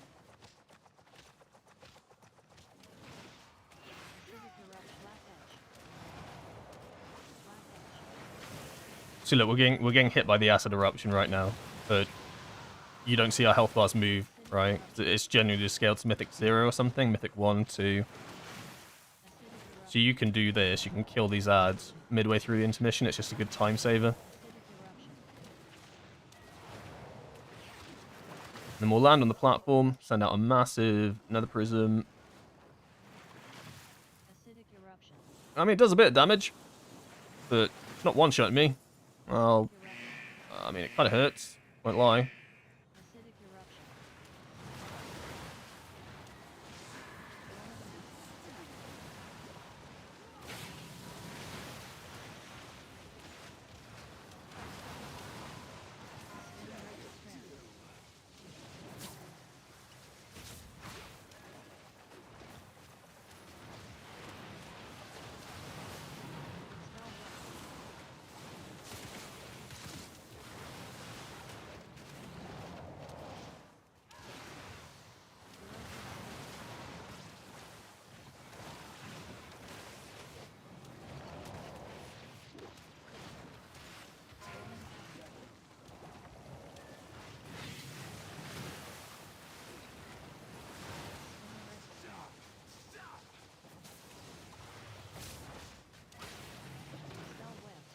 Just send out the Araz. Might as well just start sending my trinkets out.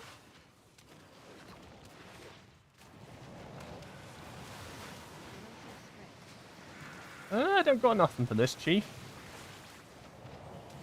Put Transcendence down.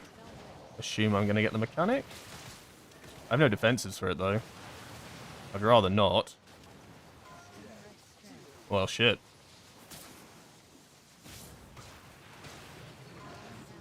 Ah, okay.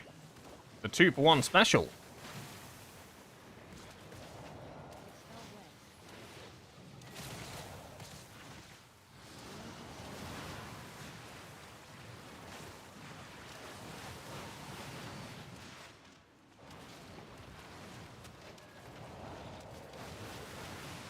If we get webs again, we'll spatial rift that one. No, okay, then we can just transcendence the next one. Oh my god, how much health does this bug have? Oh!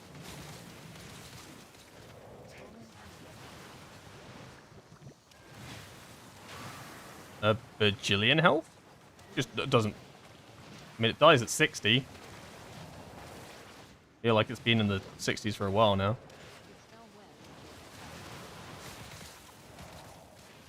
I'm gonna hold Storm Earth and Fire until the web spawns, so I know if I get it or not.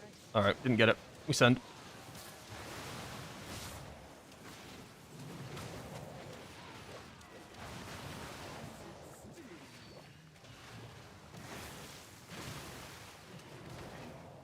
Man down!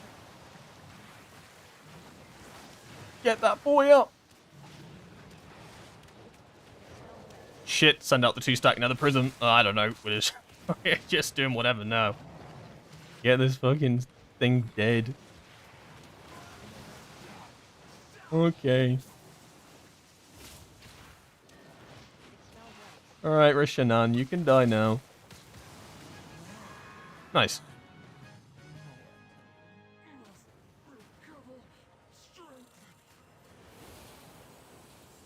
Well, that's just one more 17, and then we have completed all our 17s. Got a couple 18s in the bag. It's been a good day for M+, honestly. I've had some nightmare days. Today we've got 2 18s, arguably the hardest 18 in the game. And we've almost finished our 17s. And we slap damage. Kinda cool. GG, GG. You've done it champion. You've broken the unholy alliance between the Order of Night and Ajkahet. How much haste do you have? Verse keeps something higher for me. I've like 25 is haste, natty, 24. But then I also have a ton of verse, right? I've got 22% verse. So I'm not surprised that verse is something quite high for you. The thing is that haste and mastery are the best secondary stats, right? But the caveat to that is that doesn't mean you just funnel into haste and mastery, right? It means that when the sim looks at the damage, it will put a majority into haste and mastery initially, right? But then it will balance it out following that. So, like, when you hear, like, oh, haste and mastery are our best secondary stats, it doesn't mean you just want haste and mastery. Eventually, you'll reach a break point where it's actually more value to get some more versatility, or more value to get crit, because they'll have lower... they'll still have value, but then you start reaching, like mastery, for instance, 99%, right? Disgusting number. The diminishing returns on this is just insane. So although mastery is like really good, and it's the most stat I have, well, it's about tied with haste actually, more or less. Eventually you'll get more value from putting some stats into versatility than you do from putting it into mastery, because the amount of raw stats that you put into verse, you get more percentage out of than that you put into mastery, which has the 50% DR in it, right? So I'm not surprised that verse is looking pretty, the Sims are liking verse at the moment. So like verse for me for the entirety of like gearing and stuff. Like they just loved it. Do I play Araz and Prism at the same time? I do. I like it. I'm a big fan of Araz and Prism, I'll be honest. I think that for most dungeons, most situations, they just work really well together, right? Because Araz is an awkward trinket for dungeons, because it's 2 minutes. Oh, sorry. And Nether Prism's a little bit awkward because you kind of want it to be... It's kind of nice for Nether Prism to be at like above 12-ish stacks, roughly, because that's like a really good amount of agility. But most of the time, you don't really get that. When you play 1 minute 30, it's more around the 9, maybe less if you've had like breaks in between trash packs and stuff. And in my opinion, all of our damage comes from our 1 minute 30 cooldowns, right? And in a dungeon, you get a lot of 1 minute 30 cooldowns. So I would rather have an insanely powerful trinket, and an insanely powerful trinket plays 3 minutes, so you Araz, Nether Prism, to get the most maximum value out of them during the windows when you want the most amount of damage, if that kind of makes sense. It doesn't mean like it's the best setup. Like, you can still do well with Astral Antenna and stuff like that. But just personally, from playing dungeons out and messing about with trinkets and stuff, I just feel like I get the most value from this. I think it plays up better in higher keys as well. In lower keys, I think it suffers a little bit because you end up downing packs so fast that you end up on really awkward cooldown timers. Whereas at like a 17 or an 18, right? You'll do a pack, you'll pop your 1 at 30 cooldowns, and your cooldowns are pretty much back for the next pack. Like more or less, like here and there, maybe skip one every so often. So you tend to almost get like your 1 minute 30 cooldowns up every time you need it. So I'd rather have an 18 stack Nether Prism, for instance, or a Raz Ritual Forge for each one of those moments. So that's generally why I run double. It means outside of my burst window, like outside of my 1 minute 30 cooldowns, sure, I'm a little bit weaker, but I think the value's there.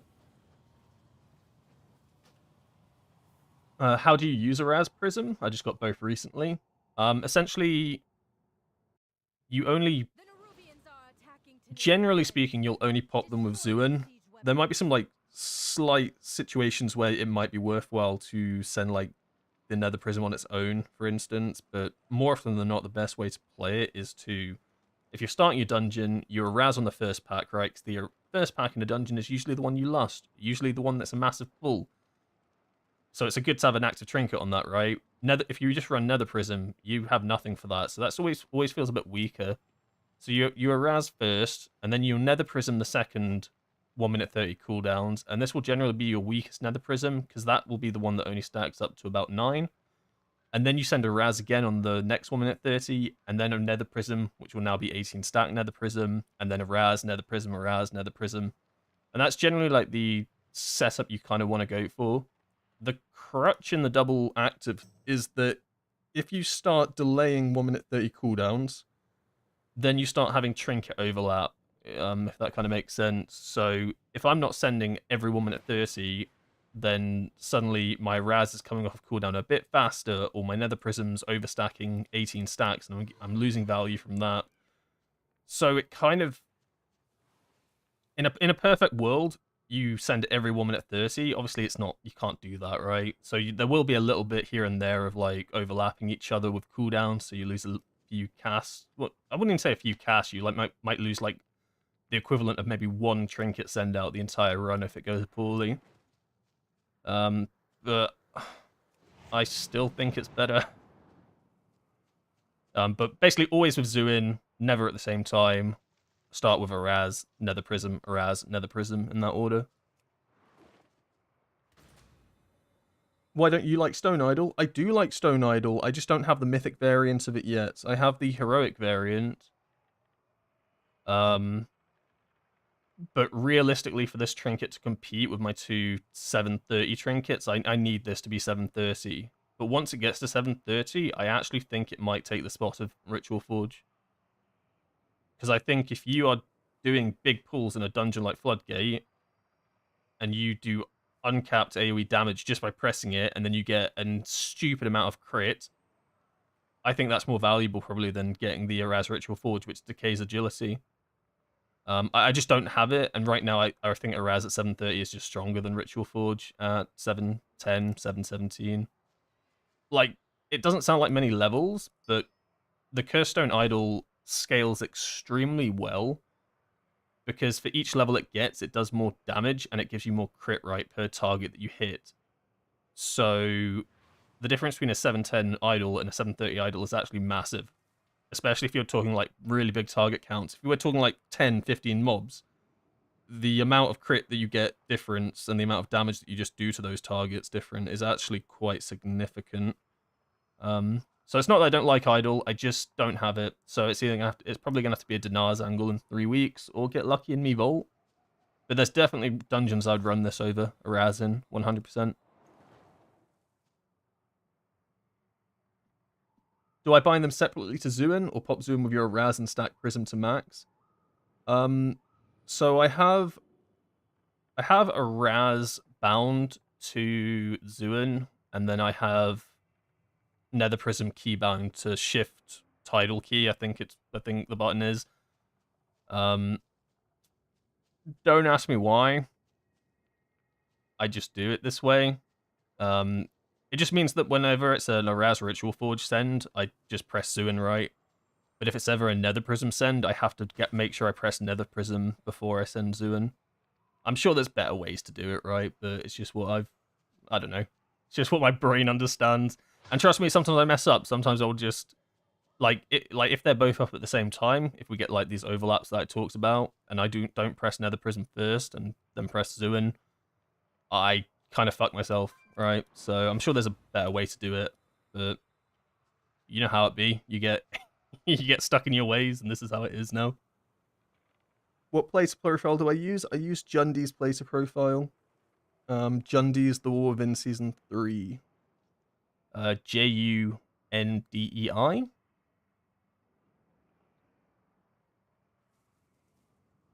I'm running 730 antenna and idle. My idle has speed, secondary, quite lucky. God damn. Yeah, trying to get like secondary, not secondaries even. Thirdlies? What are they called? Leech avoidance? I don't even know what they're called. Trying to get them on like trinkets and stuff is so rare. Yeah. Today was a good day. We've actually got some score. Double 18s, some 17s. Gonna get into the... I mean, realistically, it's just Arakara 17, right? I don't think it's crazy hard, but I think it's doable. Maybe Keys tomorrow? I might be here. Who has done a 20 this week? Jesus Christ, calm down, lads. You're making me look bad. Tertiaries. Yeah, they probably are called tertiary. I couldn't for the life of me think what they were called. I got too much IO today. I did. Yeah, usually I'm lucky if I even complete a dungeon. Today, we were kind of spooned a little bit. So, we'll take those. We'll take those. So yeah, thanks for tuning in. Thanks for watching, hanging out.